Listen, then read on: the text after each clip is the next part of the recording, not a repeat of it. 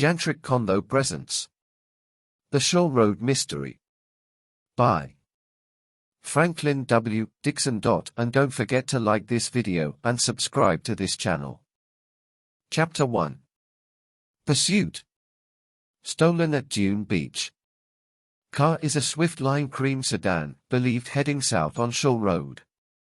Alert all cars. Repeat. The bulletin had just come over the police band on Frank Hardy's motorcycle radio. He and his brother, Joe, side by side on their dark grey machines, were roaring northward along Shore Road to join school. Friends for a swim. Dune Beach. Frank shouted, and the boys skidded to a halt on a sand shoulder. The car thief might pass them at any moment. Let's stop him, Joe proposed. The boys waited, scanning a deserted fishing pier on their right. Frank was 18, tall and dark-haired. Joe, a year younger, was blonde. Both were excellent amateur detectives. Joe, do you realize this makes 5 car thefts in 1 week along Shore Road? The Hardys steered their motorcycles to the land side of Shore Road and faced them south, ready to move out quickly. Several cars whizzed by, heading north. Then 2 police cars screamed past in the other direction. After 5 more minutes had gone by, Frank frowned. It looks as if we're not going to nab any thieves today. Joe said, let's hope the police are on the right track. But subsequent bulletins indicated another successful getaway by the car thieves. The Hardys cycled to Dune Beach to learn what they could. Here the boys found several state troopers taking down information from the elderly man whose car had been stolen. It was gone when I came up from the beach, he said. Presently the boys headed south for their swim. I don't understand this, Joe remarked. The stolen car couldn't just vanish into thin air. The police seemed just as puzzled, Frank observed. Unfortunately, there were no witnesses. Did you notice that the tires of 2 nearby cars had been punctured? The thief must have done that to avoid pursuit. The brothers eased their motorcycles toward a wooden rack behind Oceanside's bathing pavilion. Joe swung off his vehicle and unstrapped his towel roll.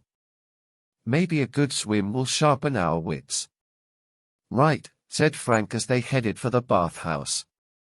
Being the sons of Bayport's famous detective, Fenton Hardy, the boys were not easily deterred by initial disappointments in pursuing criminals. Although still high school students, they had helped their father on many cases and had used their sleuthing prowess in solving several mysteries. Joe, though impetuous, was quick-witted and dependable. Frank, more serious-minded, was inclined to think out a situation before taking action. They worked well together. After the Hardys had changed into swimming trunks and Bayport high sweatshirts, they trotted across the hot white sand to the roped-off bathing area. Frank, Joe, called their waiting friends. Greetings were exchanged as Phil Cohen and Tony Prito, pals of the Hardys, bounded over from behind the lifeguard's green chair. Phil was a quiet, intelligent boy with sandy hair. Tony, olive-complexioned and lively, owned a motorboat and had shared many adventures with the Hardys out on Barmet Bay. We're sorry, Frank apologized, but we were delayed by a car thief. He recounted the story. Another one. Tony shook his head. Is your dad on the case? Joe slipped off his sweatshirt. No, not yet. He's going out of town today. All the police in the area are. Though. Maybe there'll be a break in the mystery soon. Phil tilted his head. If you fellows get on the job, there will be. He grinned. For better or worse. Thanks, said Joe, then turned and raced for the water. Frank followed. Whoa there. From behind a pair of sunglasses appeared the tan, smiling face of blonde lifeguard Biff. Hooper. The Hardys greeted Biff and looked around the beach. There were not many bathers in evidence. "Where is everybody today?" Frank asked. "I think the car thefts are keeping folks away," Biff answered. "It's been like this for a week." "Have any of the rest of our crowd been here today?" Joe put in. "I haven't seen Iola all day," Biff teased. The others laughed, and Joe joined in. Bashful with girls, he was used to being teased about his attachment to Chet Morton's sister. "Say, where's Chet?" Frank asked. "Chet? I haven't seen him here this week," Biff replied. "But I did hear he's been spending some time at the Bayport Museum. It must be connected with food." Tony grinned. Their stout friend loved to eat. Frank and Joe went swimming. An hour later they saw Biff beckoning to them from shore. "Message for you fellows," he shouted. They swam quickly to the beach. Biff exclaimed, "A phone message was just brought to me. Jerry finally got his new car. He's at Beach Grove. Why don't you Hardys run over later and take a look at it?" "Great." Jerry Gilroy, a fellow student, had long spoken of buying a handsome car for which he had been saving earnings from summer and after-school jobs. Before leaving, Frank and Joe decided to stroll along the beach toward a black stone jetty in the distance. Suddenly they came upon a dead bat in the sand. "Funny," said Joe. "Wonder how that got here." The boys walked onto the end of the jetty and scanned the horizon. Beyond the bathing area, a black fishing boat cruised by slowly. Moments later, the Hardys recognized a smaller green and white boat, which belonged to their friend Jack Dodd. They waved to him. Jack seemed about to wave back when they saw him lurch forward sharply and drop below in his boat. Then he stood up and signaled frantically. "Something's wrong," Joe gasped. "Look! The bow is beginning to list." The Hardys dived off the jetty and swam swiftly out to meet the craft as Jack headed it toward the rock promontory. In moments they had climbed into the boat. "Frank! Joe! Quick! In there!" Jack pointed to the small forward compartment as he maneuvered the boat closer to the jetty. Below, the Hardys found themselves standing in an inch of churning water near the left bulkhead. Jack called down, cutting the motor. Frank had already spotted a small, bubbling fount and covered it with his foot. Joe ripped a towel off a hook and together they stanched the leak until some wood sealer was found in the paint locker. By the time Joe and Jack were mooring the boat to the jetty, Frank had tightly plugged the leak. "I guess I owe you fellows my boat." Jack smiled gratefully as the three bailed most of the water out of the compartment. Jack Dodd was a likable, dark-haired youth. He and his father, a widower and respected Bayport citizen, worked a farm on Shore Road. The exercise did us good and in. Joe laughed and jumped onto the jetty. "How did it happen, Jack? Did you strike a rock?" Jack shook his head worriedly. "Some other object struck my boat underneath." Frank's face showed astonishment. "It sure seemed that way. I was moving along great until I heard a scraping noise and then the gush of water. I've never hit any rocks around here before." "But who would deliberately dash?" Joe was puzzled. "You've got me." Jack shrugged. "I've run into some cranks along the coast, but never any who seemed likely to do this sort of thing." A gleam came into Jack's eye. "Say, how would you fellows like to help Dad and me solve a mystery?" A mystery. Yes, Jack continued, brightening. My uncle, an astronomy professor at Cheston College, is coming up from Greenville tomorrow to assist us, but we need a couple of good local detectives. He grinned at the Hardys. This mystery concerns a geographical puzzle that's been puzzling our family for 3 centuries. The Hardys whistled. You bet we'll help. Jack promised to give them the details the following day. He cast off, waving goodbye. After Frank and Joe had changed into their sport clothes, they returned to the motorcycles and headed north on Shore Road, eager to see Jerry's new car. As they neared Beech Grove Point, they saw a boy running toward them. It's Jerry! Frank exclaimed. The Hardys screeched to a halt as their wiry, red-cheeked friend flagged them down. His hair was tousled and his eyes wide with worry. My new car, he gasped. It's just been stolen. Sky blue Cavalier hardtop. Did it pass you? Heading south. The brothers shook their heads. Then it must have gone north, Jerry declared. We'll chase it, Joe offered. The Hardys gunned their motors and swept northward. Crouching low, they whipped up an incline. Beneath a rock overhang. There it is! Frank shouted. Several hundred yards ahead, a light blue hardtop sped around a long curve in the highway. When the car came into view again, the gap between it and the boys had widened. The Hardys accelerated and streaked ahead through an unbroken stretch of farm country. We're gaining on him! Joe yelled. He had no sooner said this when Frank saw something that made him exclaim in dismay. A huge, bright red produce truck pulled out of a dirt road directly ahead, entirely blocking off the highway. It stood still. Joe, look out! Frank shouted, desperately braking down from top speed. But it was too late. Tires smoking, the motorcycle screeched into a skid off the road. Chapter 2. Police tip-off.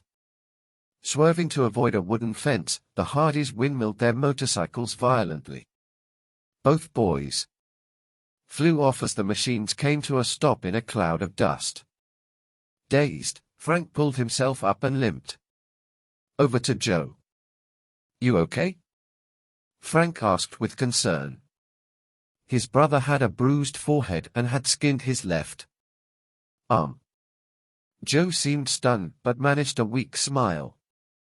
I just hope our cycles came out of it as lucky as we have. The radio's banged up, Frank said. Up ahead, the door of the produce truck slammed. A short, plump man with yellowish-white hair approached the Hardys. From his floppy straw hat, denims, and mud-stained shoes, the boys concluded that he was a farmer. You fellas all right? He asked. Mighty sorry about that spill. Didn't see you coming. My truck horn don't work no ways. Hope you wasn't in no hurry. We were after somebody, but it's too late to catch him now, said Frank. May we use your phone? Ain't got one, the man replied.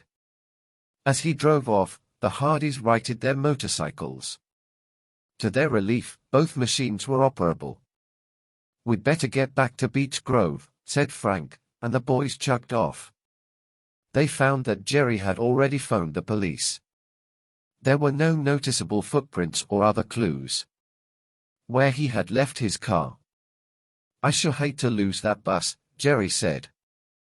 Although the car was a year old, it was a good one, and an expensive model, too.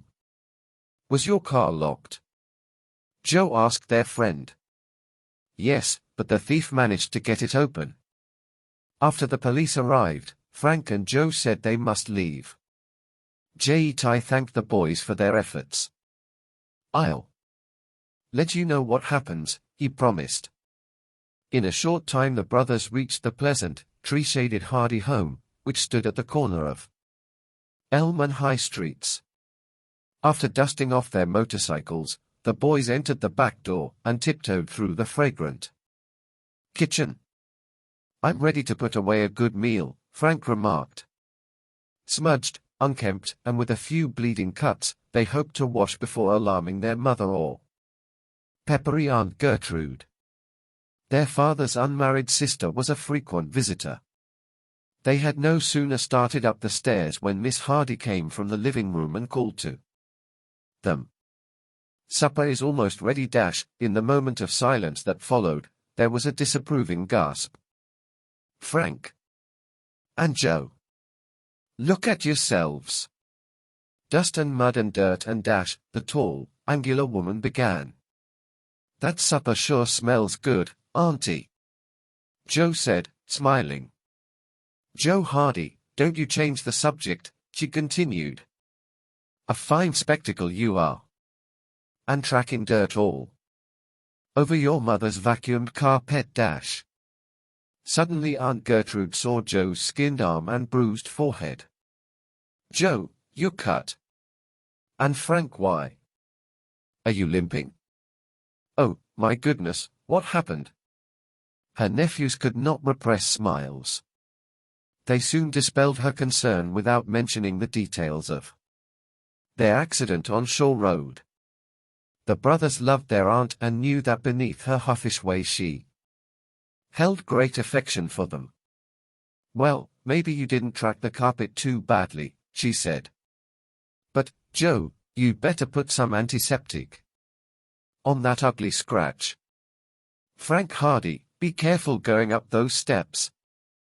Later, the boys joined the family at dinner. Their mother was a sweet-faced, quiet woman. Mr. Hardy was tall and distinguished-looking. After hearing the details of the day's happenings, the detective announced that he was leaving for New York on business. He left the table before dessert was served and hurried upstairs. Presently he reappeared, set a suitcase in the hall, and prepared to say goodbye in the dining room. "A big case, Dad?" Frank asked him. "Not big enough, son." The detective grinned. "After that last shirt was packed, I had to stand on the case to get it shut." The pun brought pretended groans from his sons. Their father went on, "I'll be in New York City, perhaps for several weeks. Authorities there have asked me to work on an arms smuggling case. The smugglers are apparently supplying American criminals with foreign-made lethal weapons." "Got any leads, Dad?" Joe asked. "Not yet. The government is greatly concerned over their distribution." Mr. Hardy kissed his wife and sister goodbye. Then Frank and Joe accompanied their father outside to wait for his taxi to the airport. "Too bad about Jerry's car," the detective said. "Chief Colleague asked my help on the theft case. Unfortunately, I had already accepted the New York assignment. Do you mind if we have a try at the Shore Road mystery, Dad?" Frank asked hopefully. "It sounds like quite a challenge even for my sons." He smiled. "But I think the police could use any help available. Take care of yourselves and keep in touch. By the way, put my car in the garage before you go to bed. It's in the driveway." "Sure thing, Dad," said Frank. Back at the table, the brothers discussed the day's events with the women. "I wonder why Jerry's stolen car was headed north," said Frank. "The other Shore Road thieves always turn south." Just then they heard a familiar voice from the kitchen door. "Hi, Chet." "Long time no see," called Frank. Stout, good-natured Chet Morton appeared, eating a piece of celery he had picked up from the kitchen table.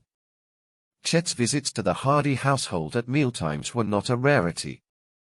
He greeted Mrs. Hardy and Aunt Gertrude, then said, "Hi, fellows." Chet dropped into Mr. Hardy's vacant chair. Sorry I couldn't meet you fellows at the beach today, but I've been kind of busy with my work. Your work? Joe repeated. Work was not one of Chet's strong assets. He reached for an olive as Mrs. Hardy said, "How about some dinner? I'll get you a plate." "Not tonight, thanks, Mrs. Hardy." Aunt Gertrude raised her eyebrows. Seldom did the stout boy turn down an offer of food. Frank and Joe hid smiles behind their napkins. Finally Frank urged, "Come on, Chet, something's in the air. It's not like you to dash." Joe was not paying attention. He interrupted to say, "Listen. I just heard a noise from the driveway. It sounded like a door of Dad's car being shut." The three boys rushed out to the back porch. "Look," cried Joe. A hulking figure was getting into Mr. Hardy's sedan. Another man was already in the car. "Stop," Frank ordered. Tearing down the steps, the boys ran across the lawn. The men jumped out and dashed down the driveway to the street. In an instant they were picked up by a waiting car, which roared away. The boys gave chase but to no avail. Identification was impossible because the driver had put out the lights and the license number could not be seen. "Pretty daring thieves," Chet commented. The boys hurried back to Mr. Hardy's automobile. Finding no damage, Frank drove it into the garage and locked the door. "Those guys sure had a nerve trying to steal a detective's car," Chet remarked as they re-entered the house. "Any special reason, do you suppose?" "They probably didn't know Dad's away," said Frank, and thought this would handicap him if he should be working on the car thefts. "This may have been our first look at some of the Shore Road gang," Frank concluded. After reporting the attempted theft to the police, the boys went to the living room, where Chet proceeded to explain his latest project. "I'm studying dietary survival." He took a book from a pocket and tapped the cover. Chet brought a carrot from another pocket and bit loudly into it before tossing the book to Joe. Its title was Vegetable Survival in the Wilderness. "Sounds interesting, Chet," he said. "But what brought this on? You've always been the biggest eater in Bayport High." "Common sense," Chet intoned. "You see, we live in a dangerous world, never knowing where our next meal may come from. So, I figure to learn a little botany in case I'm ever marooned on a jungle island or too far from a hot dog stand. In other words, herbivorous survival." Frank stared. "Plant eating, for you laymen," Chet said, nibbling a second carrot. "I've decided to live on vegetables and fruits between visits to the museum and library to study." "And how long is this going to go on, Chester Morton?" demanded Aunt Gertrude as she came in. "No more chocolate fudge cake ever?" Chet shifted in his chair and swallowed. "I haven't worked out the details yet, Miss Hardy. It depends upon my further research." Frank grinned as his aunt shook her head in puzzlement and left the room. "Well, we sure wish you luck, Chet," he said. "Sounds pretty austere to me." "I'll make it," Chet declared. "Tell me about your swim." The Hardys told their friend of all the adventures on Shore Road that afternoon, of their plans to help Jack Dodd, and of the theft of Jerry's new car. Chet's eyes bugged out. "Wow. I sure feel sorry for Jerry. I hope the police catch those thieves." Later, as the boys were listening to a television newscast, the speaker said the police had not yet apprehended the thieves. "Sure is a tough mystery," Chet remarked. Frank suggested they all look at a map of the Shore Road area. "Maybe we can figure where the cars disappear to." Just then the telephone rang. Joe took the call, then rushed back to the others. "That was Jack," he exclaimed. "He sounded upset and wants us out at the farm right away." Suspecting a sudden development in Jack's secret mystery, the three boys piled into Chet's green jalopy and headed out Shore Road. As they pulled into the dirt lane to the Dodd farmhouse, they saw the rotating red lights of police cars in front of the house. "Something has happened," Joe exclaimed. Officers and excited reporters were assembled near the front of the big porch, while three patrolmen stood by an empty car near the back of the house. The hum of car engines filled the night air. After parking, the Hardys and Chet found Mr. Dodd and Jack standing next to a state trooper at the side of the building. The thin, well-dressed farmer, who had a slight mustache, looked pale and worn. Jack's hands were clenched. "The Hardys and Chet!" Mr. Dodd exclaimed, forcing a smile as the boys rushed up to them. "What has happened?" Frank asked immediately. Jack hung his head and pointed to the unoccupied automobile. "We've been accused of stealing that car." "Stealing?" "Yes," Mr. Dodd continued grimly. "Jack had just discovered this car on our property tonight when all these officers began to arrive, apparently having received a tip-off over the phone that we were the Shore Road thieves." A husky, uniformed man, Chief Ezra Collick, approached the group and greeted the Hardys. Mr. Dodd tried to recall the whereabouts of himself and his son on the day the car was reported stolen. Jack added, "We couldn't have stolen the car on that day, sir.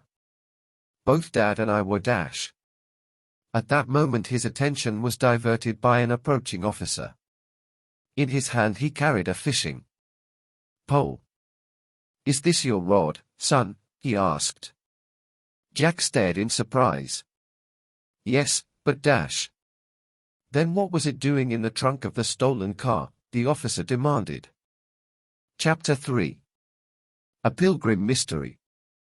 "My fishing pole in the stolen car," Jack repeated in disbelief. "It's been missing from my boat since yesterday." Chief Collick examined the rod, then frowned. "Personally, I'm inclined to believe you, Jack. But I'm afraid you and your father will have to come to headquarters. We particularly want to check the fingerprints on the car." "Fingerprints?" Joe queried. Mr. Dodd nodded resignedly. "I'm afraid you'll find my fingerprints inside. I got into the car, hoping to find the owner's name in the glove compartment." Frank spoke in low tones to Chief Collick as flashbulbs illuminated the area. The chief assured him the Dodds could be released on bail until a hearing, but said the figure would probably be a very high one. The Hardys promised to visit Mr. Dodd and Jack the next morning about their release. "We'll contact Dad right away," Frank told the Dodds. Chet added, "Jack, keep your chin up." He drove the Hardys home, where they wired their father. The following morning the brothers drove to Bayport Police Headquarters to see Mr. Dodd and Jack. As they had feared, the bail figure was too high for the Dodds to pay it all at this time. "Frank!"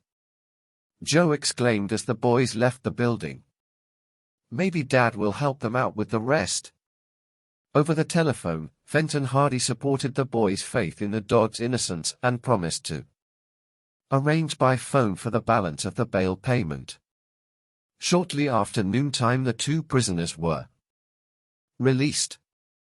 "We can't thank you boys and your father enough," Mr. Dodd said as Frank was driving them back to their farm in Mr. Hardy's car. "Having your father's name behind us at the hearing tomorrow will mean a great deal. We're glad to do what we can."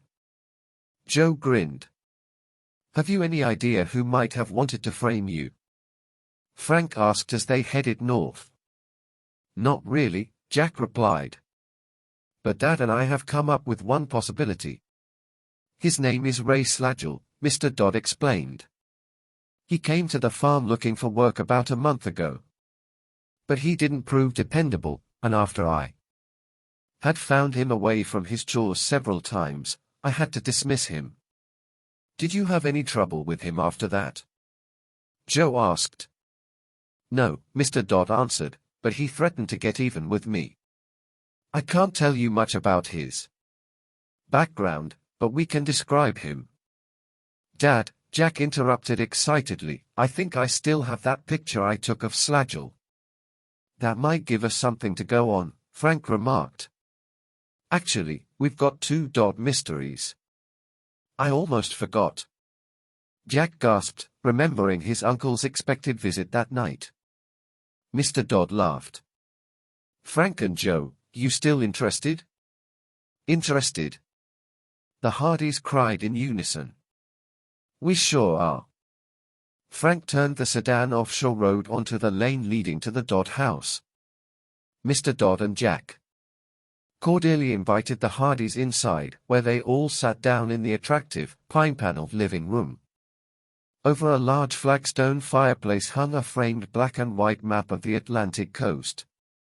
There were several early colonial prints above the bookcases and sofa.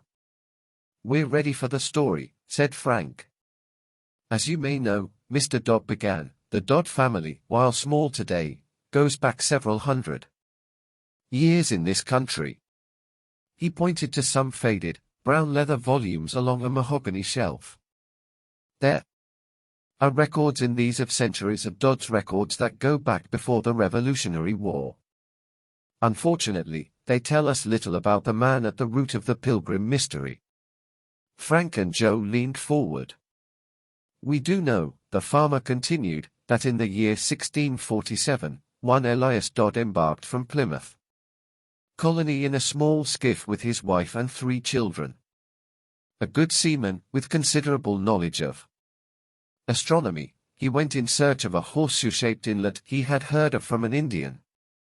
Dodd hoped to establish a settlement to which other families might come later.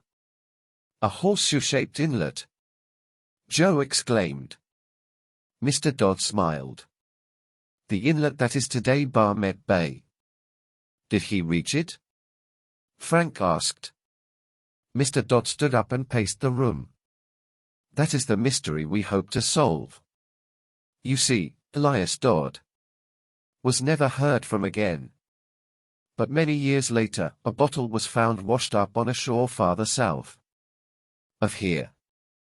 In it was a note believed to have been written by Elias before he and his family perished in a sudden, violent storm. Deterioration of the paper had obliterated some of the words. In the message, Elias hastily described their last geographical position. And you have the message here? Frank asked. Only in our heads. Jack smiled.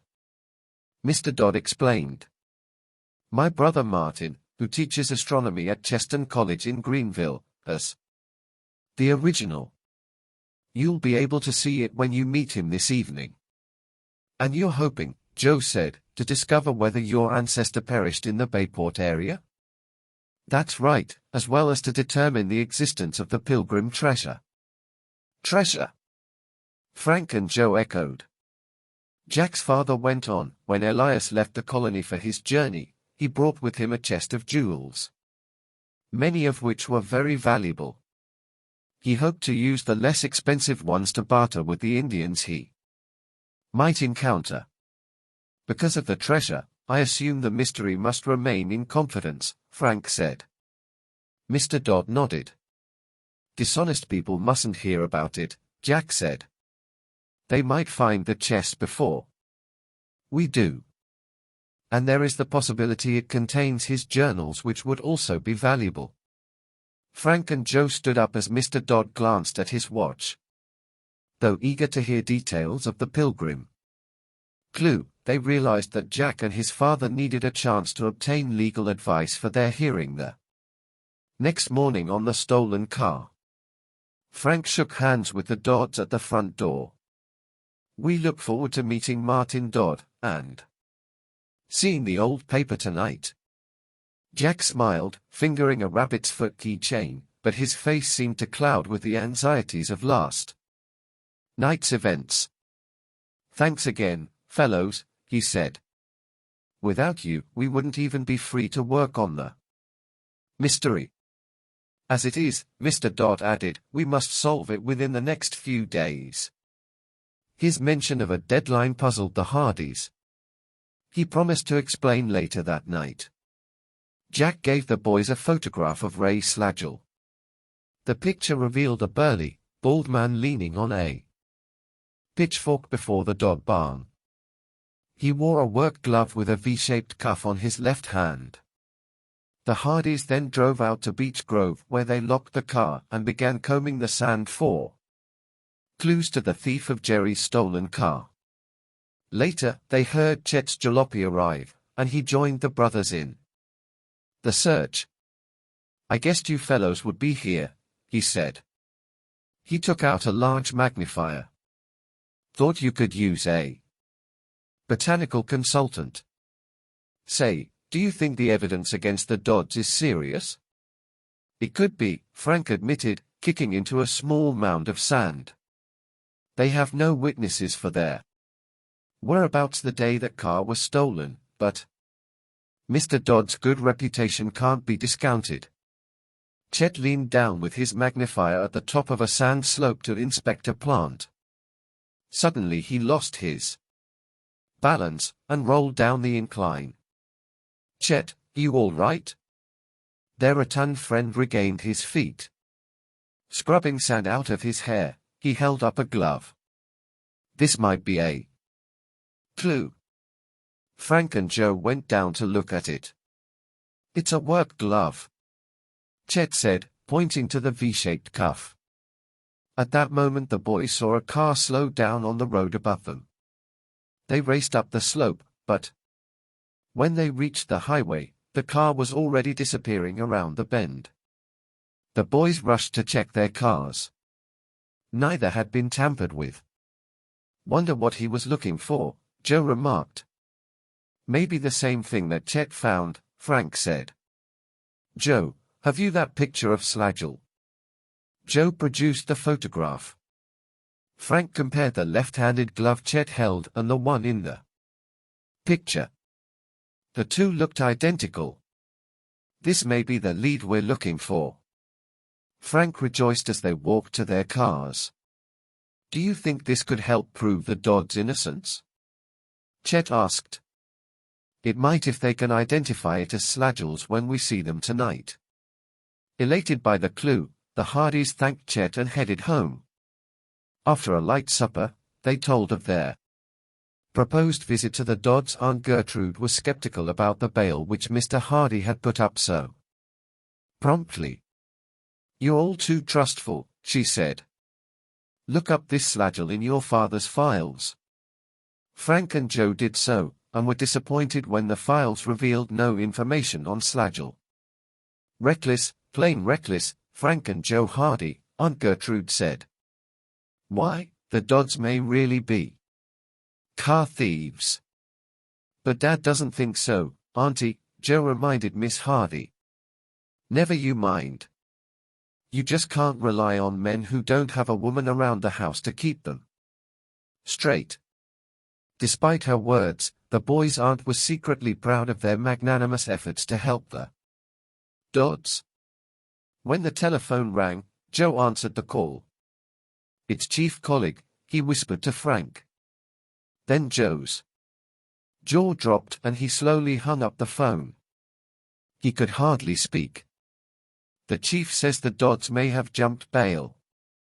They've disappeared in their station wagon." Chapter 4. Suspicious Visitor. Perplexed over the news of the Dodds, Frank and Joe immediately cycled out to the farm. It was a scene of confusion, with a crowd of spectators watching the excitement from the highway. "There's Chief Collig," Frank indicated as the boys parked next to a bright blue television van. They went over to speak to him. As they walked with him toward the house, Joe asked, "But why would the Dodds run away?" Colleague took a deep breath and shook his head.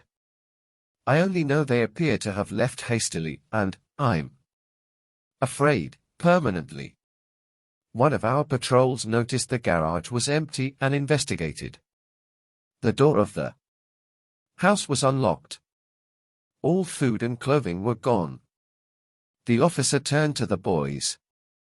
"I'm sorry that you and your dad will suffer financially should the Dodds not appear at the hearing tomorrow."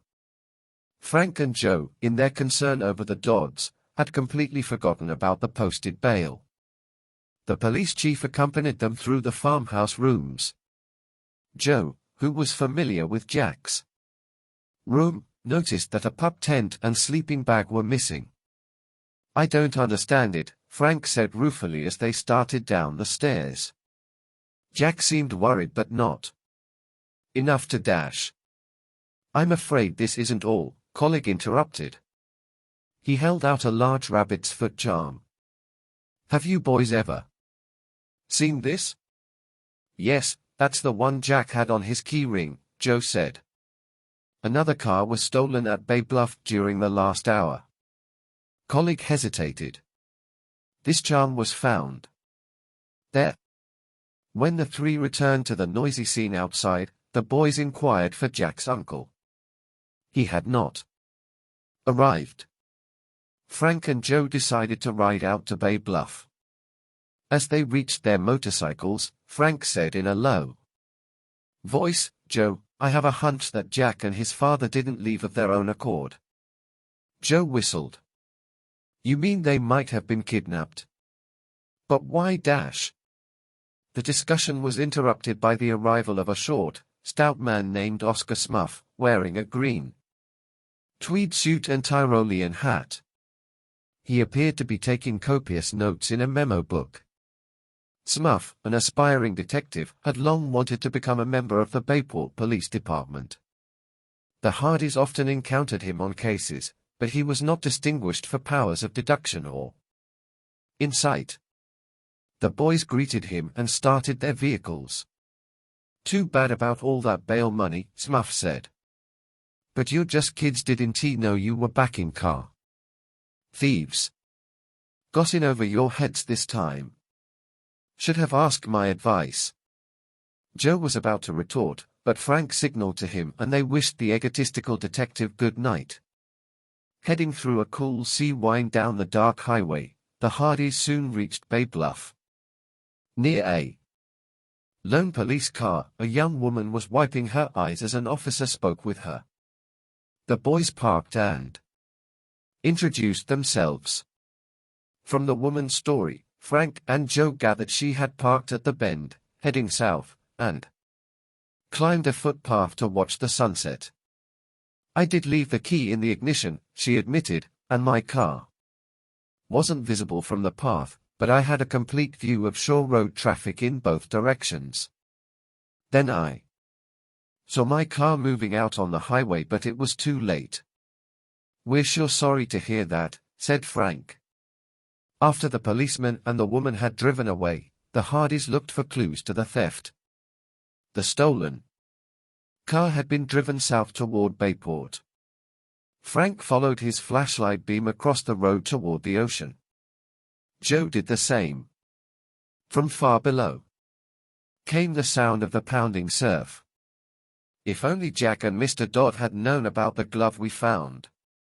Joe sighed. "Now, it may not be wise to publicize that we have it until we have some idea where Slagel is." Frank agreed. "But it might be good for us to have a talk with Dad tomorrow. If dash." Frank's voice was drowned in a loud screeching sound as a limousine burst around the bend from the south. It swung too wide in the turn and headed straight for the boys. Blinded by the glaring headlights, Joe slipped but sprawled safely out of the way as the big car rocked back onto the road and raced off. Frank had vanished from sight. "Frank!" Joe cried out, rushing to the edge of the bluff. He heard a sound, and looking down, was relieved to see his brother's hands grasping the vines of a small bush. In a moment he had pulled him up. "Phew! Thanks," Frank gasped. "I was standing on an awful lot of air down there." "Did you get the license number of that car?" "No," Joe replied. "But it looked to me like a tan Carlton, 2 or 3 years old." After a double check failed to turn up any clues, the brothers headed home. Mrs. Hardy and Aunt Gertrude were upset to hear of the Dodds' disappearance. Their mother also mentioned having heard prowlers outside the house earlier in the evening. Again. Were they near the garage? Joe exclaimed. "Yes," Aunt Gertrude replied. "I looked around out there myself, but didn't see anybody." "Your father's car was not touched?" "Joe, the glove Frank started, suddenly remembering that they had left it in their crime lab over the garage. Both boys tore out of the house and ran up to the lab. The pine-paneled room also served as a combination workshop and clubhouse. One maple bookcase, a small safe, several plaster footprint molds, and various scientific kits were arranged neatly along 2 walls of the lab. Hanging on another wall were assorted disguises, wigs, beards, masks, and hats. Joe flicked on the light and opened a cabinet. The glove was gone. Frank groaned. "Our only clue. But let's make a duplicate of Slagell's picture, anyway."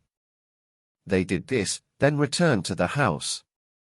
"Well," Joe said, trying to be cheerful, "the Dodds may still show up at the hearing tomorrow." A light came into Frank's face. "Joe, we may have lost a clue, but I think we've gained something in its place." "What?" "The fact that the glove was stolen from us proves it must be important, and probably to Slagell. The late news reports gave no word on the missing Dodds, but another car had been reported stolen and presumed to have been driven toward Bayport." When the announcer read its description, Joe jumped up. "A tan Carlton. Frank, it's the car that almost ran us down at the bluff." But the driver was heading north. Still, Frank snapped his fingers. "I've got it. Tire marks prove the thieves always head south. But what's to stop them from turning around a minute later and heading north? A simple U-turn." Joe agreed. The following morning, just before the scheduled hearing of the Dodd case, Frank called Chief Collig and learned that the Dodds had failed to appear. Nothing had been heard from Martin Dodd, either. "Do you suppose he was kidnapped too?" Joe asked Frank. His brother shrugged. "If so, it may involve the Pilgrim mystery.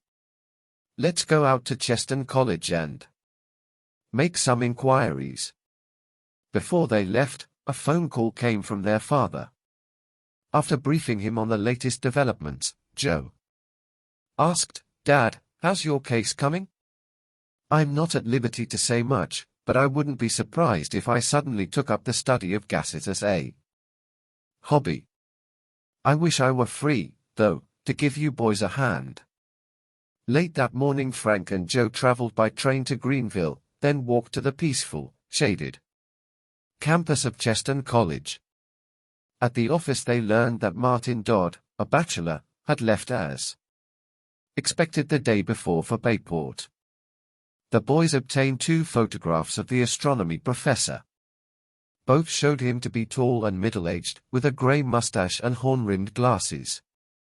"He may be in Bayport right now," Frank remarked hopefully. But when the Hardys called on Chief Collig later that afternoon, they were told nothing had been heard of the mysteriously missing uncle. Without mentioning the Dodds Pilgrim mystery, the Hardys provided the chief with one of the professor's photographs. "We'll look for him," the officer promised. Upon reaching home, the brothers found that Mrs. Hardy and Aunt Gertrude were out. A few minutes later the boys received a visitor. Frank ushered the heavyset, well-dressed man into the living room. He introduced himself as a Manhattan businessman. "I must profoundly apologize for not giving my name to you boys," he said. "I have come on a matter of a highly confidential nature. My father can't help you now. He is away," Frank told him. "Perhaps when he returns. "Oh, but you misapprehend me," the stranger protested, removing his spectacles. He smiled ingratiatingly. "It is the services of the distinguished sons of Fenton Hardy which I am interested in acquiring for a private case in New York City." The stilted language and pompous manner of the man impressed neither of the boys. Suspicious of his wish for anonymity, they informed him that they were engaged on other matters. His flattering persistence availed nothing. "You refused then?" Most unfortunate," the man whispered. He bowed curtly at the door and left. "There's something fishy about him," Joe commented. "Too bad we couldn't get his name." "I did notice some things," Frank said. The cigarette he was smoking was a foreign make, and that gaudy tie clasp had the initials C.M. on it. "Maybe he wants to get us out of Bayport," Joe suggested. Other thoughts crossed the boys' minds. Was the stranger connected in any way with the Shore Road thieves? Or did he know anything about the disappearance of the Dodds? Early that evening Joe phoned Chet, and without disclosing details of the Pilgrim mystery, told him of the missing Martin Dodd. Chet agreed to come to a strategy meeting at the Hardy home the next day. Joe had just hung up when he thought of something. "Frank? Jack's boat. We forgot all about it. Do you think the Dodds could have gone off in that?" "Not unless their station wagon is parked down by the boathouse. But we might find some clues there too. Where they could be." 10 minutes later Frank and Joe reached an aluminum boathouse at the Bayport waterfront. They parked their motorcycles. Faintly pink clouds lingered in the sky below a rising half-moon. Over the distant hum of cicadas, the boys' footsteps drummed on the wooden boards of the dock. Inside the dark, oblong structure 6 boats were moored. Eerie shadows seemed to ripple up the corrugated walls from the lapping water. At the end of the row, Frank saw a green and white boat bobbing gently. "It's still here," he said. Joe, snapping a finger to his lips, grabbed his brother's arm. He had heard a sound outside, but now only the wash of water on the hulls came to their ears. The brothers worked their way along until they stood over Jack's boat. Holding the damp railings, the Hardys peered into its dark hold. "Let's have a closer look," Frank said. At that moment the sound of a board creaking came from inside the cabin of the boat. "Joe! Somebody's in there." Before they could investigate, the boys felt strong arms around their necks. Wet cloths were slapped over their faces. Chapter 5. Strategy. Frank awoke to see blurred reflections from the water on the dark boathouse ceiling. His clothes felt damp, and he was conscious of a heavy feeling in his head. As Joe stirred alongside him, Frank scrambled to his feet, then helped his brother to get up. "Jack's boat, it's gone," Joe said groggily. "Did you get a look at the men who attacked us?" "No, but whoever grabbed me and clamped that cloth over my face was strong. Wonder what knocked us out?" "Some kind of liquid gas is my guess," Joe answered. After informing Chief Colleague of the attack upon them and the stolen Dodd boat, many unanswered questions filled the Hardys' thoughts as they drove home. Who were the men who had gassed them and taken the Dodd boat? Could they have been Shore Road thieves, who also had planted a stolen car at the Dot farm. Did they know anything about the clue to the Pilgrim treasure? Above all, what had become of Jack and his father? Frank looked worried. We feel sure the Dodds aren't car thieves, and what happened tonight at the boathouse makes me think more than ever that they didn't run away. You mean they were not only kidnapped, but maybe harmed? That's right, said Frank. Tomorrow let's forget the car thieves and start a hunt for Slagel. The next morning Frank and Joe worked on their battered shortwave radio, then cycled into town. When they reached the Bayport business district, the boys paused for a moment at the corner of Main and Larch. Frank gave Joe one half of a penciled list of hotels and rooming houses and a copy of the Slagel photograph they had made. Righto, said Joe. See you in an hour at this corner. The boys separated, Joe taking the north end of Bayport and Frank the south. An hour later neither Hardy had yet come across a Slagel registered in any of the hotels. None of the desk clerks had recognized the photographs. During the second hour, Joe had no success. Only 5 names were left on his list. You have any luck? He asked Frank hopefully when they met to compare progress. Frank wiped his brow. Not a thing. I covered all the waterfront places and saw the registers myself. How about you? No. Frank read down his list. Well, this last run ought to do it. Fingers crossed. But the boys' final circuit turned up no leads. Disappointed, the brothers headed through the center of town for home. Slagel may still be in the area, but staying in another town, Frank remarked. At any rate, Joe declared, I guess we'll have some more footwork cut out for us. At the Dock Street traffic light Joe noticed a heavyset, well-dressed man getting into a taxicab. Frank? That's our nameless visitor from New York. The brown and white cab pulled out and headed toward the western side of town. The boys decided to follow on their motorcycles. Moments later, the taxi wound under an overpass and came to a stop at the Bayport Railroad station. Parking nearby, the Hardys followed as the man purchased a ticket in the waiting room, then boarded a waiting New York train. Joe heaved a sigh. Well, we can cancel one lead at least for the time being. Maybe he was telling the truth about living in New York City. Frank and Joe found Chet at their house. Presently the 3 boys went to the brothers' crime lab. Chet proudly dropped a large cylinder of paper on the table. I thought we could use this to find the car thieves. What is it? Joe asked. Chet rolled out a highly detailed map of Bayport and its environs.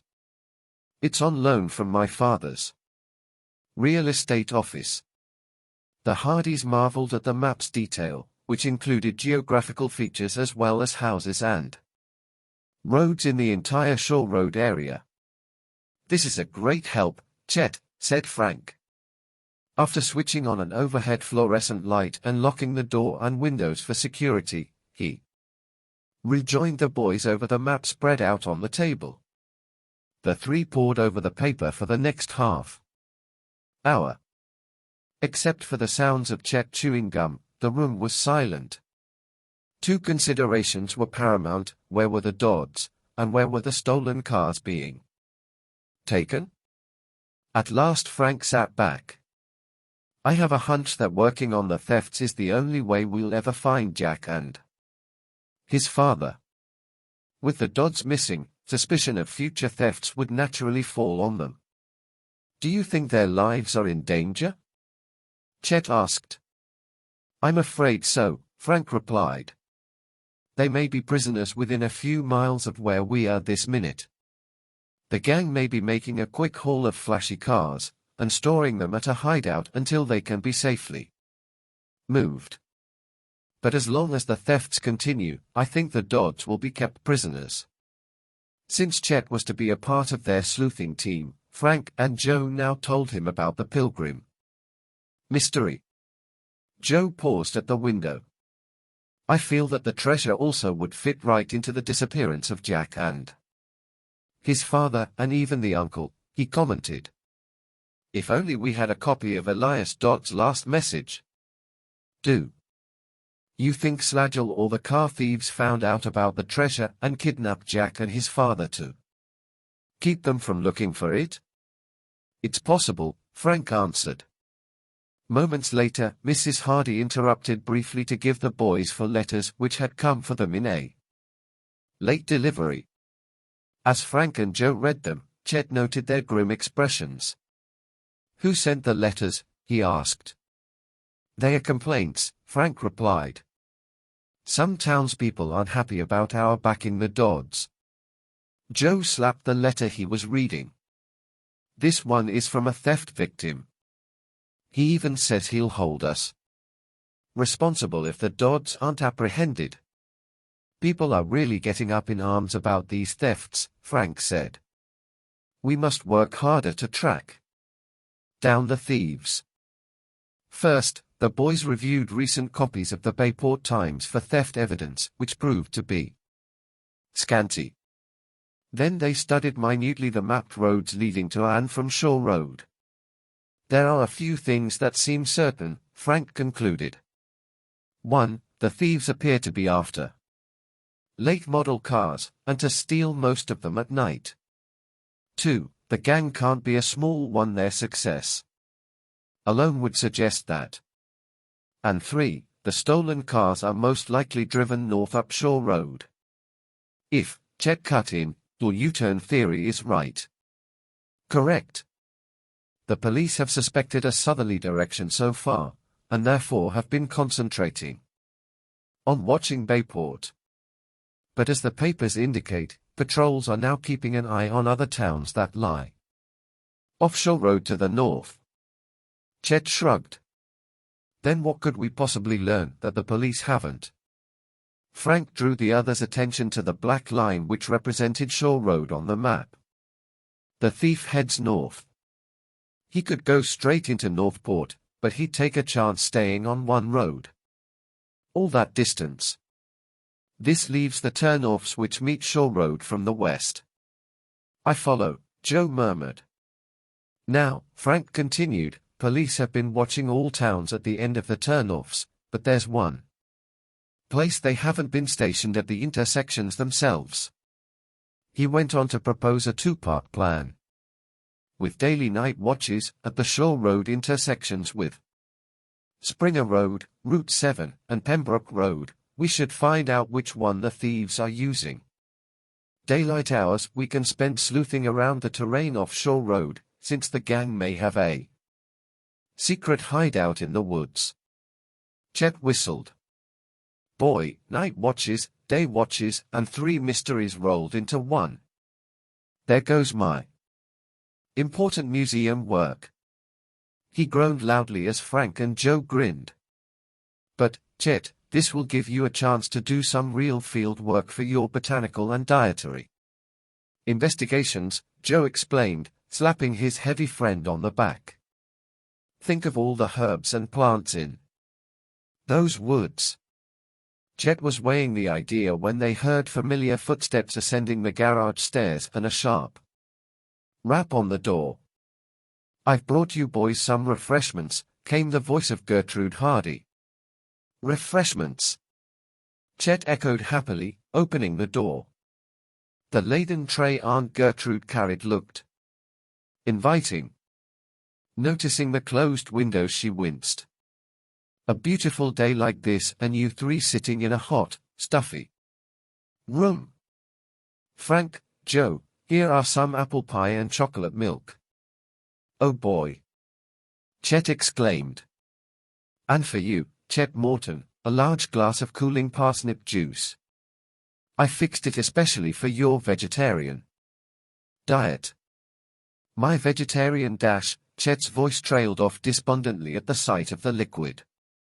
Muffling laughs, Frank and Joe thanked their aunt. Your pie is dash. Suddenly there was a deafening crash. A heavy object sailed through the rear window, sending splinters of glass against Joe's neck. Chet flew from his chair and Aunt Gertrude screamed. In the center of the floor lay a black hand grenade. "Run!" she cried. But Frank knew that in a few seconds all of them might be killed. He snatched up the grenade and ran to the window with the deadly missile. Would he be able to hurl it outside in time? Chapter 6. Mysterious Collision. The others watched in frozen horror, fully expecting the grenade to go off in Frank's hand. The next second he tossed it from the broken window. Everyone stood as if in a trance, waiting for the explosion. But it never came. The boys and Aunt Gertrude drew shaky sighs of relief. "Must be a dud," said Frank. "I'll check."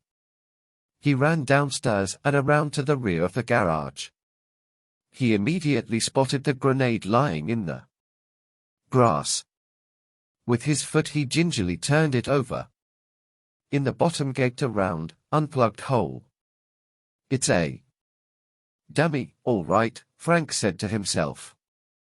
Next, he looked about for any signs of the grenade thrower.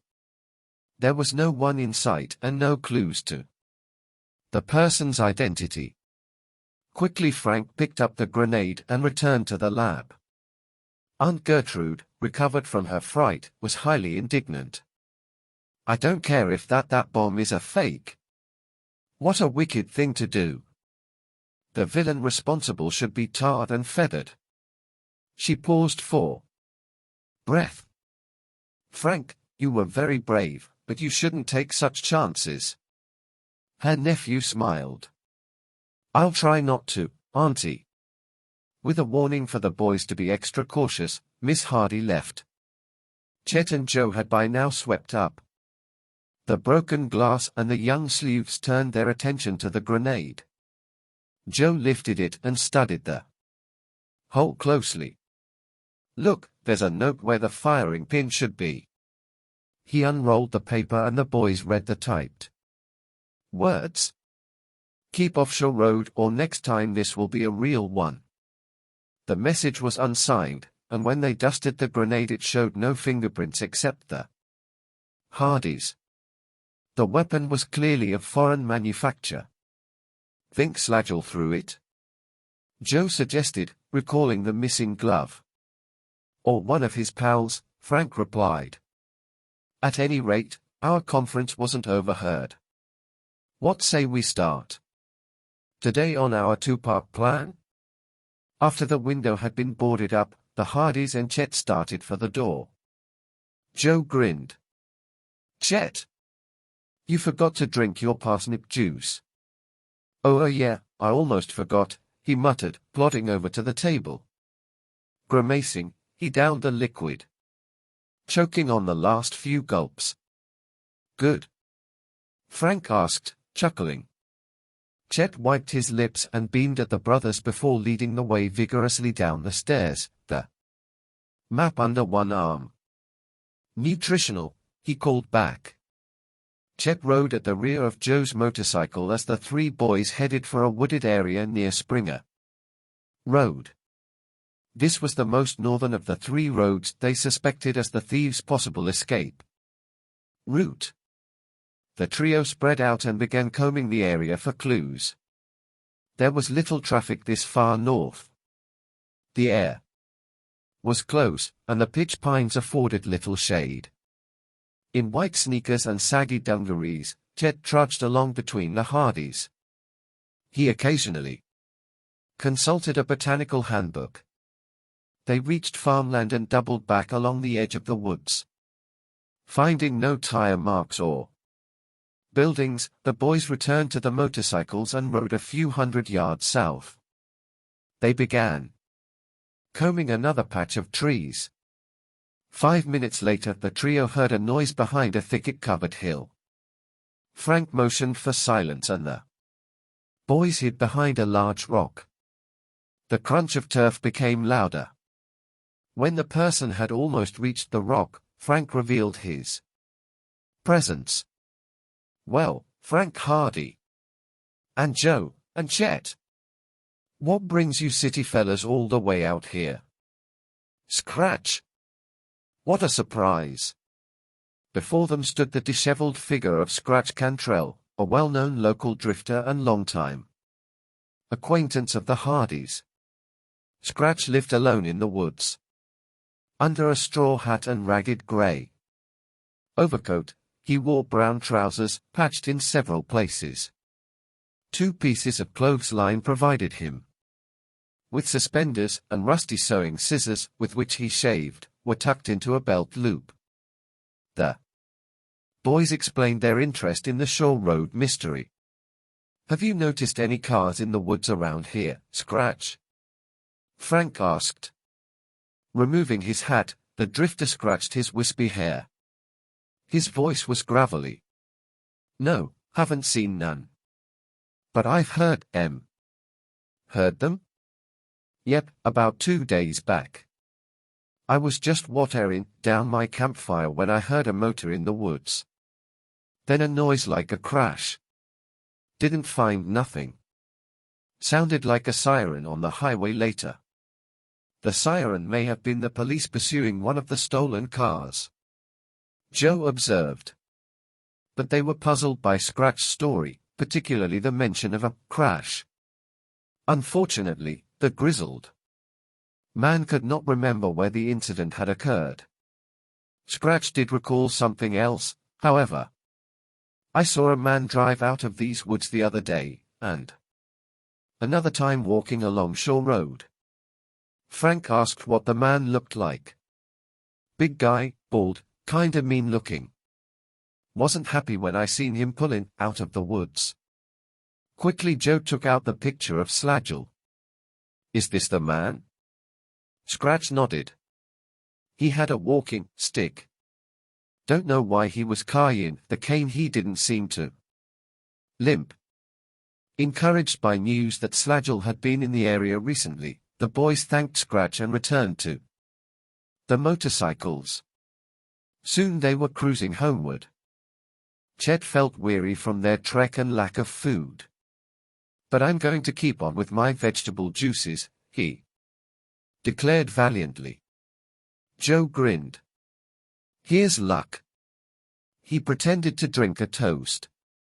Presently Frank remarked, I have a hunch we'll be meeting Slagel soon. At that moment he saw something on the beach that made him stare in astonishment. Look! 2 men are tied up down there. Flashing across the road, the Hardys stopped their motorcycles abruptly, then rushed down to the 2 men. They lay behind a dune, and had been visible from the road for only a moment. From their clothing, the boys believed they were fishermen. Both were distraught. One of them pointed to the north as Joe untied him and ripped the gag off his mouth. We were jumped and our car stolen. Can you fellows catch that thief? How long ago did it happen? Frank asked as he freed the other man. 2-3 minutes. A brown Condor with white wall tires. Frank groaned, realizing they had passed the car moments before. We could never catch him now. Unless, Joe. Let's try the old Pine Road shortcut. While the fisherman hurried toward a farmhouse to alert the police, the Hardys and Chet raced to the motorcycles. Will I slow you down? Chet puffed anxiously. No. Joe motioned for him to get on. But hold tight, don't he leaned back. They sped along the highway for a quarter mile, then chugged up a dirt rise to the old overland route. This was stony and overgrown, but a shorter way to the north. Through the clouds of dust, Joe and Chet could barely make out the crouched form of Frank ahead. Chet held on tautly. Heads! Frank cried back, as Joe and Chet barely ducked under a broken oak limb. Minutes later, they came out to the highway. He'd still have a lead on us, but we may be able to catch him now, Frank murmured. They proceeded north, passing several cars. Whizzing beside pastures, they approached a cloud of dust. At the Pembroke Road intersection. "Come on. Let's try the turn-off." The boys took the curve, squinting for a glimpse of the stolen brown car. Suddenly they heard a crashing sound that came from the woods. Joe exclaimed, staring to his right. They proceeded slowly among the trees until they came to some tire tracks. Seeing no car or evidence of a collision, the boys followed the trail. At a turn in the tracks, Frank noticed something on the ground. A clue. Here and there were flecks of brown paint. He scooped them up and wrapped them in a handkerchief. The trio continued following the tracks, but they only led the boys back to the highway. "Beats me," Frank said. "Whoever drove in seems to have driven right out again. But why?" On the way back, they dropped off the paint flecks at the police station for analysis. At the Hardy garage, Chet pulled a gnarled mass of broken leaves and stems from his dusty pocket. "My plant specimens," he groaned. "Ah, what scientists must suffer, and all for nothing. Fellows, could we postpone our first night watch until tomorrow? I'm tired and hungry." The Hardys agreed, feeling sorry for their chum. After Chet left, the brothers had supper and opened a special delivery packet which had arrived that afternoon from their father. To their surprise, it contained data on Slagel. "Dad is sure a wonder," Joe declared. Information on the man's recent moves was scant, but the report said that Slagel had been dishonorably discharged from the army and had served a prison term in Leavenworth. A list of several aliases was given, as well as an indication he had been born left-handed, but now used either hand. Later, while the boys were studying a small map, the doorbell rang. Mrs. Hardy answered it. When she came back into the living room, their mother seemed perplexed. "That's strange." A man was at the door. He wore a blue winter face muffler and didn't identify himself. "When I told him that your father wasn't at home, he seemed hesitant. Finally, before leaving, he asked me to give this to you boys." She handed Frank a small, white envelope. On the front of it was the drawing of a bottle. Chapter 7. Flight Sniper. Impatiently, Frank tore open the envelope and removed a folded message. It was a photostat of an aged, incomplete message. He read it aloud. "When the storm broke, alone, to give our profession in the hope that."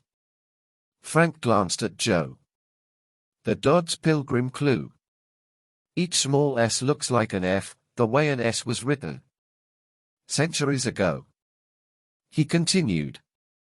"Vegetation no protection, filter, but craft of Count Leff, breaking black Ilosvif high vein of gold." In the margin was a crude drawing of a leaf. Frank passed the paper to his brother. "That's all. Looks as if part of it has been cut off at the end." The brothers spent the rest of the evening trying vainly to interpret the message and speculating on the identity of the visitor.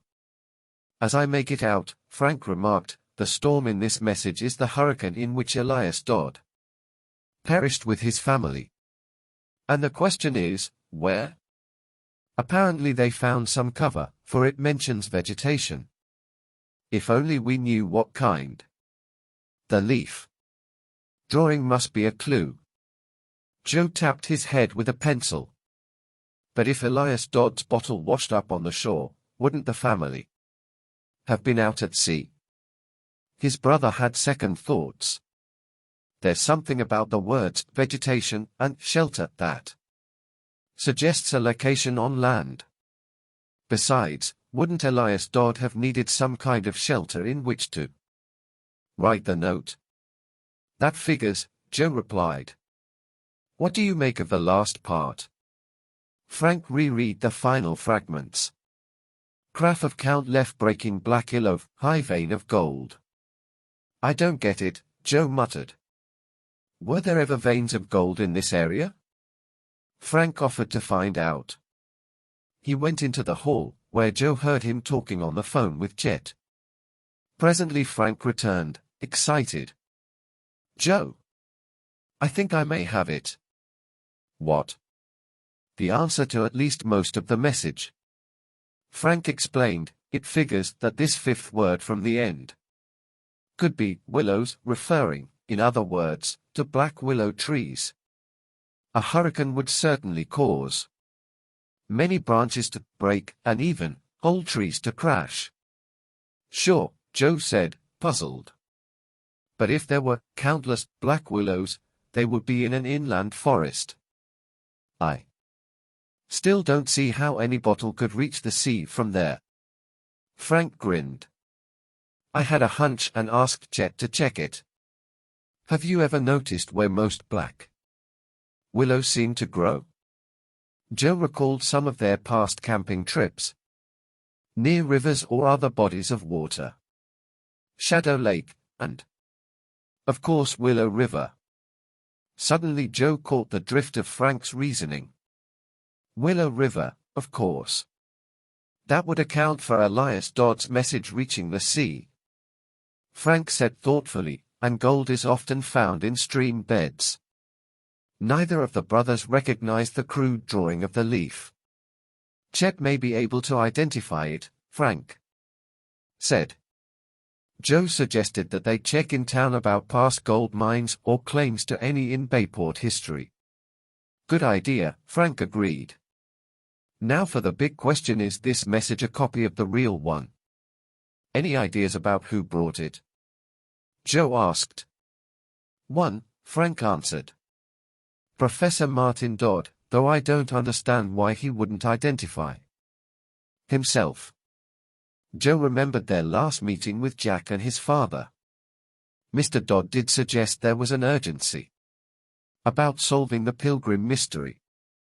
Let's start treasure sleuthing early tomorrow. Mrs. Hardy brought the morning mail to the breakfast table next day.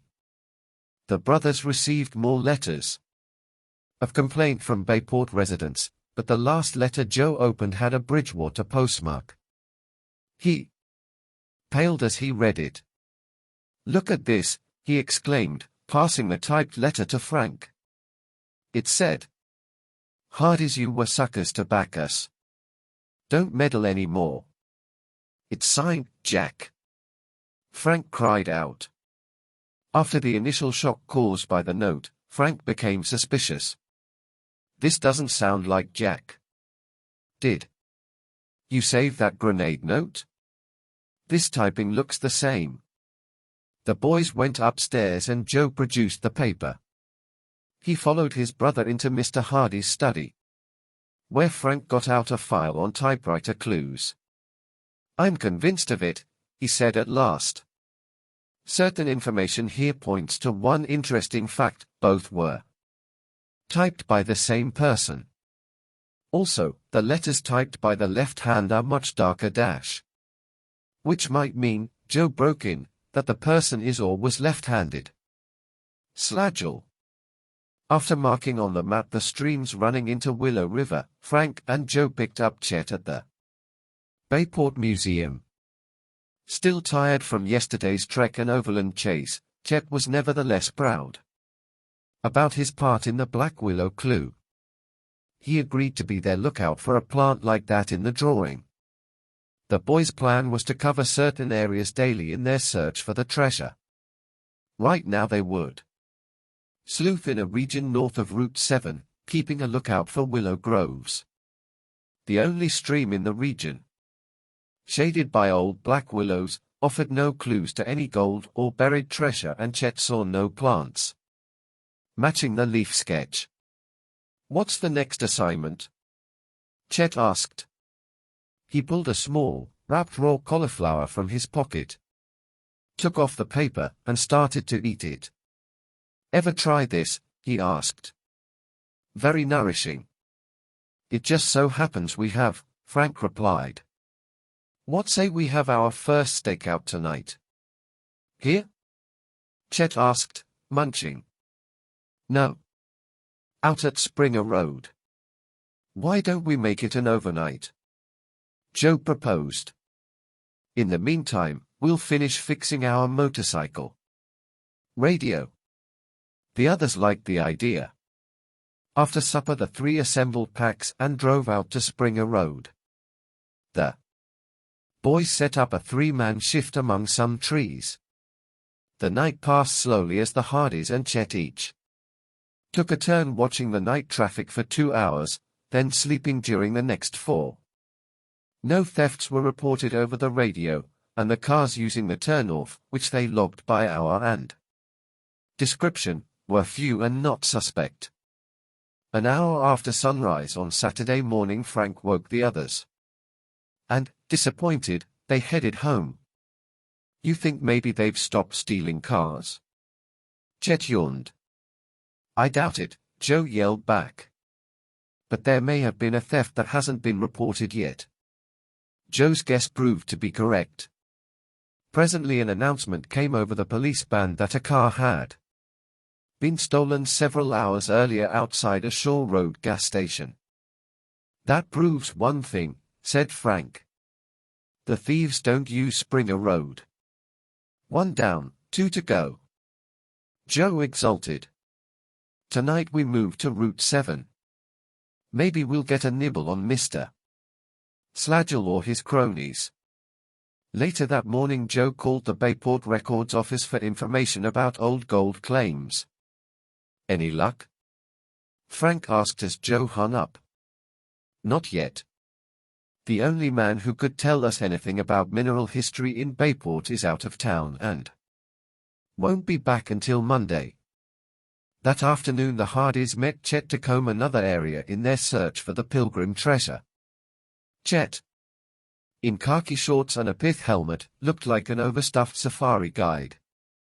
They hunted through several thickets and a stream bed near a farm owned by John Apperson, but found no trace of gold. We've hardly seen a willow twig all day, Chet moaned disconsolately as they sat on a rock to rest. He picked a burr out of his sneakers. And I haven't spotted any plant with a leaf like in that drawing. Might as well look for a pine needle in a haystack. Still, said Frank, with what we covered today, we can eliminate a lot of that shadowed area on our map. Suddenly Joe had an idea and hopped down. A bird's eye view of this whole region might reveal some small streams not on any of our maps. Think. We could get hold of Larry Dillon at the airfield? He's usually free this late in the afternoon, Frank said. Let's try him. The airport lay not far from their present location, and it took them less than half an hour to reach the field. They skirted the modern terminal and soon reached a smaller hangar where several single-engine aircraft stood poised about the taxiing area. Sidestepping grease puddles, the boys entered the silver hangar and found Larry in a small, makeshift office. He was just getting into a leather flight jacket and greeted them warmly. Sure, I'll be glad to take you fellows around for a buzz. The tall, crisp-voiced pilot smiled. He slapped Chet heartily on the back and winked at Frank and Joe. What do you think shall we charge him for extra freight? Chet, you look as if you're dressed for a jungle adventure. Chet grinned. My outfit is just for solving mysteries and the cause of science. They followed Larry across the field to a handsome red, high-wing craft. Moments later, they were airborne. Any place in particular? Larry asked above the din of the motors as he banked away from the sun. North Bayport would be fine, Frank answered. As they flew eastward, coastal breakers came into view far below. They looked like a white lace fringe in the gentle wind. While Chet held the map spread out on his lap, Frank and Joe gazed through binoculars.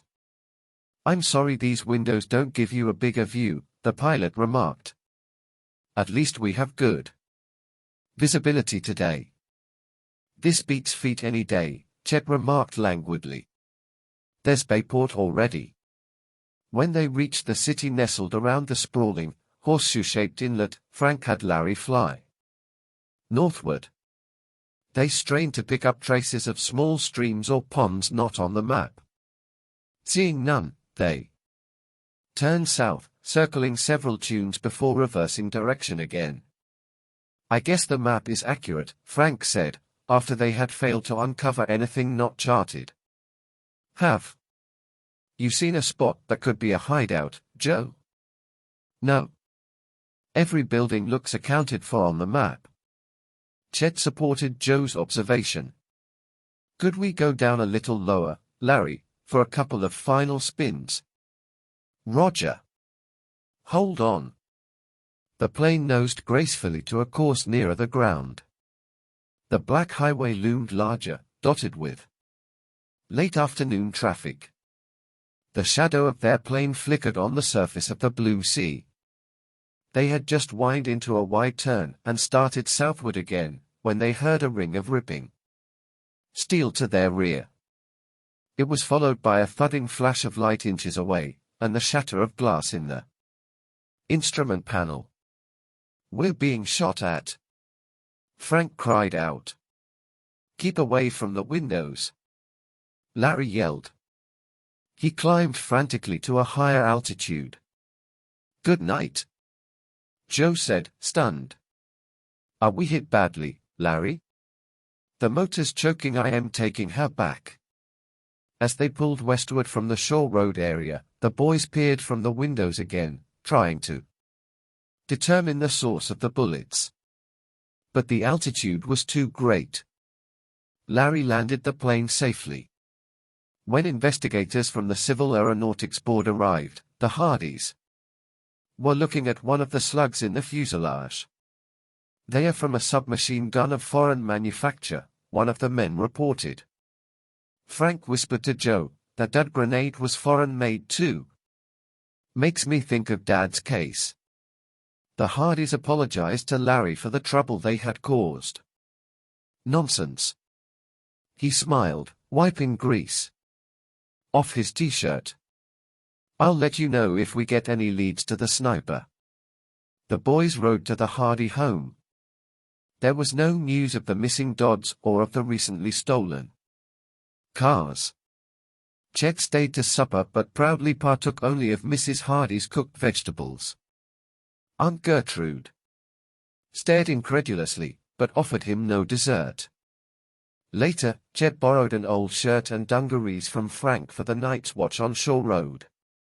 After reassembling their gear, they drove out to Route 7, the turnoff for miles south of Springer Road. The boys stationed themselves on a pine slope some 50 yards down the turnoff. We'll have to be on our toes tonight, men, Frank said.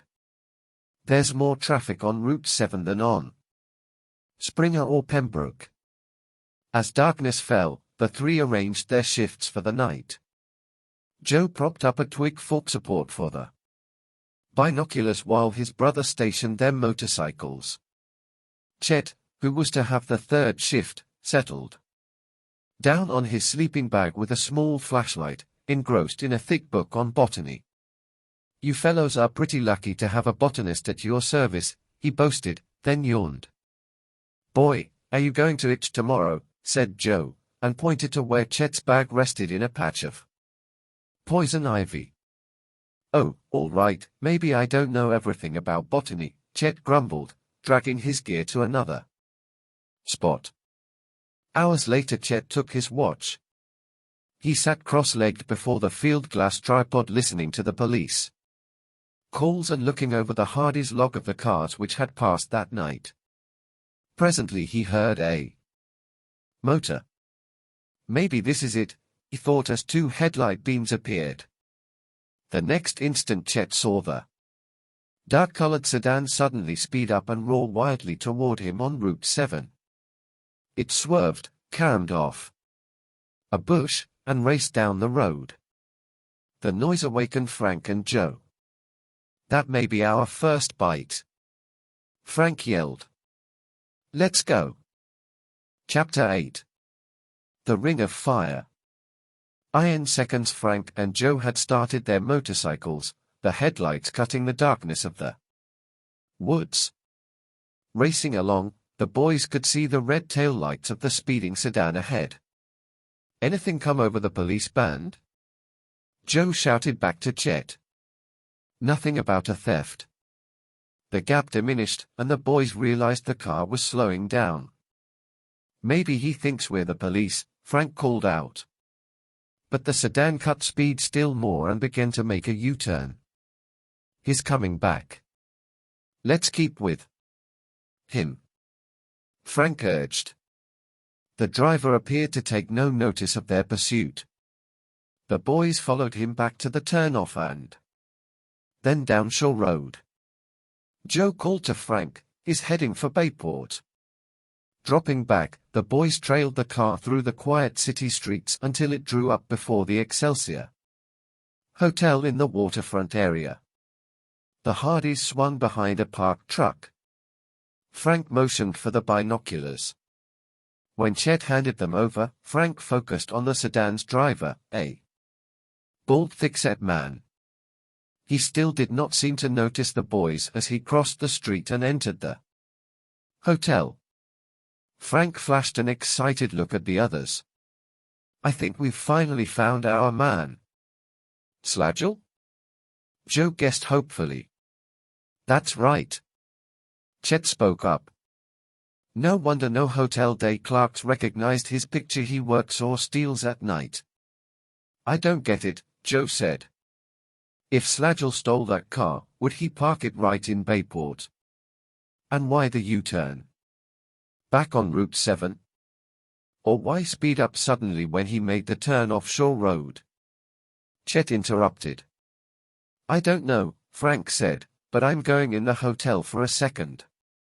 Joe, take down the license and description of the car." Frank came out of the hotel a few minutes later and rejoined the boys. "The night clerk knows Slagel under the alias of James Wright," he reported. "Apparently Slagel has kept these late hours since checking in 2 weeks ago. That's about when the Shore Road thefts began," Chet exclaimed. The Hardys felt they should go to police headquarters and report the episode. While Joe watched the motorcycles, Frank and Chet ran up the steps to headquarters. But when they reappeared, they looked disappointed. A car was stolen all right, but not the one driven by Slagel. "Crumb," Joe muttered. "It looks as if we'll have to stick with the Route 7 turnoff. Still, do you think Slagel is connected with the theft in some way?" Frank shrugged. "What gets me is the stolen car. The thief may have used Pembroke Road, but it's also possible we missed him in chasing Slagel." The three boys rode back to the turnoff for their gear before dropping Chet at home and returning to their own house. They spent a quiet Sunday, their only detective work being to call headquarters, but there was no news about the Dodds or the car thieves. After breakfast Monday morning, the Hardys phoned Chet and promised to meet him and the girls later in the day for a swim off the Sleuth, the Hardys' sleek motorboat. Then they rode into town, parked, and posted themselves in sight of the Excelsior Hotel. They did not have long to wait. Slagel, dressed in army surplus trousers, boots, and a summer jacket, emerged. He was carrying a cane in his left hand. "He doesn't limp," Frank remarked. "Wonder why he carries a cane." Slagel jumped into the black sedan and pulled out. The Hardys followed on their motorcycles, and saw him come to a halt 2 blocks away before a paint store. He entered and soon emerged with cans of paint in either hand. After several trips, he had loaded some 20 gallons into the trunk. He had just slammed the trunk shut when he glanced back at the watching boys. A chill went down Joe's back. "Think he knows we've been tailing him?" He sure doesn't act like it, said Frank. Slagel went to a telephone booth on the curb, dialed, and spoke briefly. Presently he returned to his car and moved into the Bayport traffic. It looks like Shaw Road again, Frank noted, as Slagel rounded Barmet Bay a little later. Farther north, where the road curved inland and had pasture land on both sides, the traffic thinned. Slagel increased speed, but the Hardys kept him in sight. Suddenly a moving mass of brown and white appeared just ahead of them. Cattle! Frank exclaimed. He and Joe were forced to slow down as the cows were driven across the road toward a wide meadow on their left. We're really blocked, Joe shouted. Fortunately, no fence separated the highway from the meadow, and the boys were able to steer off the road. But by the time the cattle had crossed, Slagel's car had disappeared around a curve. Then Frank saw the farmer who had driven the cattle across the road. He was the same short, white-haired man who had caused their spill a week before with his stalled truck. Parking their vehicles, the Hardys approached him, but he spoke first. What do you kids think you're doing? If you're gonna ride wild, just keep off my land. You might have killed one o' my prize critters. Frank's eyes blazed. This isn't an authorized cattle crossing. You should know better than to drive your herd across a major road without giving some kind of warning. Seeing no point in further heated words, Frank turned from the irate farmer and the boys rode off. On the way home they discussed their unsuccessful pursuit of Slagel. At least, said Frank, we know where he's staying.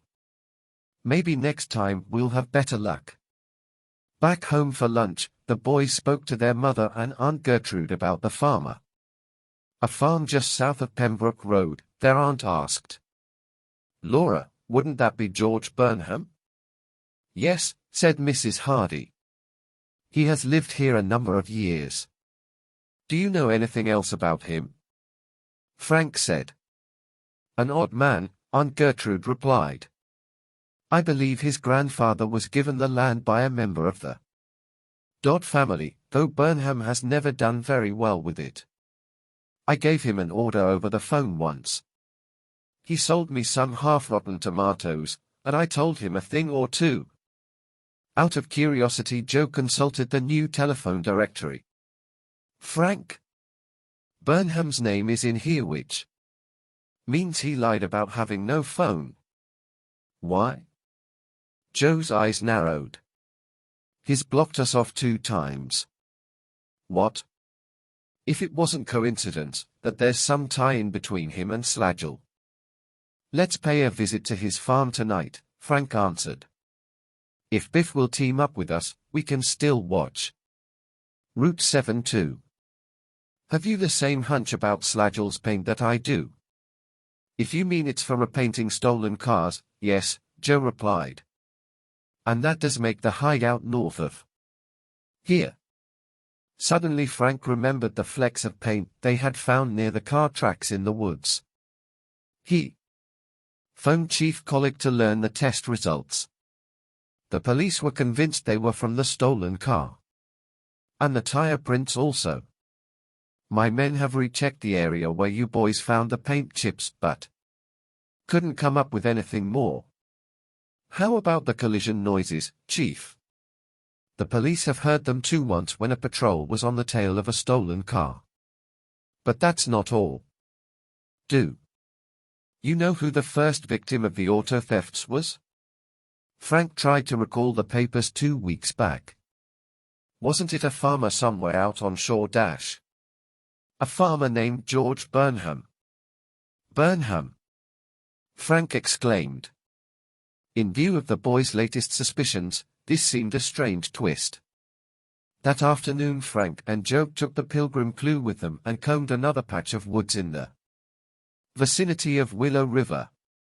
It was 3 o'clock when they came upon a granite rock formation near a wooded slope. Nearby were several black willow trees. It looks as if somebody else has been sleuthing around here, Frank said.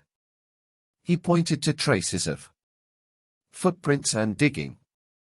These were all made by one person. The stone looked as if it had been there a long time. But it was too small to have afforded shelter for a whole family even 300 years ago. Joe looked without success for traces of a gold vein. Let's take a look at Burnham's farm by daylight, Frank suggested, and they rode off. After parking at some distance, the two cautiously made their way along the dirt road turning off to the farm. The road was just beyond the rise at which they had lost sight of Slagle's car that morning. At a distance they could see Burnham working in a field. But there was no sign of Slagle's car. The brothers returned to their motorcycles. Frank, gazing ahead, suddenly cried out. Above the tips of a thick birch forest a couple of miles ahead, a circular formation of black smoke could be seen rising. That looks like the start of a forest fire. We'd better find out and then report it. Swiftly the boys shot north toward the column of smoke. When they braked to a halt at the forest edge, a crackling sound reached their ears. It's a fire all right, and there may be a house and people in there, Joe exclaimed. The Hardys hopped off and ran into the woods. Soon billows of choking smoke swirled their way.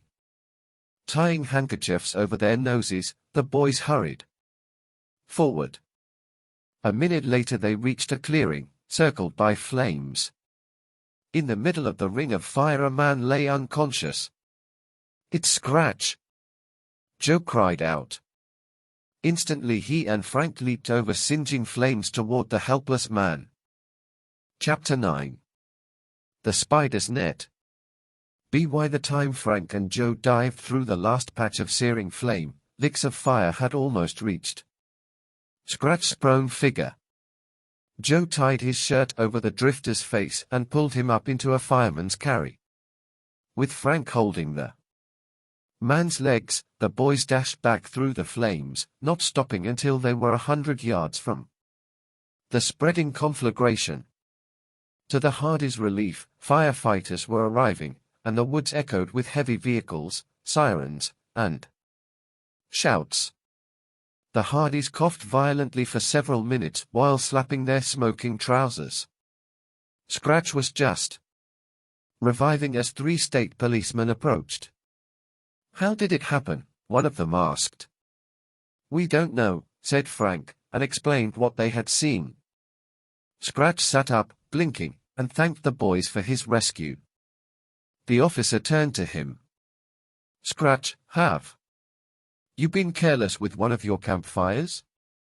No, sir, he said. I heard a car in the woods hereabouts, and come to take a look. Next thing I knew, somebody put a funny-smelling rag in front of my face. After that, I don't remember.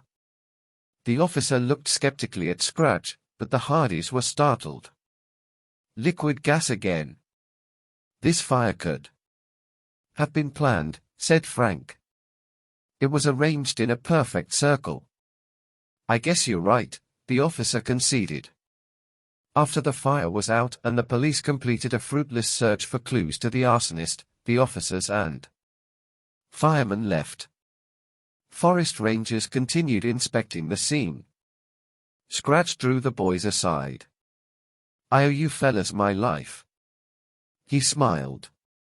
Least I can do is tell you about the tremendo spider I seen. Spider? Yep, last night, leastwise, it looked like one. The drifter shivered. Big enough to be a man, but it sure didn't move like one. Sounds weird, Joe said. Where did you see it, Scratch? Frank asked.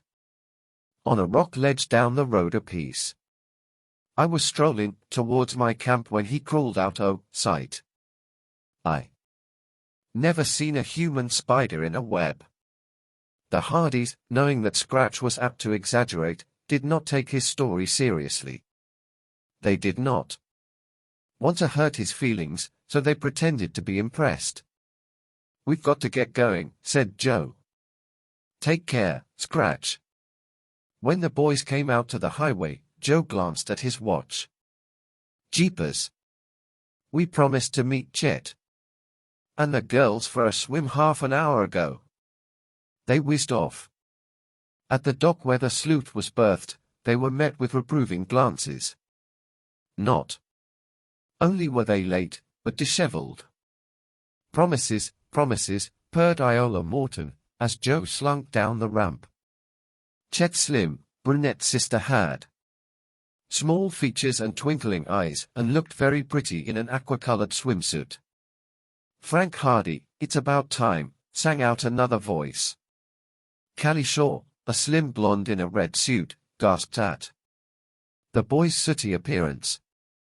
Chet sat comfortably in the back of the boat, finishing a piece of watermelon. "Wow. You look like boiled frankfurters. Wrap yourselves in rolls, with a little mustard, and I'll break my diet." The others laughed, then Frank explained their delay. "We'll change and be right with you." The brothers ran to a nearby bathhouse. Then they rejoined the others and started up the Sleuth's motor. The sleek blue and white craft moved swiftly out into the bay, its boat chopping through glistening breakers. Frank steered around the tip of the bay and headed the Sleuth north. They cast anchor near a small cove. Chet had hit the water before the anchor. "Come on in," he gurgled, surfacing with immense satisfaction. Amidst jokes about a salt bath, the sooty Hardys followed the girls overboard. The bracing water refreshed them.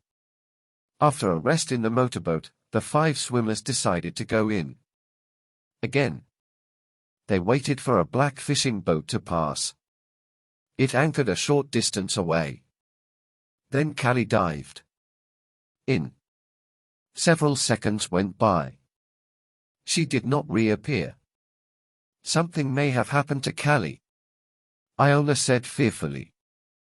The 3 boys dived in at once and plunged beneath the surface. 20 feet down, Frank's blood chilled. Callie, her face blanched with fear, was struggling violently. She was enclosed in a small, tightly wound net. His lungs bursting, Frank reached her, grasped the net, and started upward.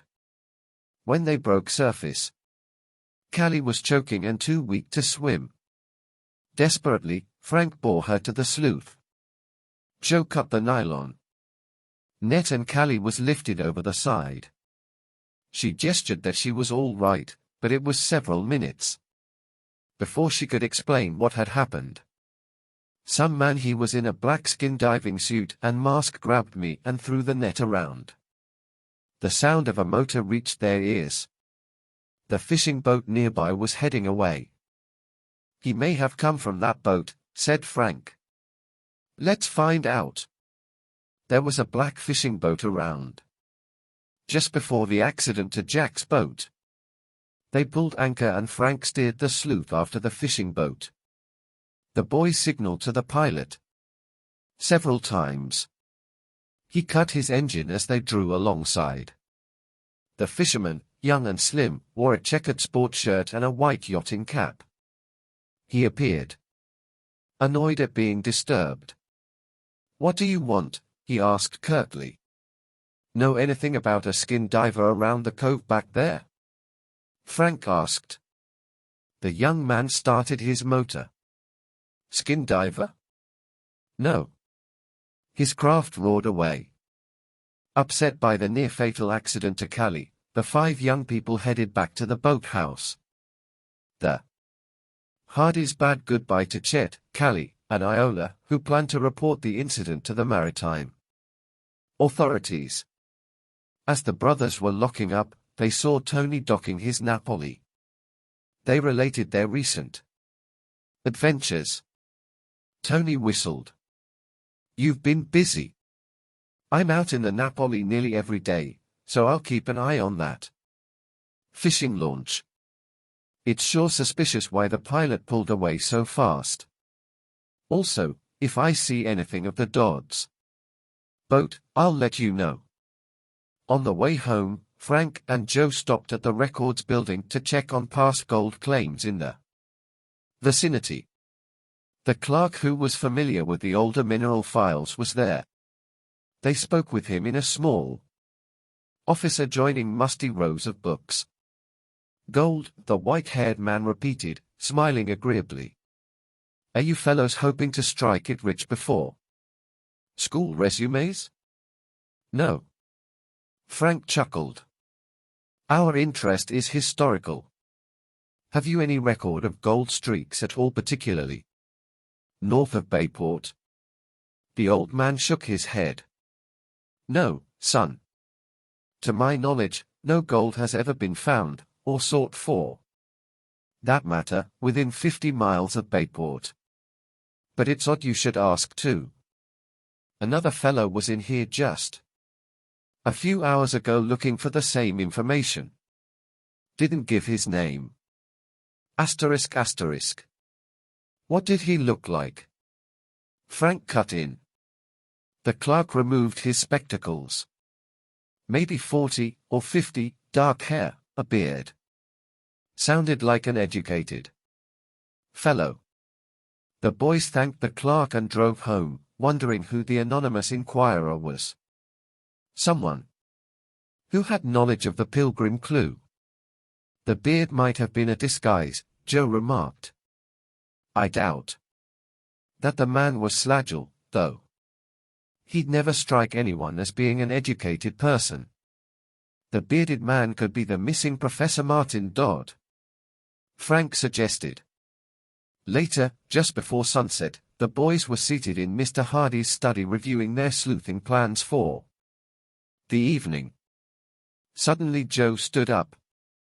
Frank, let's move our watch to Pembroke Road tonight. Frank knit his brows. But we haven't eliminated Route 7 yet. I think we can, Joe said. There seems to be a pattern shaping up, the stolen car U-turns, the warning notes from the same person, Jack's things being found at theft scenes. Whoever masterminds this operation has made an effort to throw the police off track. Well, what better way than to send Slagel around a turn, leaving skid marks while someone else whisks the stolen car away to another spot, like Pembroke Road. Joe, you're right. Decoy maneuvers. That might also account for the tire tracks and paint we found in the woods. The Hardys agreed on a plan to watch both the Burnham Farm and Pembroke Road. By now it was dark. So after contacting Biff, Hooper and Chet, they met them midway out on Shore Road. There they split up. Biff and Joe going farther north with the motorcycles to watch the intersection. Chet and Frank went in Chet's jalopy to George Burnham's farm. The moon had risen, but was occasionally obscured by clouds. Frank guided Chet to a secluded woods. The jalopy was parked at the edge and the boys set out, carrying packs. Silently they walked across the dark farm fields where silvery mist gave the air a chill. When the lights of Burnham's farmhouse appeared on the west side of Shore Road, they stopped.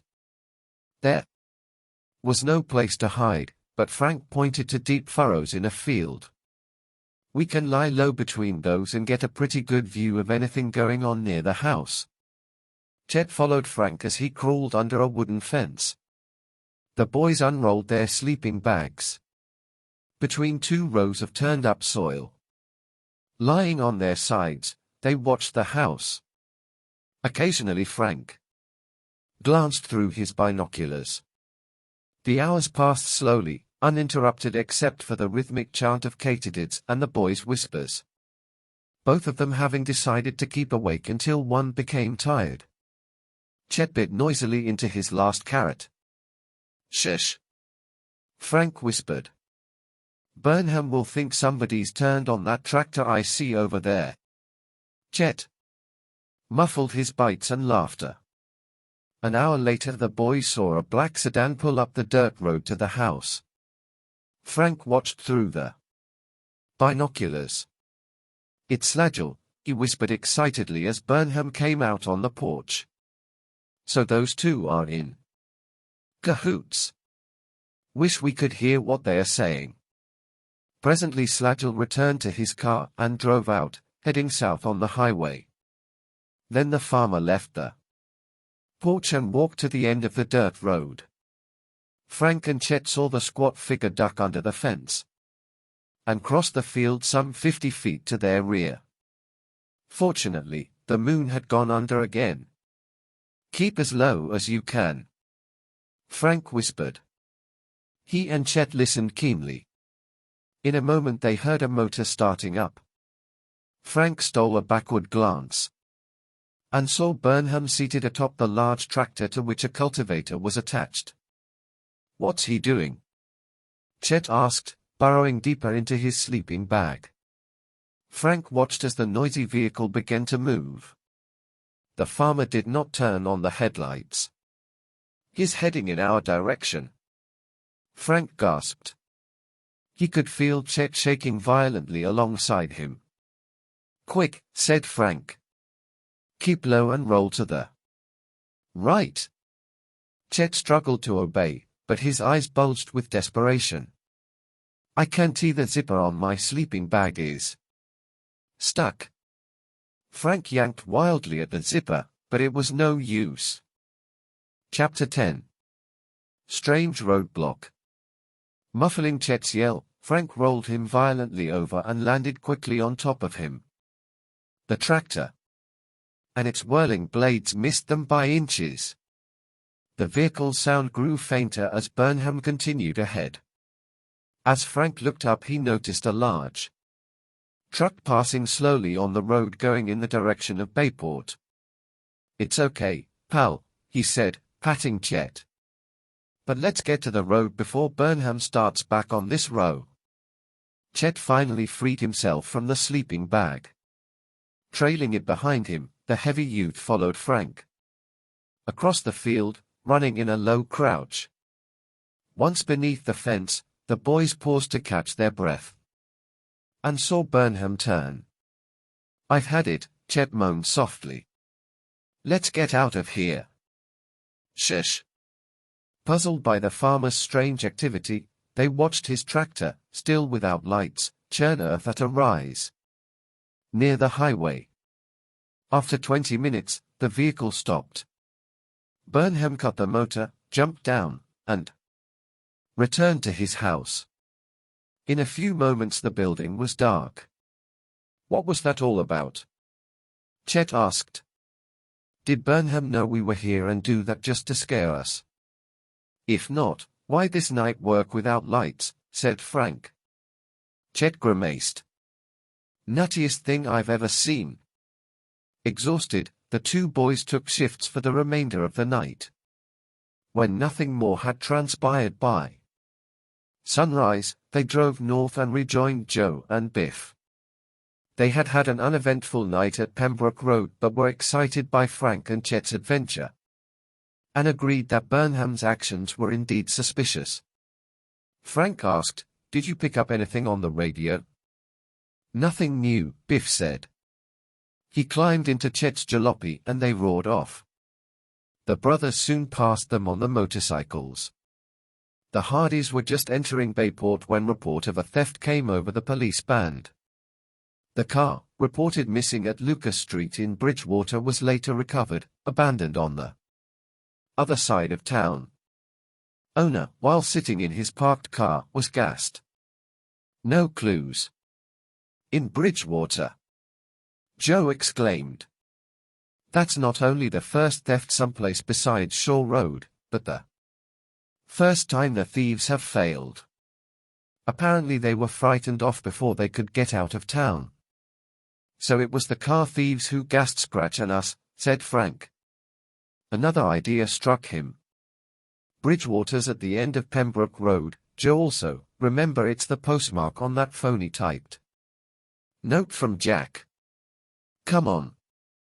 Let's check on Slagel at the Excelsior." The Hardys cycled to the waterfront hotel, and Joe went in to inquire. When he emerged from the rundown doorway, his expression was not happy.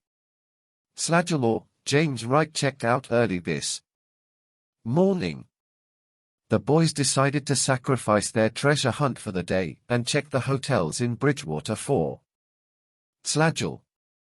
First they stopped at a diner and had a quick breakfast. Afterward, they hurried to their motorcycles and started up. Just then a middle-aged man strode over to them. "You're the Hardy boys, aren't you?" he demanded. They nodded. "My car was stolen a week ago," he shouted. "You and your father had a nerve giving bail money to car thieves and allowing them to escape. What are you doing to help? If my car is not recovered, I'll hold you personally responsible." The man stormed away. Frank was depressed. "This feeling in town worries me, Joe, not because of the ridicule or threats, but because so many people seem to be convinced that the Dodds are guilty." As the Hardys coasted to the corner, Joe groaned. Approaching them with a broad smirk was the dumpy figure of would-be detective Oscar Smuff. "What ho, it's our two young sleuths," he sang out flatly. "Any sign of your Dodd friends, the car thieves?" Frank was too accustomed to Smuff's ways to be incensed. "We think the Dodds are innocent," he responded. "If you boys were smart," Smuff went on, "you'd memorize features of all the stolen cars, like I do. I'm watching the streets." "For the Dodds too?" Joe asked. Smuff nodded smugly. "Or accomplices. I think a woman is involved in the racket somewhere, and if my deductions are correct, she's got blonde hair." He whipped out a notepad and glanced at a scribbled list. Then the detective looked up at a sedan stopping for a red light. Suddenly his eyes widened. "There's one of the stolen cars now." Frank recognized the blonde woman driver as Chief Colleague's wife and tried to restrain Smuff. But the self-appointed detective excitedly darted into the street and up to the sedan. Poking his head in the window, he started to accuse the woman loudly. She turned to face him indignantly. The next moment Smuff stepped back, open-mouthed and flaming with embarrassment as he realized his mistake. By this time the light had changed and horns were blasting impatiently. Stuttering apologies? Smuff retreated rapidly, wiping his forehead. Mrs. Colleague drove off and the deflated detective hastily returned to the sidewalk. He passed the grinning Hardys with a sheepish look and disappeared around a corner. Still chuckling, Frank and Joe rode off. They passed the Burnham farm and turned down Pembroke Road. On the way to Bridgewater. "Everything seems to narrow down to this road and now to Bridgewater," Frank remarked. "And according to the map, some of Burnham's property touches Pembroke." As the brothers passed an open field, they noticed a man ahead leaning comfortably on a fence. He held a walking stick in one hand. "Slagel!" Joe exclaimed. "It's time we had a word with him," Frank declared. The Hardys rolled to a stop, hopped off, and hurried toward Slagel. He turned as if to walk away, but the boys confronted him. "Mr. Wright dash?" Frank began. The broad-nosed, bald man wiped his sleeve across his face, drumming a cane on the fence. "What of it?" he drawled. "We understand you worked for a Mr. Dodd, that is, when your name was Slagel." The man's lips tightened. "It's none of your business what I do." "Maybe not," Frank said. "We just thought you might be able to give us a clue to where the Dodds might be." He noticed Slagel's expression change to a supercilious smile. "'Fraid I can't help you there," said Slagel, leaning back. Besides, why should I bother spending my time here with car thief bailers? Anyway, I'm doing work for Burnham now. Like stealing cars? Joe interjected. Slagle's face flushed. He leaned down and swung the end off his cane. A long silver blade pointed at Joe's face. Beat it! Slagle rasped viciously. You're trespassing on private property. More surprised than awed by the lethal sword, Joe looked at Frank. At his brother's signal, they walked back to their motorcycles. Slagle was still glaring lividly at them as they rode off in the direction of Bridgewater. At least we shook him up a bit. Frank smiled. Even if we can't find out where he's staying, we know for sure he's in league with Burnham and not just for farm work. That sword cane didn't look very innocent, but good for puncturing tires, Joe added, remembering the flats reported on some cars near the stolen ones. In Bridgewater, the brothers stopped at a drugstore, had lunch, then purchased a town map which also had a list of the hotels in the immediate area. They were fewer in number than those in Bayport. The Hardys checked all but 2 in an hour. At this point, they entered one at the east end of town. The desk clerk immediately recognized Slagle's picture. Yes, he checked in today. Name of right. He just dropped his things off, then asked directions to the telegraph office. Frank and Joe headed for the office a block away. Inside, a woman behind a typewriter affirmed the fact that a Slagle had sent a message out, though she was not permitted to divulge its contents. As the boys walked away, Frank said, Joe, sometimes when a person sends a telegram, he makes a draft of it first. He saw a wastebasket beneath a writing counter and hurried over. It took him only a second to find a torn piece of yellow paper with Slagle's name at the bottom. When he found the second half, the boys left the office excitedly. Outside, they pieced the halves together and read the message. More nerve now. Trying for 8-cylinder stock. Taking care of 2 friends. Attend to them when job done in week or so. Expect you for shipment tomorrow. The message was addressed to Carlton Mellyman in New York City. Carlton Mellyman C.M., Joe mused. Frank, he must be our mysterious visitor who wouldn't give his name. And the 8-cylinder business that cinches Slagle's connection with the Shore Road gang. Frank nodded. It fits. I wonder how Mellyman figures in. 2 friends might refer to Mr. Dodd and Jack, which gives us only a week before we're going to have to work fast. If we only knew what this shipment is and where it's going, Joe murmured. The Hardys stopped at an outside phone booth and Frank dialed his home. Mrs. Hardy answered. I'm glad you called, she said. Your father phoned a little while ago and gave me a list of things for you boys to look up in his file information to help him on his case.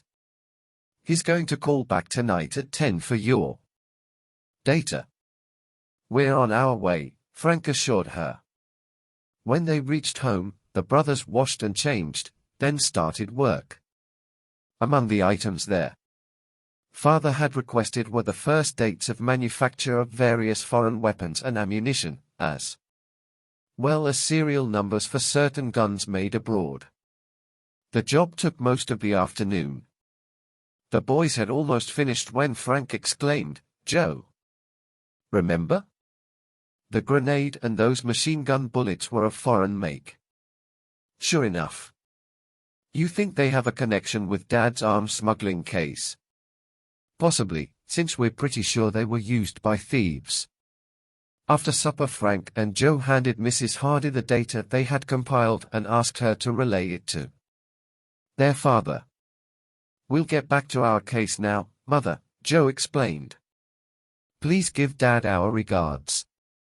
The boys had decided to cycle along Pembroke Road. Seeing nothing suspicious, they returned to Shore Road. As they approached the intersection, the sun was setting. There was no traffic. "Let's cruise south," Frank proposed. "Right." The young sleuths turned onto Shore Road, with Joe in the lead. Some distance along they had reached a section of the road with a sheer drop to the left and a steep rocky formation on their right, when Joe happened to glance back out to sea. He gave a start, then beckoned Frank to turn around. When they were facing north, Joe pointed toward a high-shadowed rock cliff that dropped to the ocean. A spidery figure was moving slowly up the rock face. The boys rode forward to get a closer look. A turn in the road made them lose sight of the figure. When their view was unobstructed, the spidery form had vanished. They watched the rock cliff a few minutes, but saw nothing in the twilight. "I'll bet that was the spider Scratch told us about," Joe declared. "He looked half human, half spider," Frank remarked. "I'd sure like to know where he went." "Well, let's go. It'll be dark soon." Frank turned around and went ahead, increasing speed, and snapped on his headlamp. Presently he noticed a slight glitter over the center of the highway. As the reflection grew nearer, alarm coursed through his body. Strung chest-high across the entire highway was a fine steel wire net. It was too late to stop. Frank ducked and closed his eyes, yelling as loudly as he could at the same time. "Joe, look out!" Chapter 11. Guard on the cliff. Frank swerved to safety an instant before his brother's motorcycle crashed into the glistening wire. Joe flew into the air as his vehicle twisted and smashed into a tree to which the net was tied. "Joe!" cried Frank, leaping off his cycle and running to the still form in the roadway. Joe lay unconscious, blood oozing from his head. Both of Joe's legs were badly bruised, and Frank feared he might have suffered a concussion. Frantically, Frank waved down an oncoming car. The driver offered to take Joe to Bayport Hospital. Frank followed on his motorcycle. Joe's motorcycle lay in a tangled heap of gray steel and chrome. An hour later Frank, Mrs. Hardy, and Aunt Gertrude stood at Joe's bedside in the hospital. A physician watched Joe as he mumbled, moving his head slightly. "He has had a nasty shock, but he should be coming out of it soon," he reassured the others before stepping quietly from the room. "Just see that Joe gets plenty of rest in the next few days." After spending the night at the hospital, Joe was moved home. He had a slight limp and wore a large bandage on his head. "How do you feel, partner?" Frank asked, as Joe rested on the living room couch. "A little weak." He grinned. "But still in one piece." "Who put up that wire?" "I wish I knew, Joe, but my guess is it was the work of the car thieves. They had the wire netting ready to string across the road." "Was there another theft?" Joe asked. "Yes. This time they copped one from the Ely estate during a dinner party." "The Ely estate? Why, that place is walled in like a fortress." "Right. Those thieves are bold, all right. Joe, that barrier across the road reminds me of the nylon net. Callie was trapped in underwater. I have a hunch one of the thieves is a skin diver." Joe whistled, then grinned. "You don't think the thieves hide the stolen cars underwater?" Frank laughed. "It would be a good place. Maybe that Spider-Man owns an underwater garage." At that moment Mrs. Hardy and Aunt Gertrude came into the room, dressed to go shopping. "Joe, promise me you'll rest," his mother said, her face much brighter than it had been the night before. "Except for this limp," he said, smiling, "I feel as if I could run 10 laps." "Don't you dare, Joe Hardy," Aunt Gertrude scolded. The two women had been gone half an hour when the boys heard the front door open and a familiar voice call, "Hello. Where is Joe?" "Dad." Fenton Hardy strode with concern into the living room, his face relaxing when he saw Joe sitting up. After shaking hands warmly with his sons, he asked, "You all right, Joe? Mother phoned me about your accident." "I'm okay, Dad." Joe grinned. The brothers briefed their father on what had happened to date in the mystery. When they mentioned liquid gas, the foreign grenade, and machine gun bullets, he started to say something, then changed his mind. "I have some hunches. If I'm right, he stopped. It's my opinion you're up against a highly professional operation. Promise me you'll be careful, for the Dodd's sake as well as yours." "How about your own case, Dad?" Frank asked. "I'll be doing some risky undercover work in the next day or so.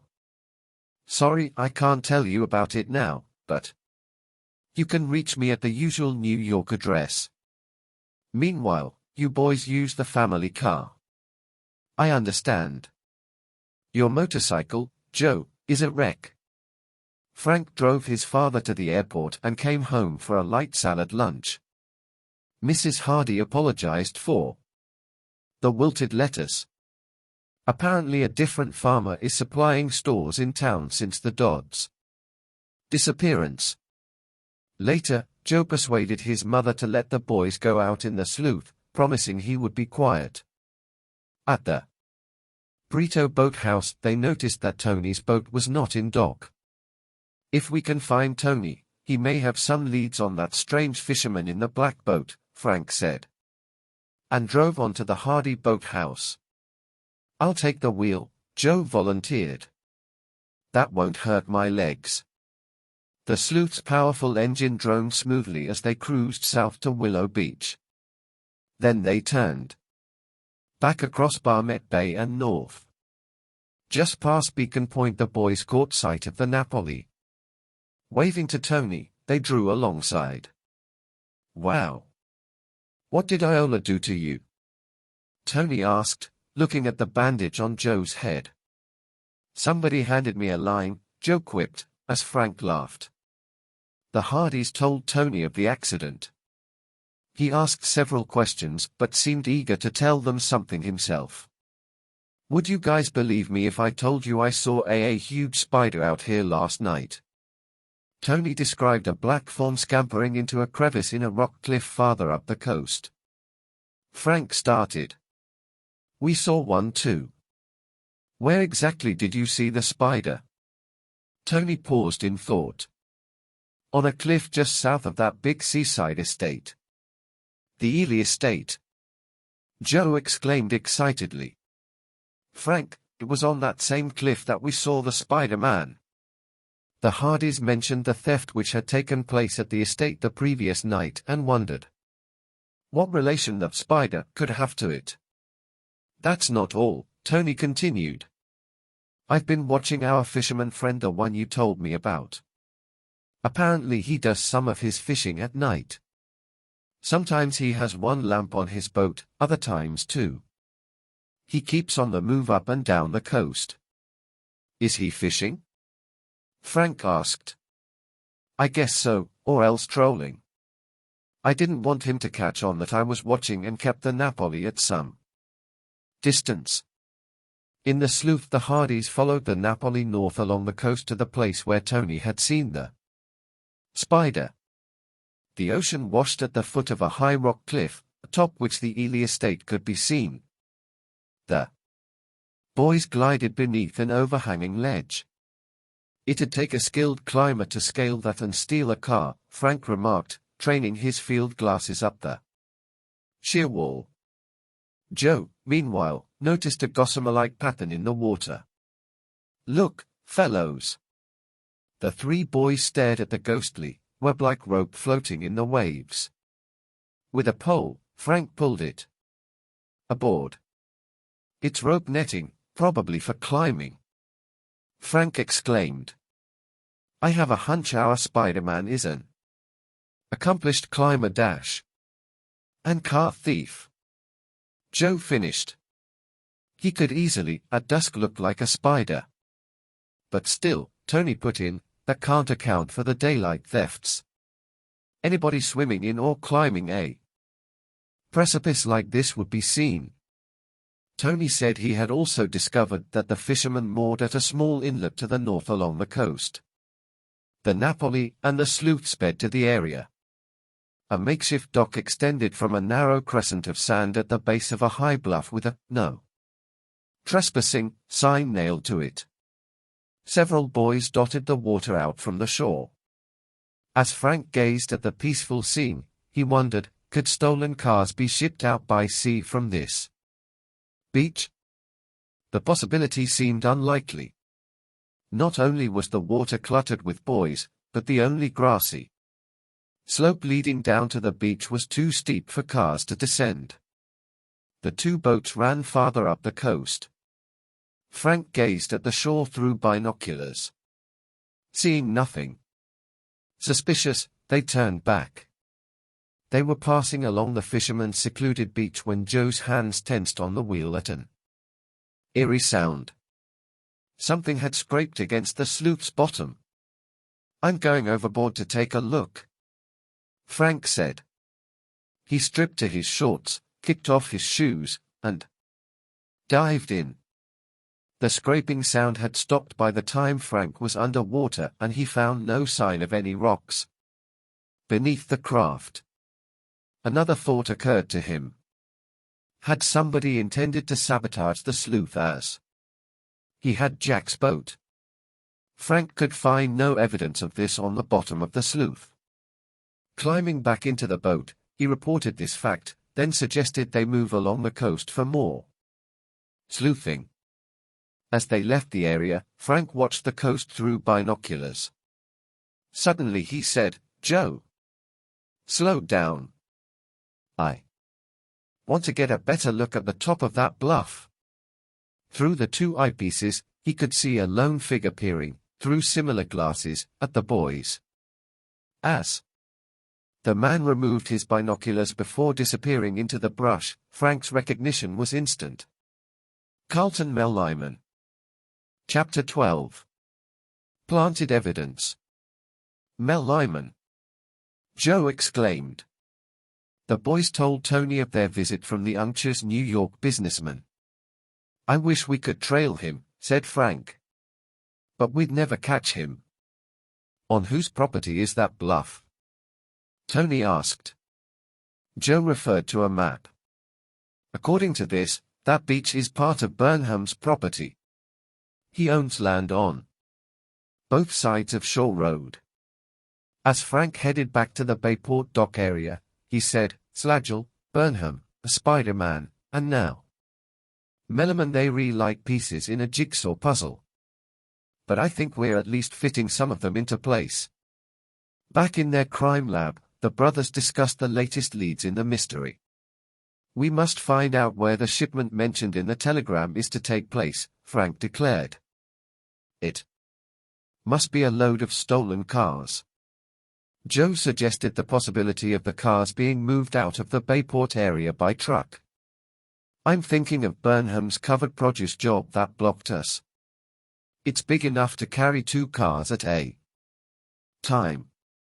Suddenly an idea came to Frank. When Chet and I had that narrow squeak with Burnham's tractor, I noticed a truck. Maybe Burnham's heading south on Shore Road past us. Let's call Chief Collig and suggest his patrols take a look inside the truck. Good idea. The Bayport chief proved reluctant at first to conduct the search, largely because the farmer himself had been the first victim of the automobile thieves. But at length he promised to do so. Collig mentioned that the police, too, were being flooded by letters of protest over the continuing thefts. Another car had been stolen and recovered in Bridgewater that morning. Jack Dodd's identification bracelet was found under the front seat, he added. Planted, of course, said Joe. The poor guy. We're inclined to agree, Collick said. We're running 24-hour patrols, and, with the Bridgewater Department, several roadblocks. I hope we'll have some word on your friends or their uncle soon. But when the chief called after receiving reports from his men, the result was a disappointment to the boys. The Burnham truck, returning from Bayport to the farm, had been halted, but only empty crates had been found inside. By suppertime, Joe said he was completely recovered and suggested that they watch Pembroke Road that night. Joe, said Frank, remember your idea about the gang's decoy tactics? We may be up against the same trick at Pembroke. The postmark on that last note, tire marks near Pembroke, maybe even Slagell's. Moving to Bridgewater, it's just too pat. A couple of those thefts could be phonies to draw the police and us away from Shore Road. Joe agreed, and they decided to watch only the farm that night.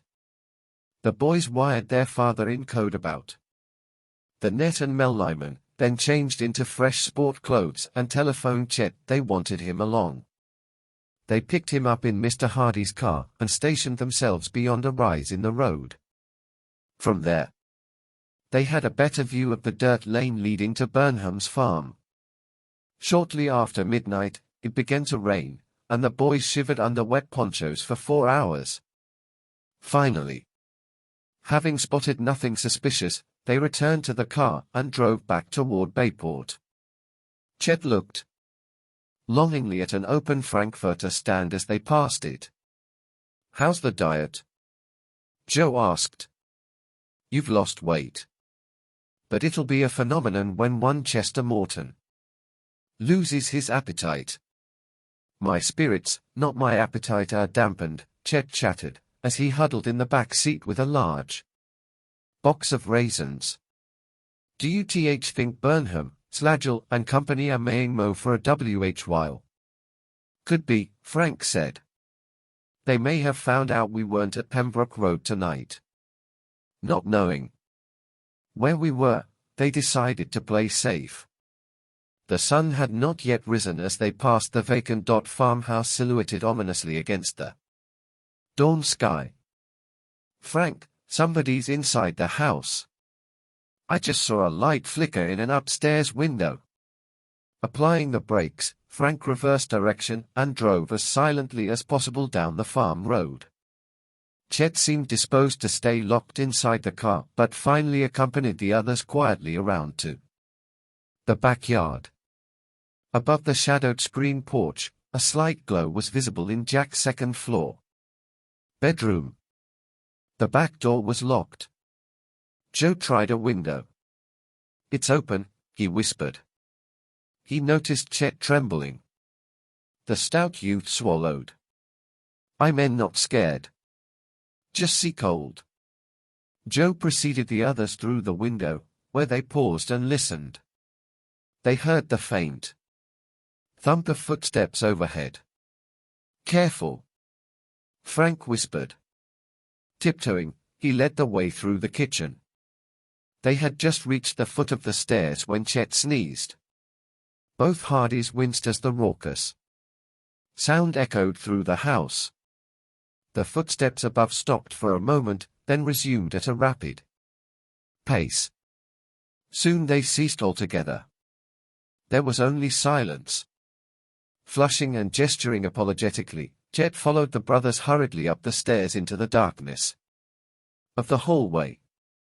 Motioning Joe to guard the stairway, Frank played his flashlight into Jack Dodd's abandoned room. When the beam touched a half-open drawer, he flipped on the wall switch. The room was empty. Frank crept down the carpeted hall, searching one by one 3 other rooms, before returning with a shrug to the others. Chet, his face pale with fear, was the first to break the silence. Nobody here. Let's go. He started for the stairs but was beckoned back. While Frank beamed his flashlight down the stairs to spot anyone coming up, Joe and Chet looked around Jack's room. Except for the open drawer, there seemed to be no disorder. Joe was about to open the closet door when Frank called out in a loud voice, "I guess nobody's up here. Let's head back to the Vein of Gold." Sensing his brother's strategy of flushing out anyone inside the closet, Joe led Chet to the hall. Turning off the lights, the three boys walked downstairs. They had just turned toward the kitchen when a deep voice came from the top of the steps. "Excuse me, you the Hardy boys?" Both brothers' flashlight beams revealed a mustached man dressed in slacks and a navy blue hooded sweater. Joe, starting cautiously up, answered, "Yes." "Are you Dash?" "Martin Dodd." The man smiled. Turning on the lights, he came down and shook hands cordially with each of the boys. "I'm sorry about the cloak and dagger game, but I had to be careful." There was no doubt but that the tall, middle-aged man was the professor whose picture they had seen. He led them to a small den in the rear of the house. "When I got word of my brothers and nephews' arrests, I knew somebody had plotted against them. I could have gone to the police but thought I might be able to find them by working undercover. And also," he added, "because a private mystery is involved. Moreover, I didn't want any publicity because of my position at the college." "Then it was you who left the Pilgrim clue at our house?" Frank said. "That's right. I hoped to get your father's help, but finding he was away, I decided to leave you the clue in the hope that separately you two or I might hit upon its solution. I couldn't chance your giving me away to the police."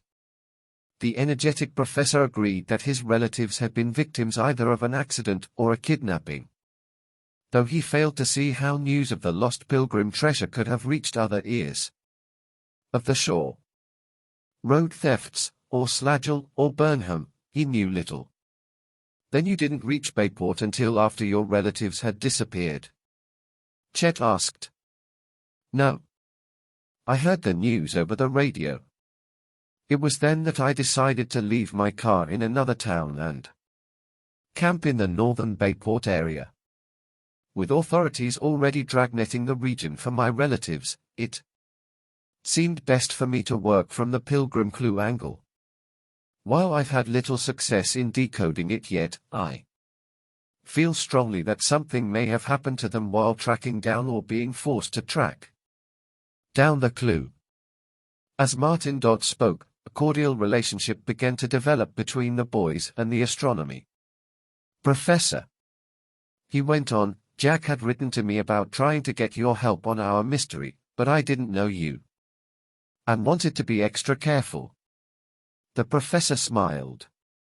"That is why I watched you several times when I heard your voices in the woods." "Then it was your footprints we spotted," said Frank, "and you who inquired about the gold in Bayport." Dodd nodded. "I've used a disguise whenever I went into town. I wish you and I had had more success with the Black Willow clue or the plant drawing." Martin Dodd told the boys he was interested in astronomy and carried telescopic equipment on his trips. He now unfolded a small piece of paper and handed it to Frank. It was a photostat of a note in the same handwriting as that in the Pilgrim clue, except that it contained several numbers, angles, estimations, and the words, "The evening FTAR are absent." "I owe you boys an apology," the professor said.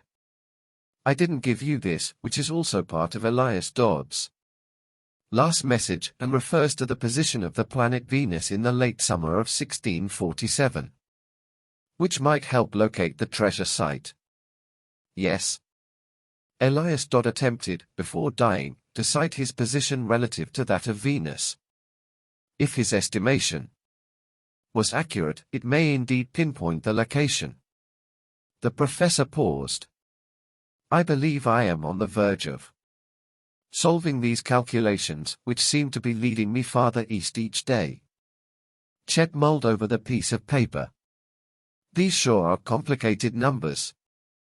That is why I didn't include them with the rest of the message, Martin Dodd replied.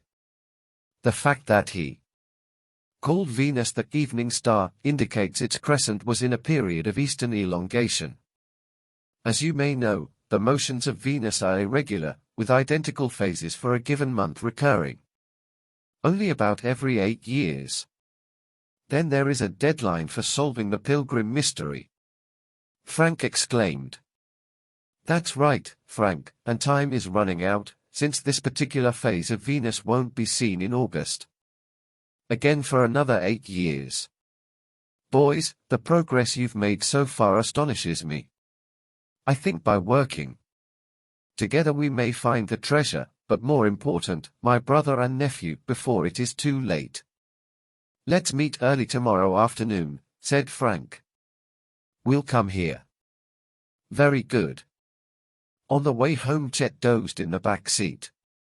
When they arrived at his farm, he asked, What's hatching, guys? Some work for you. Game? Joe said. Chet was cagey. Tell me first. Will you try to follow Burnham's truck on its rounds today? It's big and red. Oh, sure, Chet agreed. The Hardys arrived home to find a hearty breakfast awaiting them. As they ate, the brothers discussed the purchase in Harpertown of a used car as part of a plan for solving the case. I'll go, Frank offered. Joe remained at home and greeted Chet when he stopped in before his reconnaissance errand. Chet, you look starved, Aunt Gertrude observed. Suppose so. He yawned. Do feel kind of empty. But no food, thanks. I've decided I'm not so interested in land vegetation anymore. You mean you're going to break your diet? Joe asked. Certainly not. But I think I'll become an algologist. An algologist? Chet brandished a green book with a picture of the ocean on its cover. Algology is the study of marine vegetation, seaweed and stuff. Joe grinned. By this time next year you'll be a poor fish.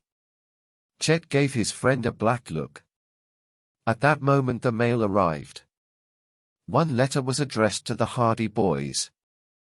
Joe showed the envelope to Chet. Another Bridgewater postmark.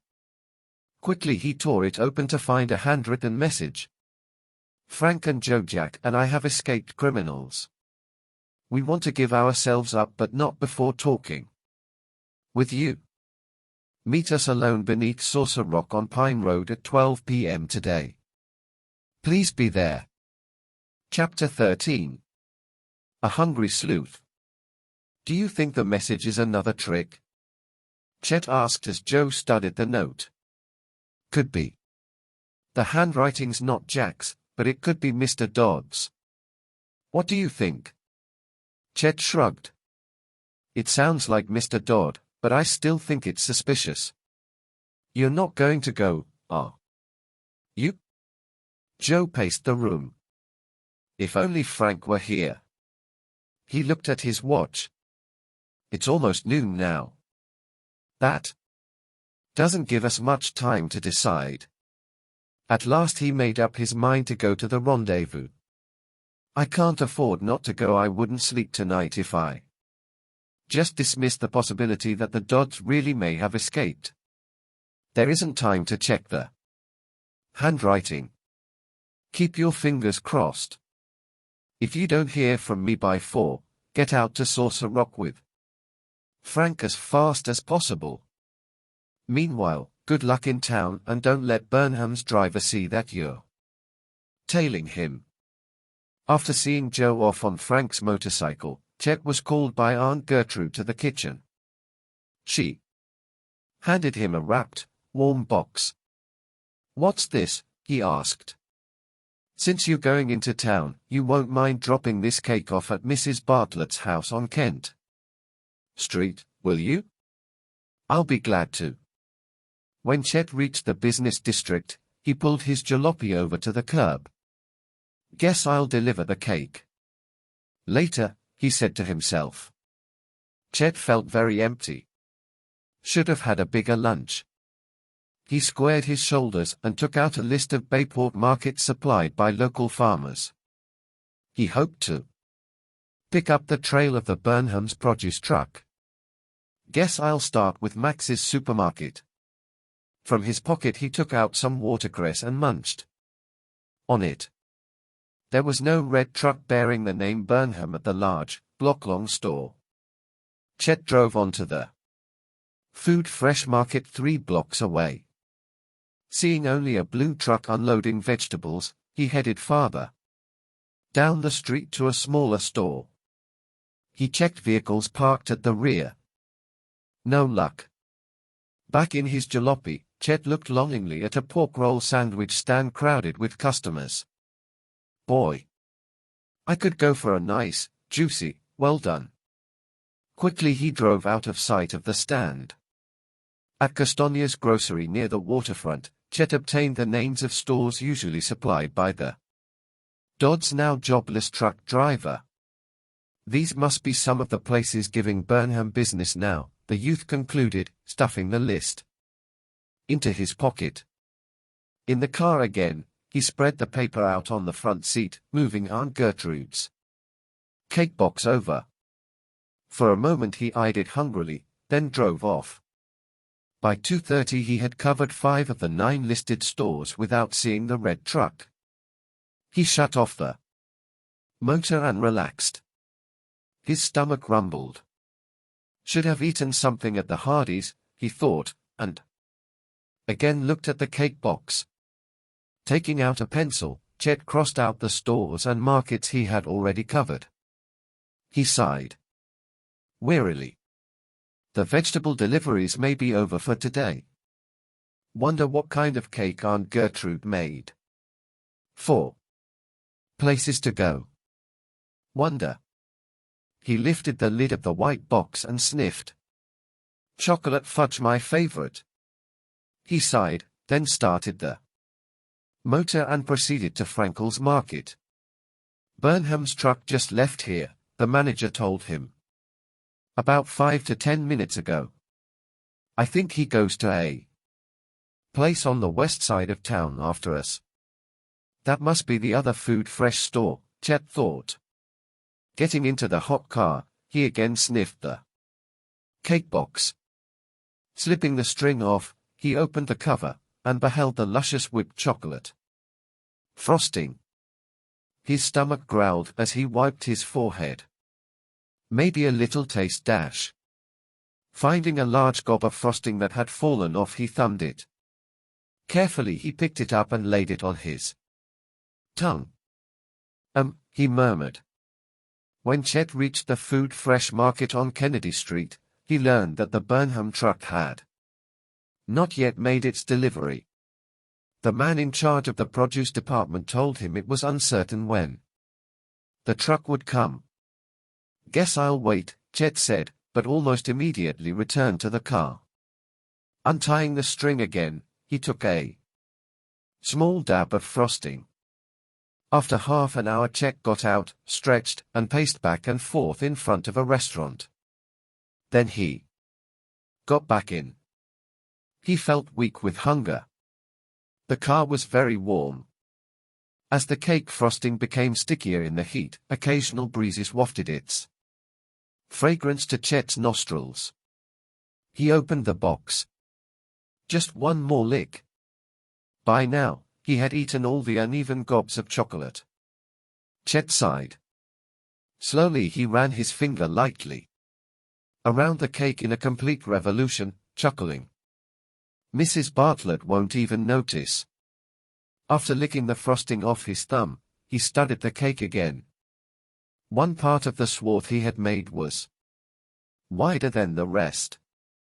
With his finger he made another circuit to even the groove, but in his eagerness dug in too deeply at one place. "Oh, now I've done it," he moaned. Glancing out the window, he still saw no sign of the red truck. His eyes returned to the inviting cake. "Can't just leave it that way," he mused. Then he swallowed. "Morton, get hold of yourself." Chet got out and plodded to and fro. No red truck. Sighing, he climbed into the front seat and uncovered the cake box again. "If I just cut off that little gouged piece, I can tell Mrs. Bartlett I snitched a tiny bit." Chet sat back, tucked a handkerchief into his t-shirt, and having no knife, made a small wedge of two pudgy fingers to push down through the thick, melting frosting. A minute later his hands and chin were daubed with chocolate. The hungry boy surveyed the damage. Several thumbprints surrounded the drooping surface near the small missing segment. Besides, his fingers had cut wider and wider on their paths toward the plate. Got to even it off. 20 minutes later, Chet was still evening up the wedge and making it larger and larger.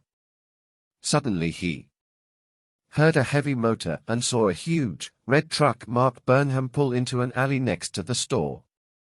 He climbed out and crossed the street. Chet leaned heavily against a mailbox.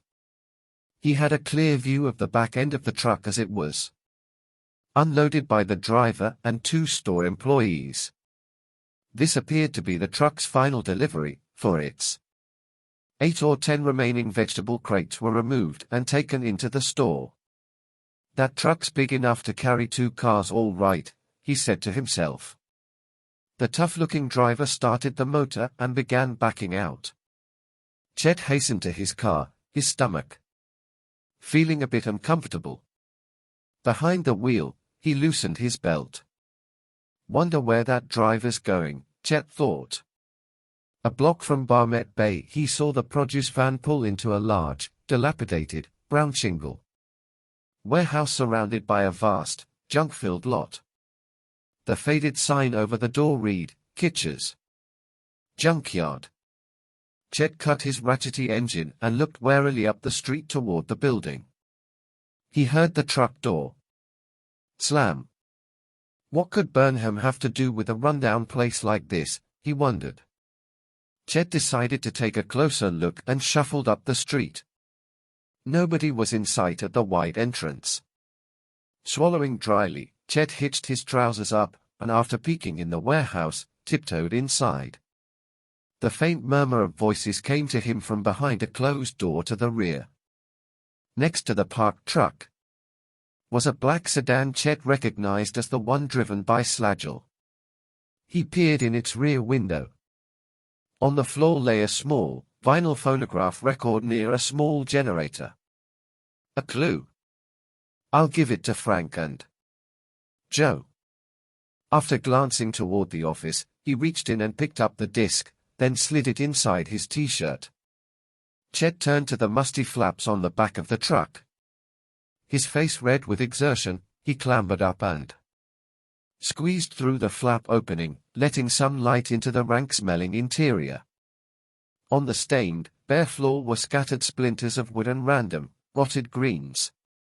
"If these vegetables don't prove to be clues," he thought, "I can use them for samples of botanical deterioration." As he scooped the various greens into his pockets, Chet noticed, on the scratched floor, mudded, ridge-like patterns. "Tire tread marks," he gasped. Then he heard the voice of an approaching man, calling back to the office. "No, the kids'll fall for the trap. Slagel's waiting out at Saucer Rock to take care of them. Good night, Joe." "Joe's out there," Chet realized, suddenly feeling sweat on his forehead. His heart thumped wildly. "I must get back." Just then the truck flap flew open and light flooded the interior. Glaring in at him, Chet saw the hard face of a stocky, red-haired man. Chapter 14. See clues. Saucer Rock, a broad, flat overhang above a deserted dirt road outside Bayport, was known to most people in the vicinity. Joe reached the spot 10 minutes before his appointed meeting with the Dodds. Parking the motorcycle, he approached the large, sunlit, limestone rock and sat down on a smaller one underneath it. Then, thinking of a possible trap, he got up and walked around. The surrounding woods were quiet except for the twitter of a few orioles. Joe looked at his watch. It was 12:35. As Joe neared the overhang, a glittering object nearby caught his eye. Stooping, he picked it up. Jack's high school ring. At that instant a sound like crackling fire reached Joe's ears. Tensing, he noticed a large moving shadow engulfing his. He spun around to face Saucer Rock. A station wagon was toppling off directly toward him. Darting back, Joe barely escaped the plunging car. Then came a shattering crash. Pieces of broken glass flew by him as he looked up the slope. The sound of rushing feet along a nearby road stopped with the slam of a car door. The motor roared off into the distance. The roof of the toppled car, its 3 remaining wheels still spinning, was completely crushed in. A shudder passed through Joe. It's the Dodge station wagon. Fortunately, the vehicle was empty. Joe inspected some curious deposits on the fender. Salt water. Corrosion. I must report this. He ran to his motorcycle. After telephoning Chief Collick from a farmhouse, he drove home. Frank returned from his trip moments later. He was stunned by his brother's story. The men must have timed it, knowing we wouldn't have a chance to study the handwriting on the note. I hope Collick's men can nab them. I'll bet it was Slagell's work, and now he'll probably lie low and keep away from his job at Burnham's. What about your trip? Joe asked. Any luck? Some. I saw several good used cars. We might buy one.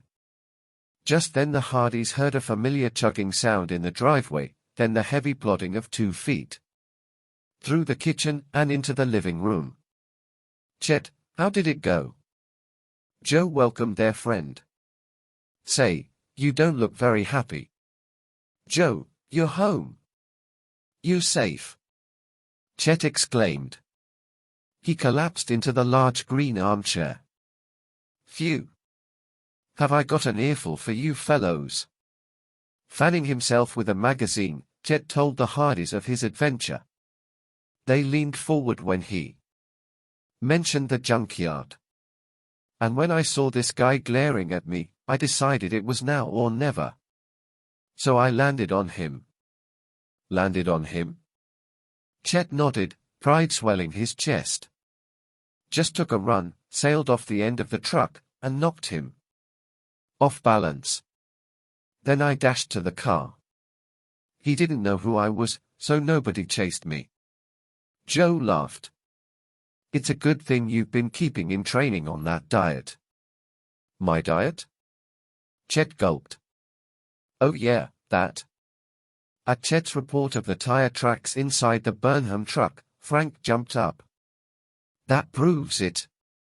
The gang is shipping the hot cars into Bayport in that truck at night. Were there autos in the junk lot, Chet? I never noticed. I did get these. Standing up. Chet unloaded frayed, discolored greens on the coffee table. Frank was about to groan when Chet's eyes riveted on one of the greens. Hey, this isn't produce, it's a piece of seaweed. Seaweed? Chet checked his pocket-sized algology book. He nodded. Yes. Not exactly seaweed, but it's a form of marine vegetation. Joe recalled the salt water traces he had detected on the crushed Dodge station wagon. When he related his findings to Frank and Chet, The three boys tried to correlate the two C clues. I wonder, Joe thought. But when he compared the C leaf with the Pilgrim drawing, they proved to be dissimilar.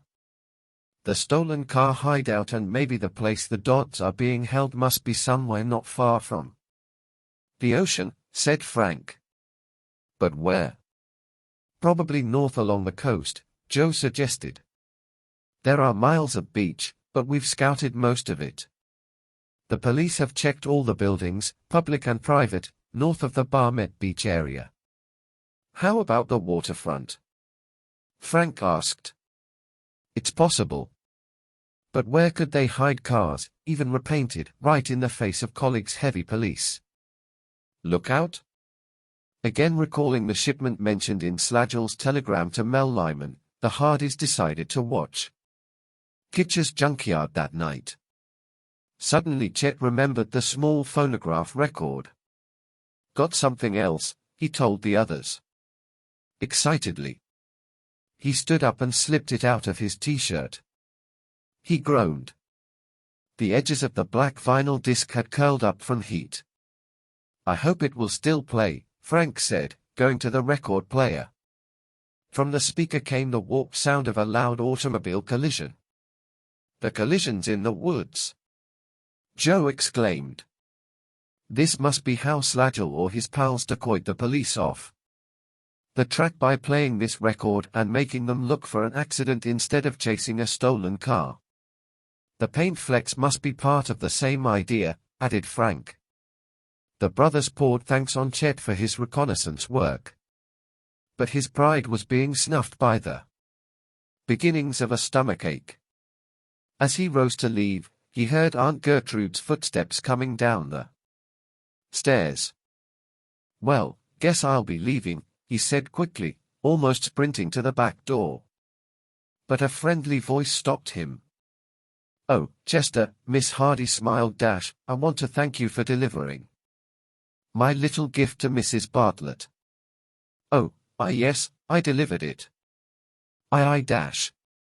It was an errand I shouldn't have burdened you with, but she's a lovely woman, as you could see, and I always try to send her one of my chocolate fudge cakes. Before you go, she continued, holding a second cake up to Chet's nose, I insist you have a piece of Laura's delicious caramel cake. This silly diet of yours has gone far enough, and I know you like pecans and marshmallow-filled Yes, the youth muttered, and to the other surprise rushed from the house. That night Frank and Joe drove to the waterfront area, parking in a cobblestone alley behind a fish store.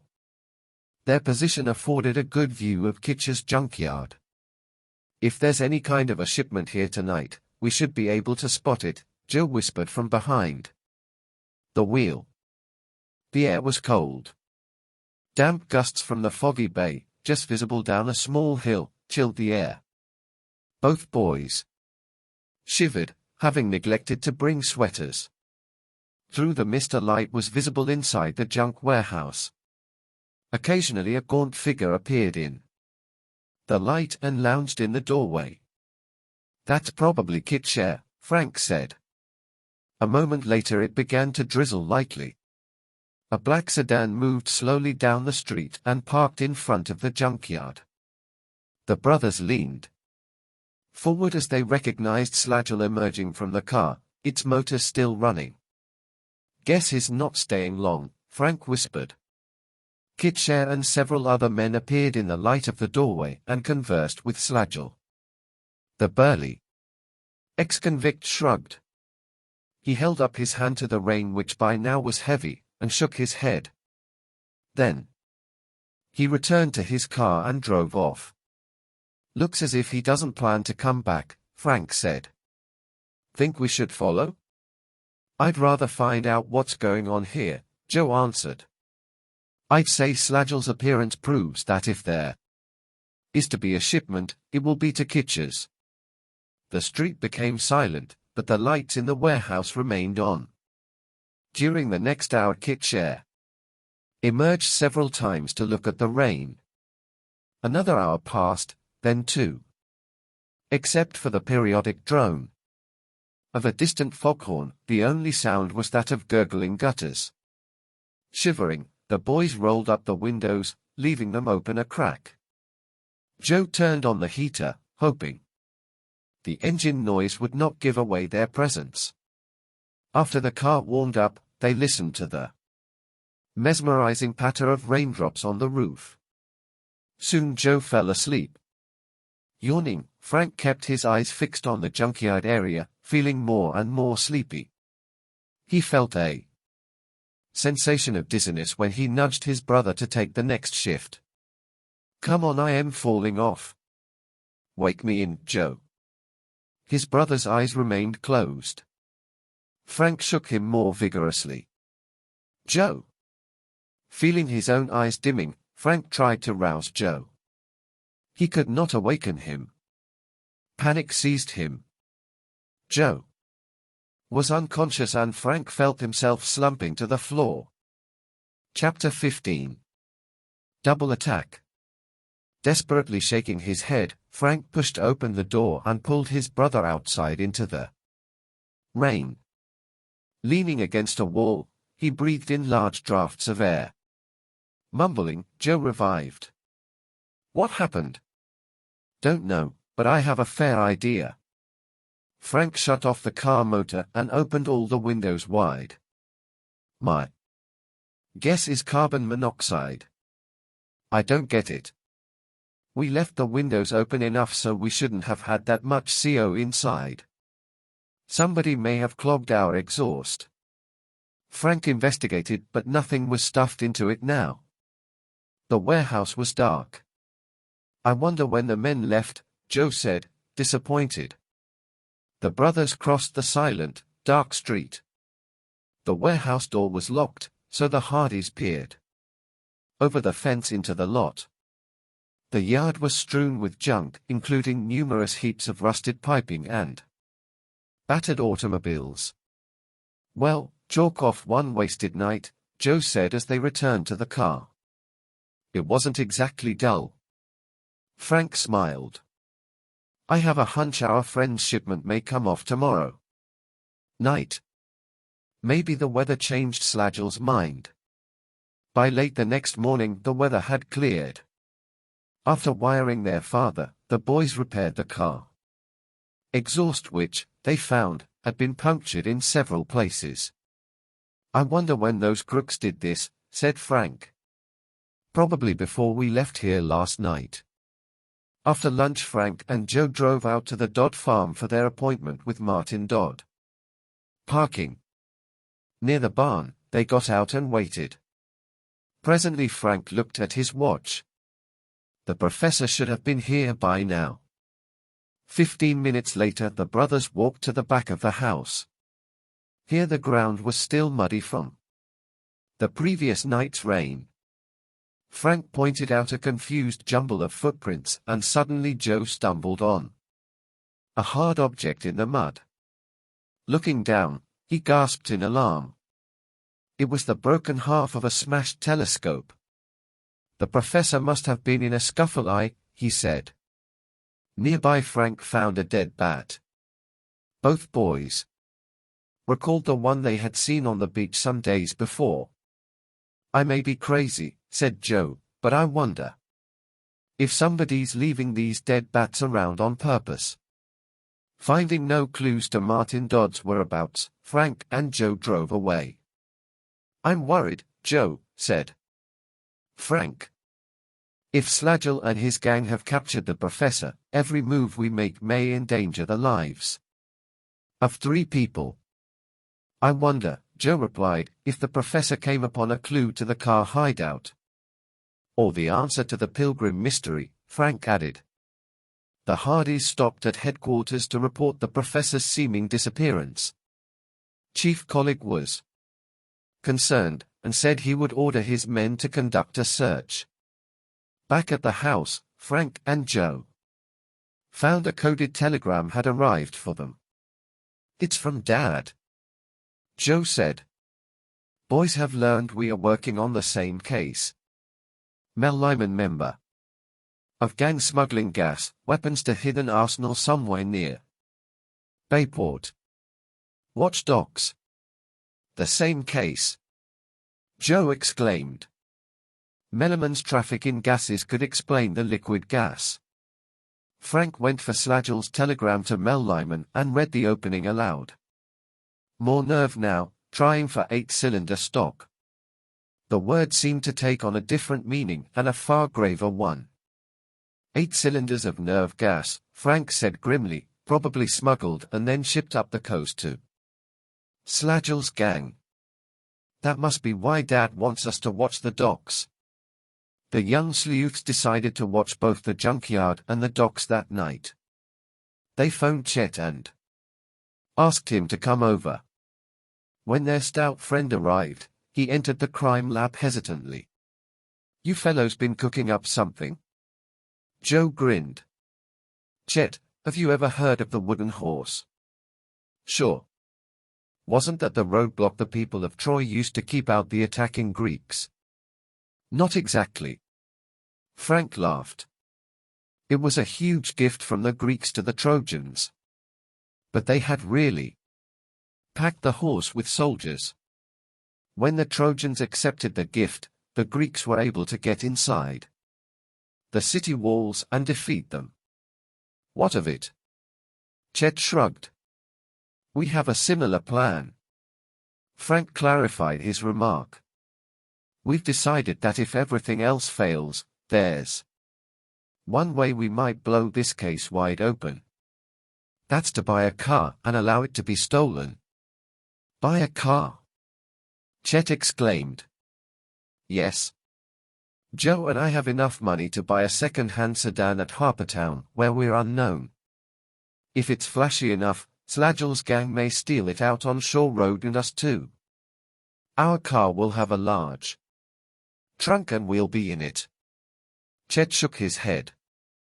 "And I suppose you'll ask me to drive it?" The Hardys grinned but did not answer. Instead, they said they wanted Chet to help them that evening. They would use Mr. Hardy's car. By 9 o'clock the car was parked between two automobiles a block away from the junkyard. Presently Slagle arrived and great activity became evident around the lighted lot. Kitshare moved about, making notes on a clipboard as men carried metal junk inside the building. Mel Lyman was nowhere in sight. "I guess he works behind the scenes and is the brains of this whole operation," Frank whispered. Soon several tow trucks bearing Kitcher's name rolled out of the warehouse and headed downhill toward the docks. Tied behind each of them were 5 battered cars. "They couldn't be stolen," Chet said. "Nobody would buy them." As the warehouse doors closed, the boys decided to follow the shipment and Frank drove off. Reaching the docks, he parked near a row of steel drums, behind which the boys stationed themselves. The lights of a barge glittered in the waters of Barmet Bay. The name Irration was painted on its side in white letters. The dilapidated cars were being unhitched from the tow trucks and rolled toward the barge. In an hour all the junk cars had been loaded onto the barge. Several loads of rusted wire and sheet metal followed. Slagle and Kitshare returned to their car. A whistle sounded over the churning water, then slowly the Irration backed into the dark bay toward the south. "Come on. Let's take the Sleuth," Frank motioned. The boys reached the Hardy boathouse in record time. A minute later the Sleuth's motor roared to life.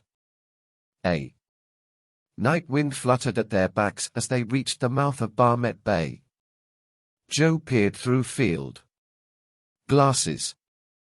"There it is," he cried out. The lights of the Irration moved slowly down the coast. Her bow and stern lamps off, the Sleuth increased speed. When Frank had swung farther out to sea he headed parallel to the coast. Abreast of the barge, he throttled down to 6 knots. "We can't do this forever," Chet protested. "They'll catch on." Frank slipped off his shoes. I'm getting a closer look at what and who's on that barge. You're crazy, Joe protested.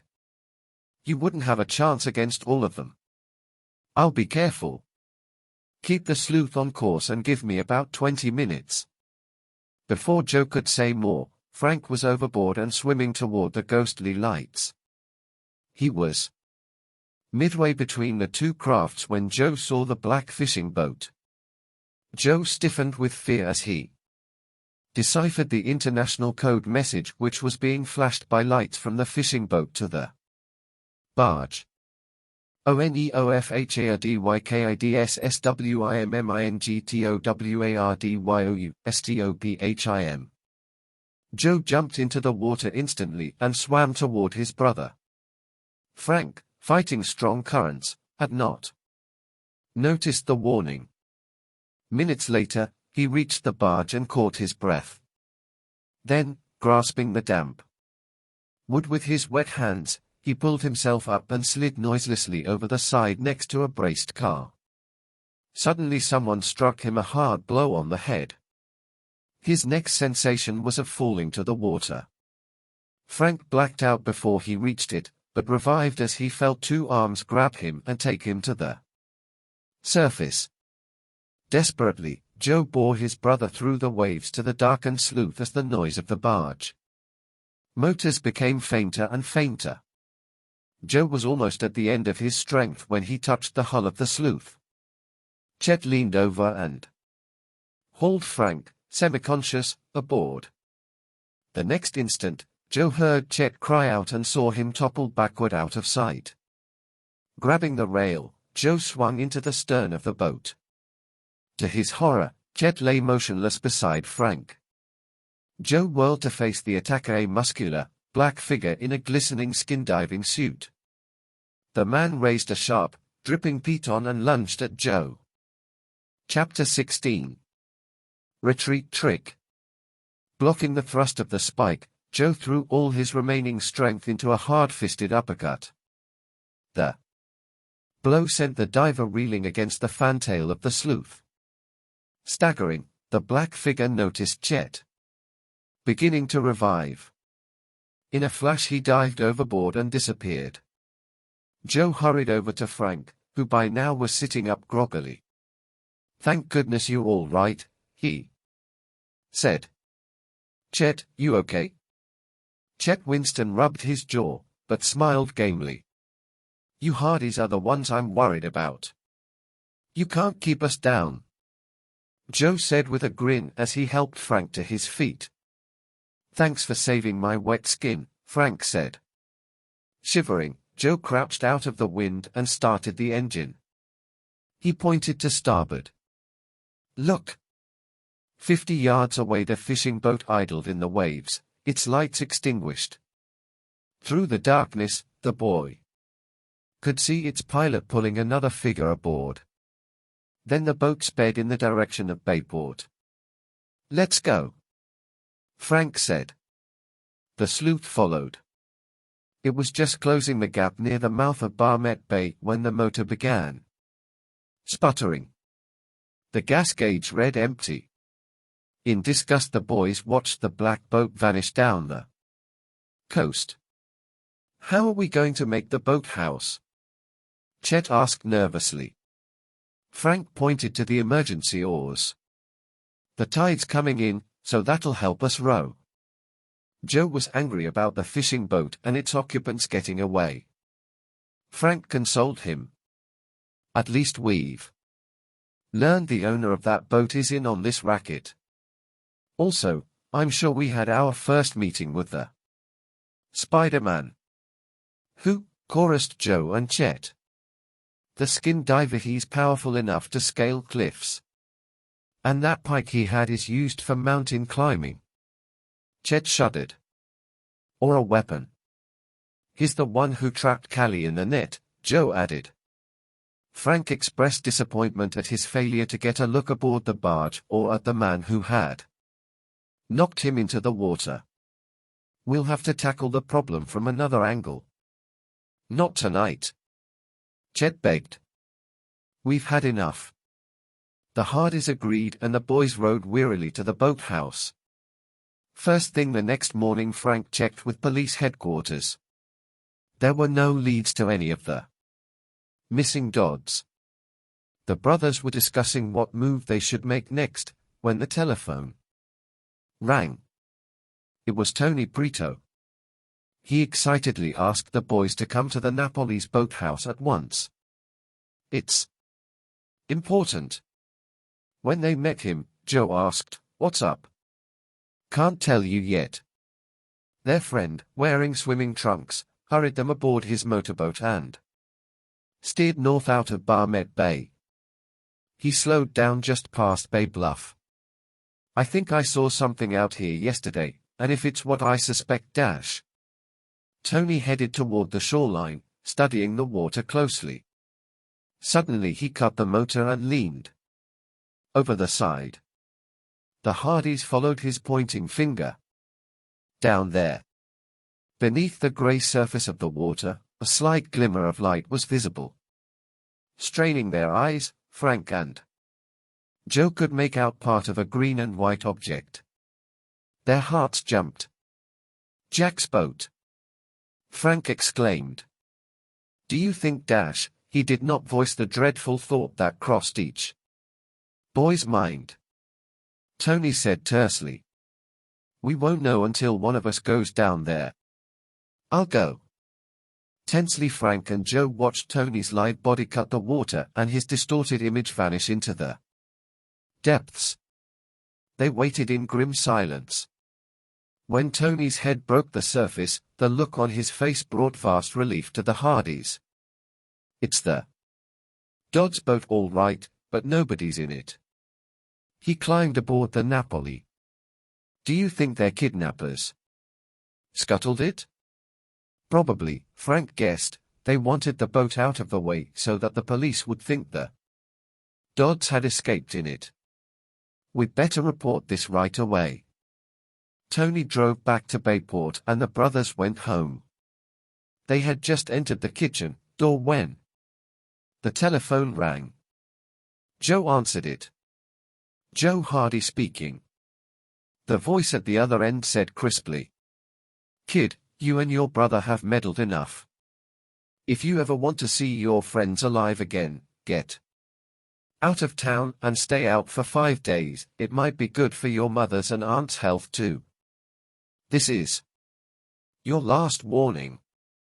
And be sure to take a look out your front window before leaving." When Joe heard the receiver click, he hung up and told Frank of the threat. "It was Slagel, I'm sure." The brothers ran to the front windows. Between two trees along their quiet street, a black sedan was parked. Two strangers sat silently in the front seat watching the Hardy house. Joe was upset.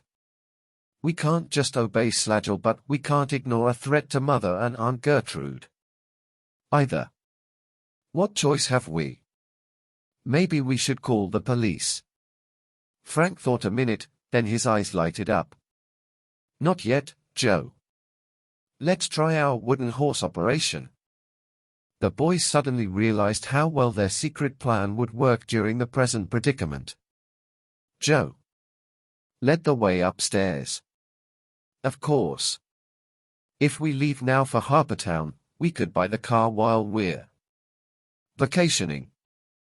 And then he grinned, gallop into Troy." The boys brought down suitcases from the attic and packed them hastily. While Frank changed into Bermuda shorts and a light jacket, Joe opened a closet and brought out a fishing rod, surfboard, and a mattress. "We may as well make it look good." Frank was sober. "We'll have to let Mother and Aunt Gertrude know why we're leaving, but I hate to worry them. We'll have to tell them for their own safety. Besides, it's the best reason we've had for a vacation in a long while." 20 minutes later, their bags and gear at the foot of the stairs, the brothers went into the kitchen and told the two women of the threat. "But we'll be able to return to Bayport in less than a week," Joe added. We'll phone you as often as we can, Frank assured them. It will be the only way for us to know you're both safe.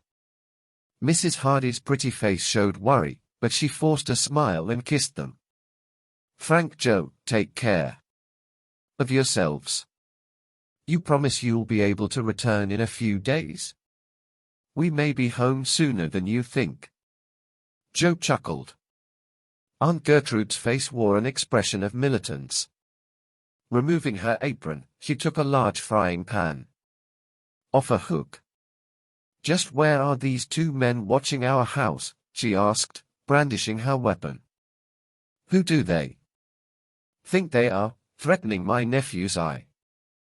It took Laura Hardy's help to restrain their courageous relative from marching outside. Finally she replaced the frying pan. Auntie, said Frank, this isn't really a Hardy retreat. It's sort of a strategic withdrawal. The boys made 2 quick telephone calls, one to Chet, and the other to telegraph their father. Then they took some cash which they kept in the house safe. Picking up a suitcase, Frank turned to Miss Hardy. Auntie, you and Mother can help by showing a lot of emotion out at the car. We want to impress those men. The 2 women did their part. When the boys had loaded all their luggage and vacation equipment into their father's car, Mrs. Hardy embraced them fervently. Aunt Gertrude's eyes were red as from weeping. In each hand she held a concealed onion. From their car, the 2 men watched the well-staged scene. Amidst much waving, Frank and Joe pulled down the driveway and drove up the street. The black sedan moved out and followed. When the boys reached the highway beyond the city limits, Joe glanced back at the car following. Next stop Harpertown, he said. Then the wooden horse. Chapter 17. The wooden horse. Frank kept the car at a leisurely speed. In the rearview mirror he and Joe could see the black sedan 50 yards behind them. If we go any faster, said Frank, those men will think we're trying to shake them. I want them to keep thinking we're just going on a vacation. Using Route 10 and then the state highway, the Hardys rolled along toward their destination. They had 10 miles to go when Joe murmured, "They're still trailing us."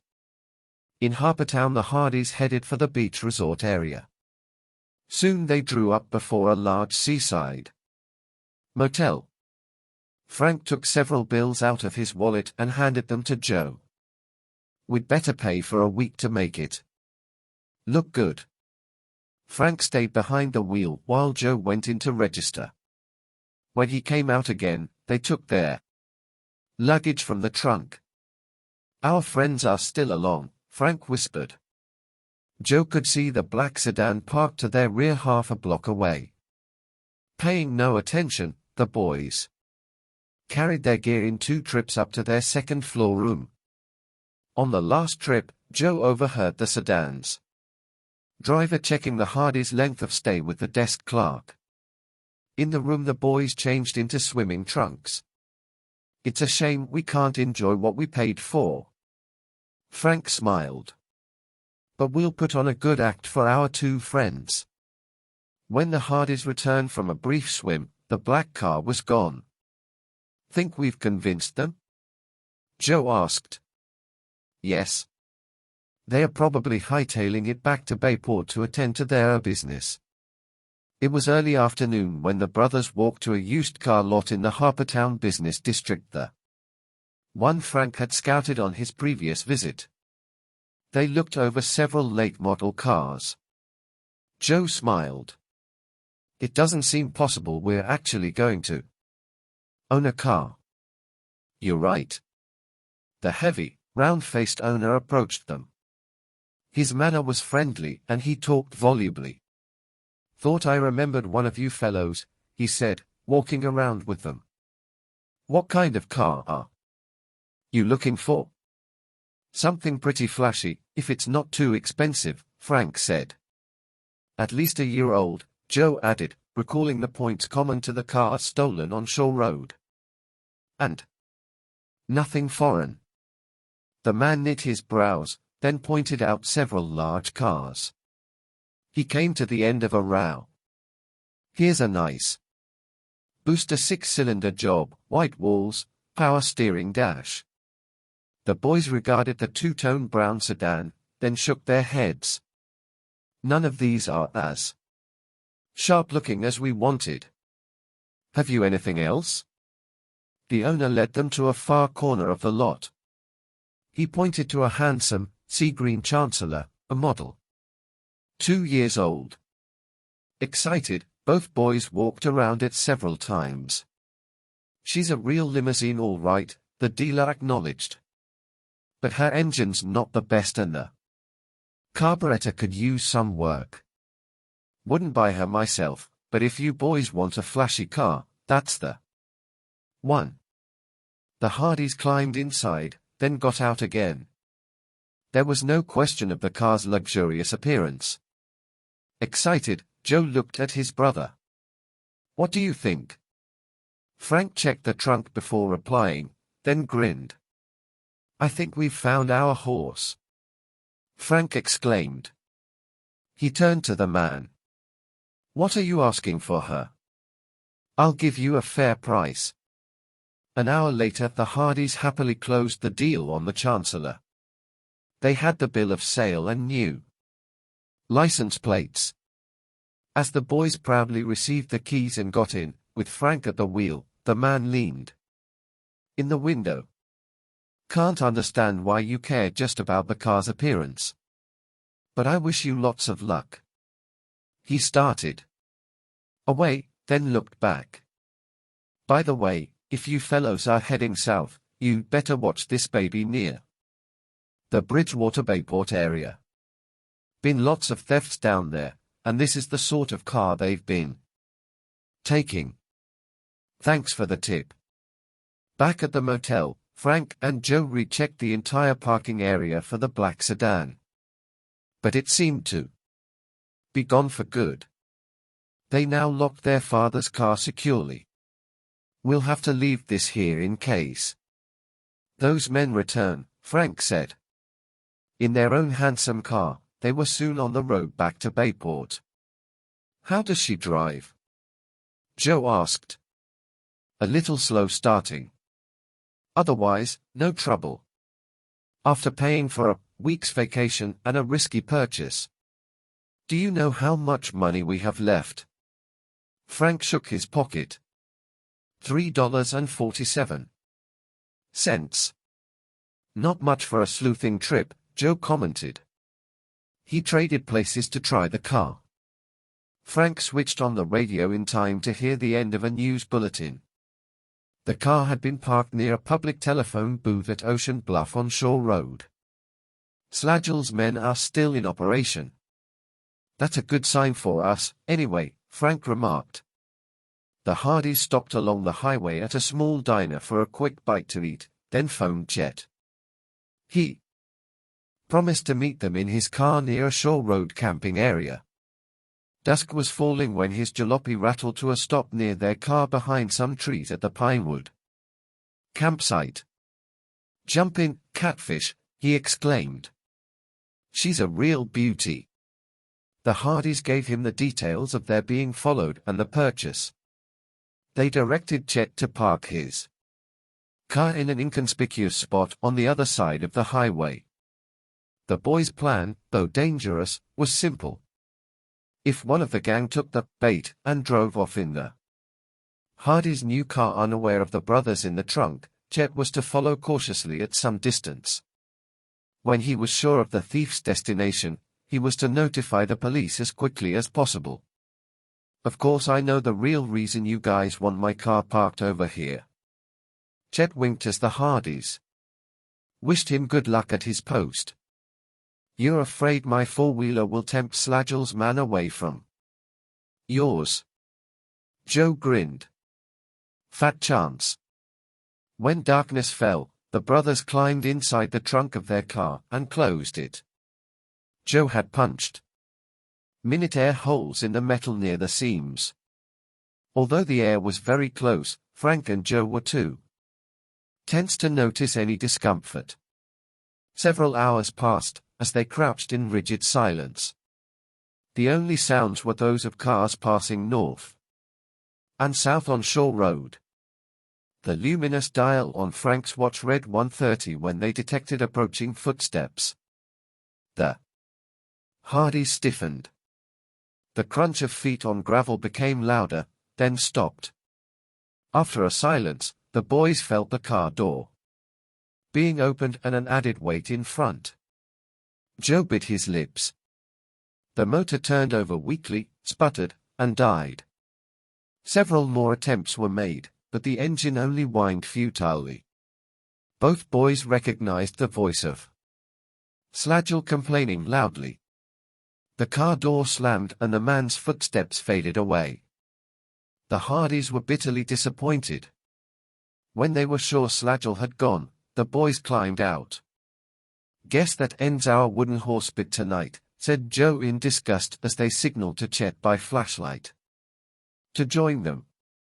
"What a bad break," their friend said. "Can we try again tomorrow night?" "You bet," Frank answered. "Next time this car won't fail us. By the way, can we borrow a little money from you to tide us over?" "Sure thing, but I only have $10. Tired and stiff, the Hardys primed the motor and reluctantly it started. They bid good night to Chet and drove back to their motel in Harpertown. In the morning they had breakfast and attended church. The Hardys spent the balance of the day working on the car engine. Periodically they listened to radio newscasts, but there was no report of thefts. After supper the brothers set out once more. "Cross your fingers and hope this car will be stolen," Frank said as they left Harpertown. The three boys had decided upon another spot for their mission near a deserted fishing area on Shore Road somewhat south of the place used the previous evening. Chet arrived and took up his position in the dark woods. This time Joe had placed an air mattress on the floor of the trunk and each carried a flashlight. As the Hardys climbed in, threatening storm clouds blotted the night sky. They snapped down the lid. Again the brothers imposed a rigid silence upon themselves. Few cars came by, and only the faint sound of the sea reached their ears during the slowly passing hours. Once Frank and Joe heard the voices of two night fishermen on their way down to the beach. Then it was still again. A boat whistle tooted mournfully from far out on the bay. Another hour dragged by.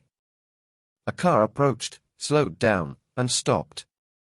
Then a door opened and shut quietly before heavy footsteps came toward the hidden boys. After a pause, Frank and Joe heard the front door of their own car close. They waited in an agony of suspense. Would the boys plan to capture the thieves' work? The engine roared to life. In a moment the boys' car was being backed up. Then it spun around and headed south on Shore Road.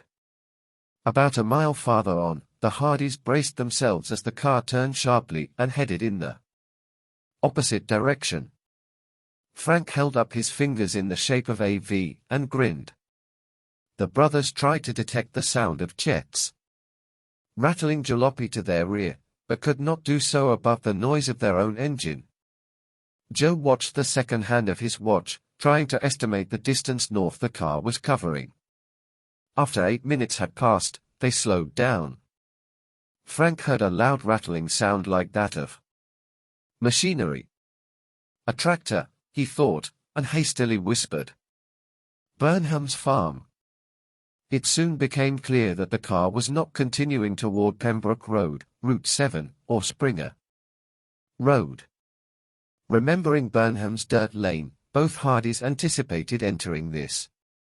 But instead, the car slowed almost to a stop, then veered sharply to the left and began to bounce up and down, apparently going over bumpy terrain. At one point, Joe grimaced as his head struck the trunk lid. After a time the car hit a short, smooth stretch, then went downhill before the driver stopped and let the motor idle. The Hardys heard a man say, "Okay," in the gully. The boys were thrown forward as the car resumed its descent, and the roar of the ocean became louder. Their next sensation was of a soft, smooth surface before the car came to a halt. The engine was shut off. "Nice work, Ben. She's a pretty one. Where'd you pick her up?" "About 5 miles south, a real cinch." "Anything valuable in the trunk?" "Don't know. Didn't have time to check." "Let's take a look." A sinking feeling came over the Hardy boys. Holding their breaths, they clenched their flashlights. The key was inserted into the lock of the trunk. Chapter 18. Prisoner Rescue. Frank and Joe crouched in the trunk, poised to defend themselves. At that moment there came a call from a distance, then the scrape of the key being withdrawn. "We'd better go," said one of the men. After their footsteps had faded, all was silent. "Let's get out of here before they come back," Frank whispered. Raising the lid, the brothers climbed out and found themselves in darkness. They stood on the beach. "This is where that black fishing boat docks," Joe whispered. "It's anchored out in the cove now." As the boys watched it, Frank said, "We cased this inlet from the Sleuth and didn't see anything suspicious." The brothers crouched behind upjutting rocks and beamed their lights upward. There was a short gully from the beach to the grassy slope. "Look!" Frank hissed. Pegged into the soil near the foot of the slope was the end of a long stretch of thick netting. "It must go to the top," he said. "That's how they get the stolen cars down. The net would give the cars traction." Slagle's army hitch probably taught him this type of operation. Frank reasoned that the bumpy part of the boys' trunk ride had been through Burnham's unplanted field to its far end. To cover tire tracks of stolen cars pronto, he added, the thieves had Burnham use his tractor and disc harrow over the ground. That explains his night farming. Next, the thieves crossed shore, rode for the descent, and Burnham brushed away any tire tracks across the road. Joe nodded. The same truck must transport cars at night to Kitchers before shipping them south of here, probably to New York. But that junk we saw put onto the barge puzzles me. Perhaps, Frank suggested, Kitcher was moving it to make room for Slagle's booty. "Let's find out where those men who brought us here went," Joe urged. Hugging the cliff base, the brothers proceeded in darkness along the beach. Presently they came to the mouth of a tunnel covered with hanging rockweed. "No wonder we didn't know about this place," Joe whispered. The boys noticed a strange odor of explosive powder and several dead bats. "Dynamite," said Frank. "It was probably what killed the bats. We found one of them managed to fly as far as Oceanside Beach, the other died when it reached the Dot Farm. Slagle's gang must have enlarged this place to be used as headquarters." A large rock just beyond the entrance apparently stood ready to be rolled into position as extra concealment for the mouth of the tunnel. The boys, their eyes still on the launch, moved farther along the base of the sheer rock cliff hunting for additional evidence. Joe's eyes suddenly narrowed as he saw some mossy vegetation near a cluster of rocky projections. Wading out, he halted and, covering the beam of his flash with his hands, held the light directly over the moss.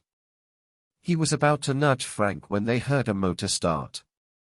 Joe put out his light. The black fishing boat, a lighted lamp in the stern, began to move to the dock. "Quick! Behind these rocks!" Frank urged his brother. The boys crouched as the boat glided in. After the craft was moored, two men jumped from it and walked toward the tunnel entrance. One was the belligerent fisherman. The other, in a black skin diving suit, they recognized as the man who had attacked them in the Sleuth. When the two disappeared through the rockweed, the Hardys followed them up the passageway. 100 feet in, cold air carried the smell of fresh paint, and presently they began passing newly painted cars. As the Hardys proceeded, with flashlights off, each boy had the same thoughts. Were they about to solve the mystery of the stolen cars? Was Chet safely on his way to the police? Would the next few minutes lead them to the three Dodds? Suddenly Frank detected footsteps to their rear. He grabbed Joe's shoulder and they threw themselves flat against the wall, holding their breath so as not to make a sound. The steps came abreast of them. Slagel. Fortunately, his light beam kept to the center of the tunnel and he soon passed ahead. As Joe breathed out again, he said, "That was close." "Too close," Frank murmured. Walking forward even more cautiously, the Hardys rounded a bend and sidestepped a pile of broken shale. At several places the passageway was roof-beamed against cave-ins. Chipped-out hollows in the walls held automobile tools and rifles. The tunnel came to an end in a large chamber, dimly lighted. Frank and Joe slipped into a narrow side passage, where Frank spotted a small, natural peephole in the wall. He peered into the room. Against the opposite wall 3 men lounged on boxes near a row of cots. One of them stopped reading a newspaper aloud. Next to them stood several glistening machine guns, an oddly designed mortar, and numerous stacks of lighter shoulder weapons. They must be the foreign arms Mel Lyman is trading with Slagel in return for the cars, Joe thought as he took a turn at the peephole. Suddenly the high-pitched whine of a sanding machine caught the boys' ears and they saw a workman in a spotted white jacket start removing paint from a large, new sedan. Near him another man was spraying a car with green paint. Their appearance evoked Frank's excitement. He thought, "That cinches it, those battered-looking cars on the barge were stolen. Instead of just repainting them to look new, Mel Lyman has the color changed. And then has the cars made to look worthless without really damaging them, so he can fool the local police. No doubt he spruces them up again when they reach New York." 2 cars along a side wall caught Joe's attention. He recognized the model and year of one as being similar to Jerry Gilroy's stolen car. But this one looks really beat up. The car was severely corroded by fire and rust. Anyway, Joe decided, this explains why brand new cars weren't stolen. It's easier to damage a used car. But why do all this disguising? Mel Lyman must think it's worthwhile. There's something more to this whole deal than we've figured out yet. Maybe the cars will be sold in a distant foreign market. Slagel stood in the center of the cavern conversing with the skin diver. When the sanding machine was turned off, the boys heard Slagel refer to him as Reb. They also detected garbled voices below them but had no view of the speakers. Having seen everything close at hand, the young detectives turned to the more important concern of trying to find the Dodds. Silently they moved off down the narrower side tunnel, holding their arms. Before them, Frank and Joe found the passage widened only slightly, then ended at a blank rock wall. Frank switched on his flashlight for a moment and almost cried out. Bound and gagged only inches from his foot lay Professor Martin Dodd. The man's face showed astonishment and relief as Frank put a finger to his lips, then dropped down to untie the professor. At the same time, Frank felt a nudge from Joe, who pointed. Against a side wall lay Jack Dodd and his father. The boys rushed over to unbind them and remove the gags. Both looked thin and haggard from their ordeal, but their faces lit up as the Hardys helped them stand. "But how?" Jack whispered. Joe cut him off and murmured in his ear, "Chet should be on his way here with the police by now. Let's get outside before the fireworks begin." "Is there another exit besides the main tunnel?" "I'm afraid not." "We'll have to chance it then," Joe said. Mr. Dodd stumbled with his first step, his limbs weak from the tight ropes. He muffled a cough as he took a few steps to regain his strength. Then he nodded that he would be all right. The Hardys switched off their flashlights. Martin Dodd and Frank led the way out, followed by Jack and his father. Joe took the rear. They were halfway down the side passage when the glare of 4 flashlights almost blinded them. An affected voice rang out. "Why, my friends, the Hardy boys. And here I had thought you weren't interested in taking my confidential easel." Mel Lyman. Chapter 19. Hopeless escape. Confronted by a submachine gun barrel, the Hardys and the Dodds were strong-armed by a dozen henchmen behind Mel Lyman and shoved into the main cavern. The prisoners' hands were quickly tied while 2 thugs trained guns on them. "A pity," Mel Lyman began, "that you should work such a splendid plan and have it all come to nothing. Your unexpected visit, I am afraid, causes us a certain inconvenience." His eyes glittered. Slagel thrust himself in front of Frank and Joe and flashed the blade out of his cane. "You little punks. You've caused us more trouble than all the cops in the area. For 2 cents I dash."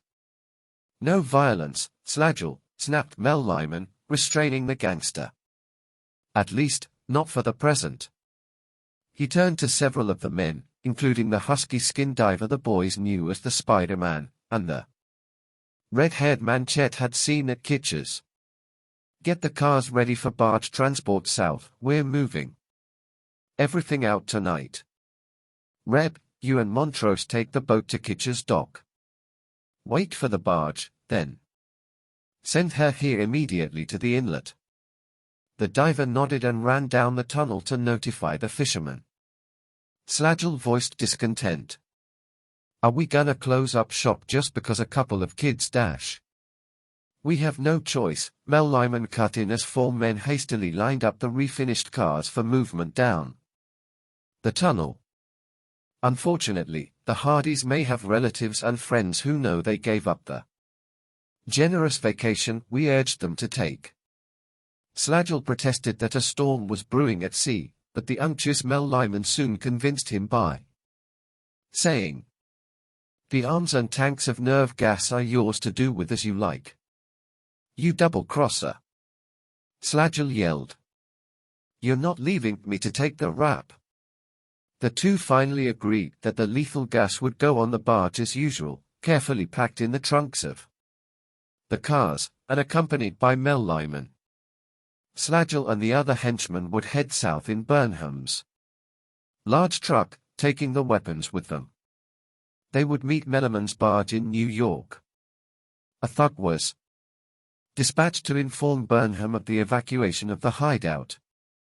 While Slagel and Mel Lyman stood with 2 guards near the prisoners, 3 men worked quickly on one of the unfinished cars near the paint rack, removing 2 door windows, sanding down the hood, and replacing its new tires with old ones.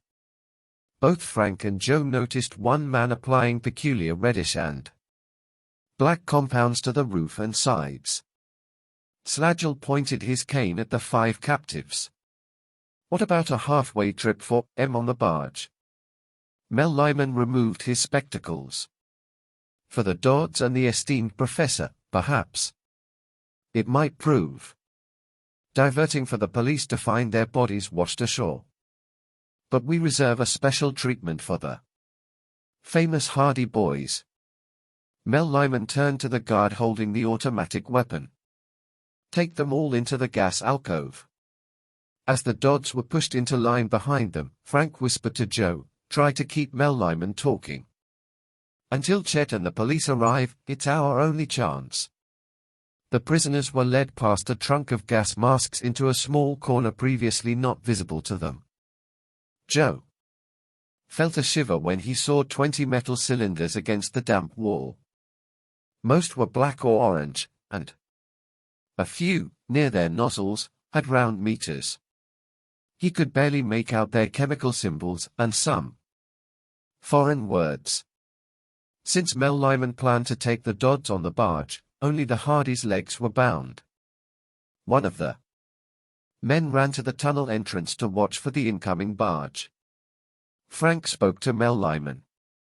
"Maybe you won't mind telling us why you framed the Dodds." "Not at all." The man smiled. "We noticed the boy Jack often snooping along the coast around here. We couldn't afford to have him find our setup. So you had your Spider-Man sabotage his boat off Oceanside Beach?" Joe asked. "Yes. Unfortunately, it didn't prove successful. Since your friends live on Shore Road, we conveniently made them suspects and, shall we say, arranged for them to jump bail. Immediately the Hardys realized that the gang had not known of the Dodd Pilgrim mystery when they captured the farmer and his son. They were surprised, therefore, when Jack said, "I never got a chance to tell you fellows my ideas about the treasure clue. I had looked inland and thought I'd search along the coast." He frowned. "Guess I was wrong." Frank was about to suggest that Jack say no more, when Mel Lyman interrupted. "Oh, yes, my friends, and I first learned about this treasure when the Dodds came here as our guests." Jack was rather heated about our understanding of his coast prowling and let it slip out. But since then, both he and his father have been uncooperative in sharing their family secret with us.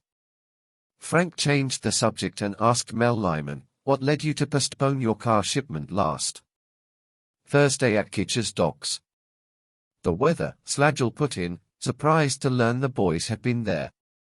"Yes," Mel Lyman said. "I conceived our ingenious car disguises, although my partner here has helped considerably with his knowledge of camouflage.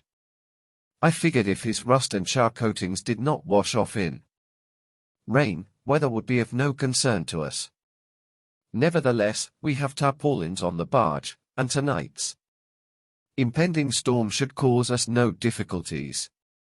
And the fisherman was a lookout along the coast for parked cars just as Slagel was on his trips up and down Shore Road? Joe asked. "Exactly.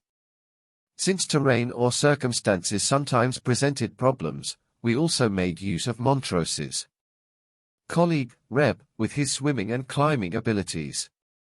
And that's where the lamp signals from the fishing boat figured." "Yes." During daylight, Montrose signaled tips to Slagel by his anchoring at various places offshore. As for the lamps, they made the boat easily identifiable at night. Mel Lyman grinned mockingly. "You recall the signals before Paul Revere's ride? One light if an attack was coming by land, two if by sea. When Slagel saw two flashes, he knew Reb had spotted the police or you boys on the water and stopped bringing any stolen cars down the hillside. Our Spider-Man was a good go-between." "That's right," said Slagel. "And I left the brown paint flecks and car tracks to fool the police.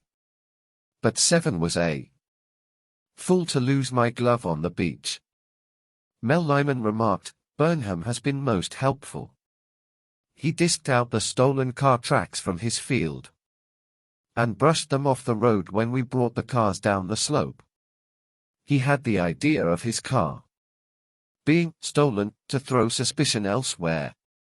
Burnham had already told us of this tunnel and cave, which were ideal for a smuggling operation.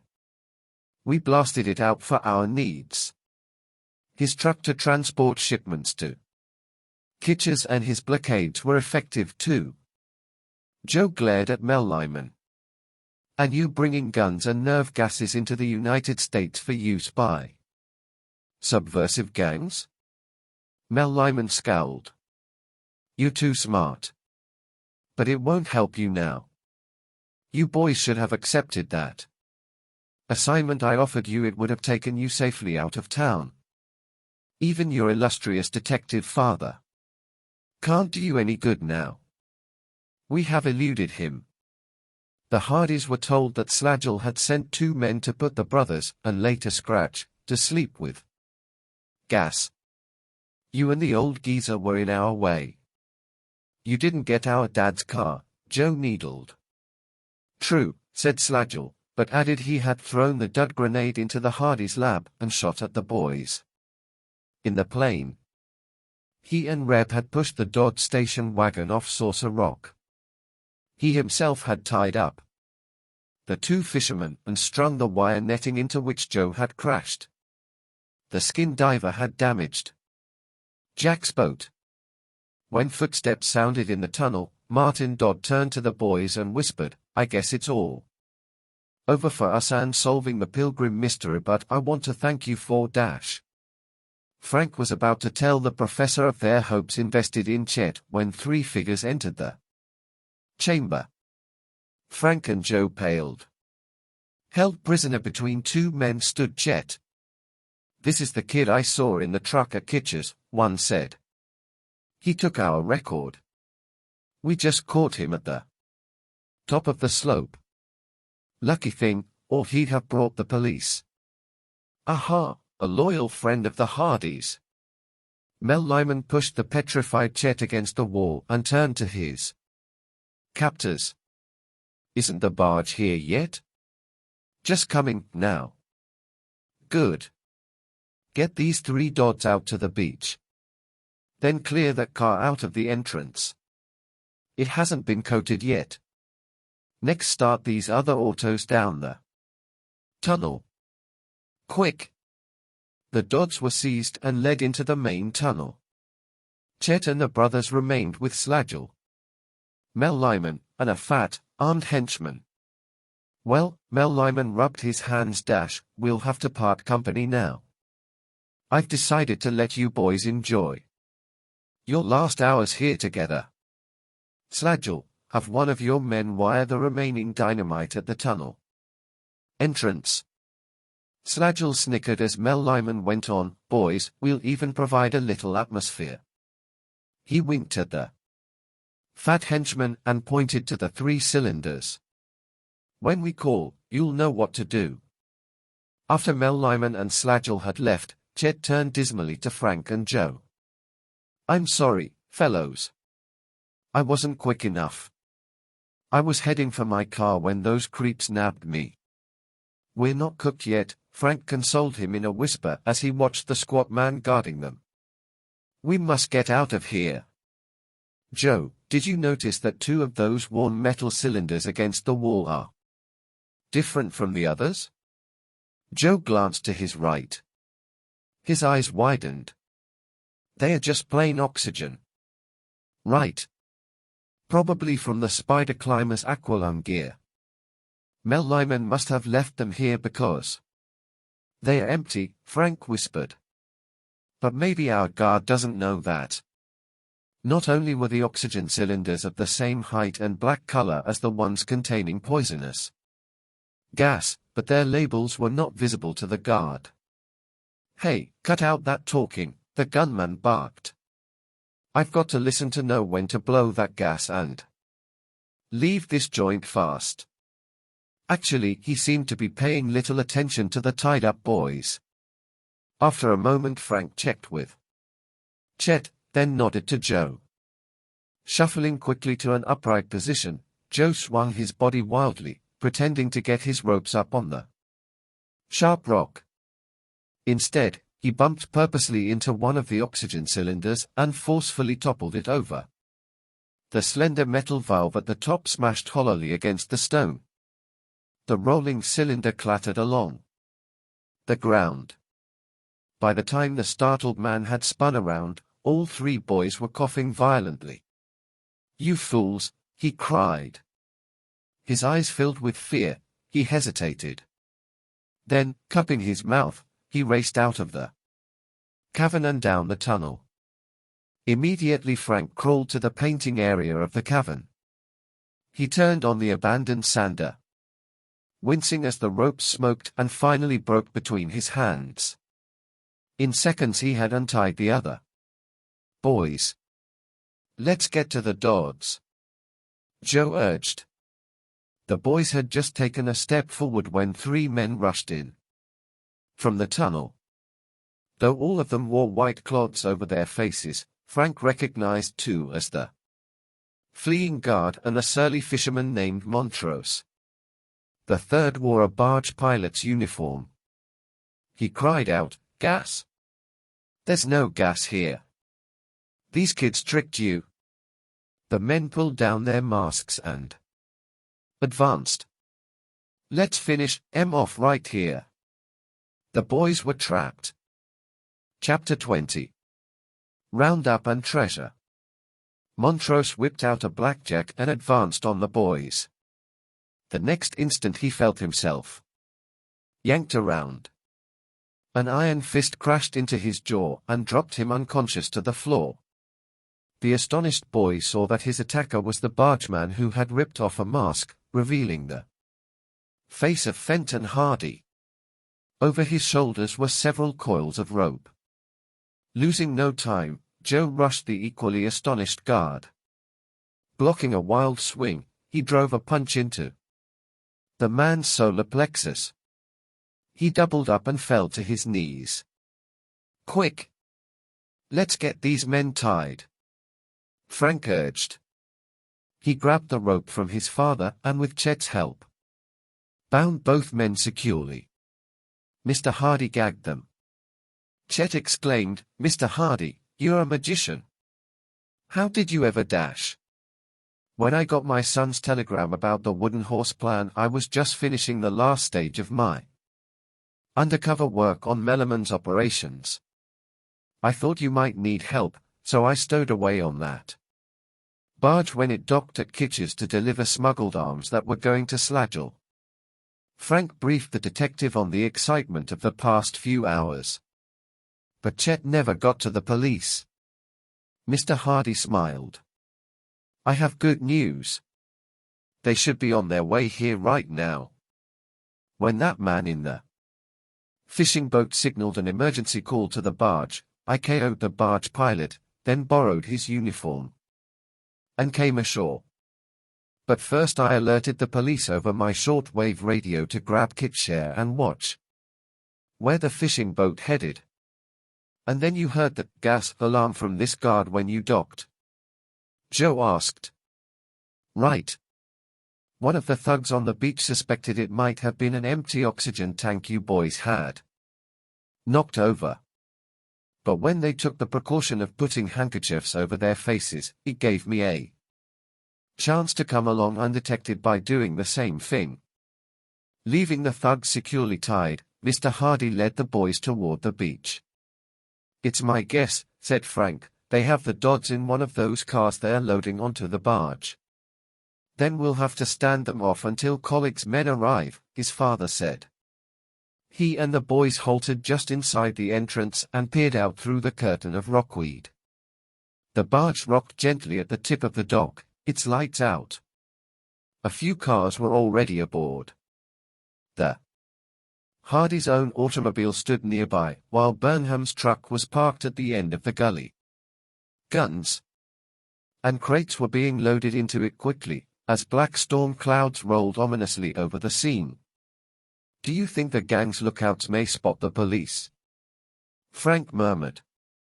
"Could be," his father whispered. "How many routes are there off this beach?" "Just one, that gully over there," Chet answered. "It connects with the grassy slope to the top of the cliff." A short time later the barge was fully loaded. A man began untying its mooring rope. Mr. Hardy fastened his handkerchief over his face. "I'm going to draw some of them into the tunnel." Think you boys can cause them a little trouble out there on the beach? I'll handle the gully, Joe whispered. Chet and I will watch the barge, Frank offered. When the boys had backed against the rock wall near the tunnel, the detective ran toward the barge and gave a muffled shout. Hey, quick, some of you guys give me a hand with these kids in here. At once several footsteps pounded down the ramp onto the dock. Mr. Hardy dashed back into the tunnel. In a moment 4 men raced in after him. At once Frank, Joe, and Chet sprang into action. Joe ran toward Burnham's truck, which was guarded by 2 men. After landing a stunning punch to one thief's jaw, he blocked the other with an upturned crate. Like lightning, Joe leaped to the right front tire and drove his pocket knife deep into the thick rubber until it collapsed. Yanking out the knife, Joe bounded into the gully. Meanwhile, Frank and Chet were sprinting to the barge ramp. As Frank glanced back, he saw Chet trip and the stocky figure of Burnham rushing to tackle him. Chet threw him off, however, and Frank rushed onto the ramp. 2 men on the barge charged him. Sidestepping the larger thug, Frank recognized the second man as Montrose. The boatman raised a tire iron, but got no further as Frank's head rammed into his midriff. With a groan, Montrose toppled backward onto the dock. The next second Frank felt a sharp blow on his shoulder and the 2 strong arms of Slagel dragged him out to the beach. Slagel thrashed at Frank with his cane and the 2 rolled over and over in the wet sand. Suddenly the sound of wailing sirens put an end to the struggle. Slagel leaped up and bolted toward the tunnel. At the same time came a shout. Cops! Dazed, Frank staggered to his feet in time to see 4 men climb into the brothers' car and race it into the gully. Searchlights flashed on the beach and policemen swarmed down the grass slope. Just then a figure darted past Frank onto the barge. Mel Lyman. Before Frank was halfway up the ramp, Mel Lyman had kicked out the tire braces of one of the cars and rolled the car over the edge into the water. For an instant Frank wondered why. Then he thought, the Dodds must be inside. Mel Lyman now leaped aboard the adjacent fishing boat. By this time Frank was in the water swimming in the direction of the sinking vehicle. When he reached it, Frank could see the 3 helpless Dodds within. The water was rising rapidly. Frank pulled on a door, but the pressure against it was too great. Hold on, he yelled. Fortunately, 2 policemen had followed Frank. Together, they pulled the door open, yanked the Dodds out, and bore them safely through the rising waves to the beach. Chief Collick rushed up. Are you all okay? Fine, thanks, sir, Jack gasped as he was cut loose. His father and uncle, having swallowed some water, coughed violently but soon were able to stand up. The crooks escaped in our car, Frank exclaimed, starting toward the gully. Collick stopped him. Your brother pulled a fast one on them. He waited at the top of the cliff until they were halfway up the slope, then unfastened the netting. As it slid down, they couldn't move, and our men caught them. Your dad, after tunneling up half the gang, also took care of this fellow with the cane. He was still out cold when we handcuffed him. Just then Joe ran up, his face flushed with excitement and relief at the Dodds' rescue. When Mr. Hardy joined the group, the others learned that Mel Lyman had not escaped in the fishing boat. Apparently he couldn't get it started. And why not? Asked a familiar voice with a proud ring in it. Chet. Soaked to the skin, Chet added, a knowledge of botany goes a long way, especially in learning to knot seaweed into a boat propeller. By now, Slagel, Mel Lyman, and the rest of the prisoners had been led away to police cars on the cliff. Above, only Colleague and another officer remained on the beach with the Hardys and Dodds. The tide was rolling in now, and jagged streaks of lightning could be seen. "How can we ever thank you Hardys and Chet enough?" Mr. Dodd said. Colleague added, "You boys will be receiving a handsome reward for your work." Joe's eyes glistened. "I think there's another case we're going to solve tonight, the Pilgrim mystery." He sloshed through the surf which had almost covered the beach. Chet, Frank, and the Dodds joined Joe as he pointed to some leaves along the cliff. Puzzled, Mr. Hardy and Colleague watched from the remaining strip of dry sand. "I noticed this algae earlier tonight, and if I'm not wrong, it matches the leaf in the Pilgrim message," Joe declared. "You're right," Jack exclaimed. "But the message seems to indicate a place on land." "Maybe we've been on the wrong track," said Frank. "Professor Dodd, can you remember the last words of the clue?" The tall professor knew them by heart. "Crash of countless breaking black dash. Billows. Not willows," Joe finished. "Waves would break in a hurricane as well as trees." "Joe," the professor cried excitedly. "My calculations on the position of Venus, which is now obscured by clouds, had led me to this area of the coast a short time before I was seized by Slagell's men." Chet pulled a soaked book from his pocket. "That growth is Chondrus crispus Irish moss," Frank exclaimed. "It was several hundred years ago when the Pilgrim family perished. Since that time, this coastline may have fallen several feet and water may now cover the location of their shelter. Then there may be a cave in the slope near where we're standing." Jack cried out. Another streak of lightning could be seen in the distance and the waves were rising over the moss-covered rock. "Let's look before the storm gets here," Joe urged. With flashlights turned on the scene by the men, the four boys kicked off their shoes, stripped to their shorts, and dived in. Suddenly Frank came up and shouted, "I see something." Chet, Jack, and Joe swam over to him. Then all four vanished beneath a rough wave. 20 seconds later they surfaced, holding a heavy object. Treading water, they maneuvered the object to the beach.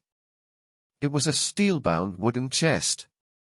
Excitedly they set it down in the sand beyond the incoming tide, as the rest of the group rushed up. The metal had rusted almost to powder, and several holes gaped through the rotting wood.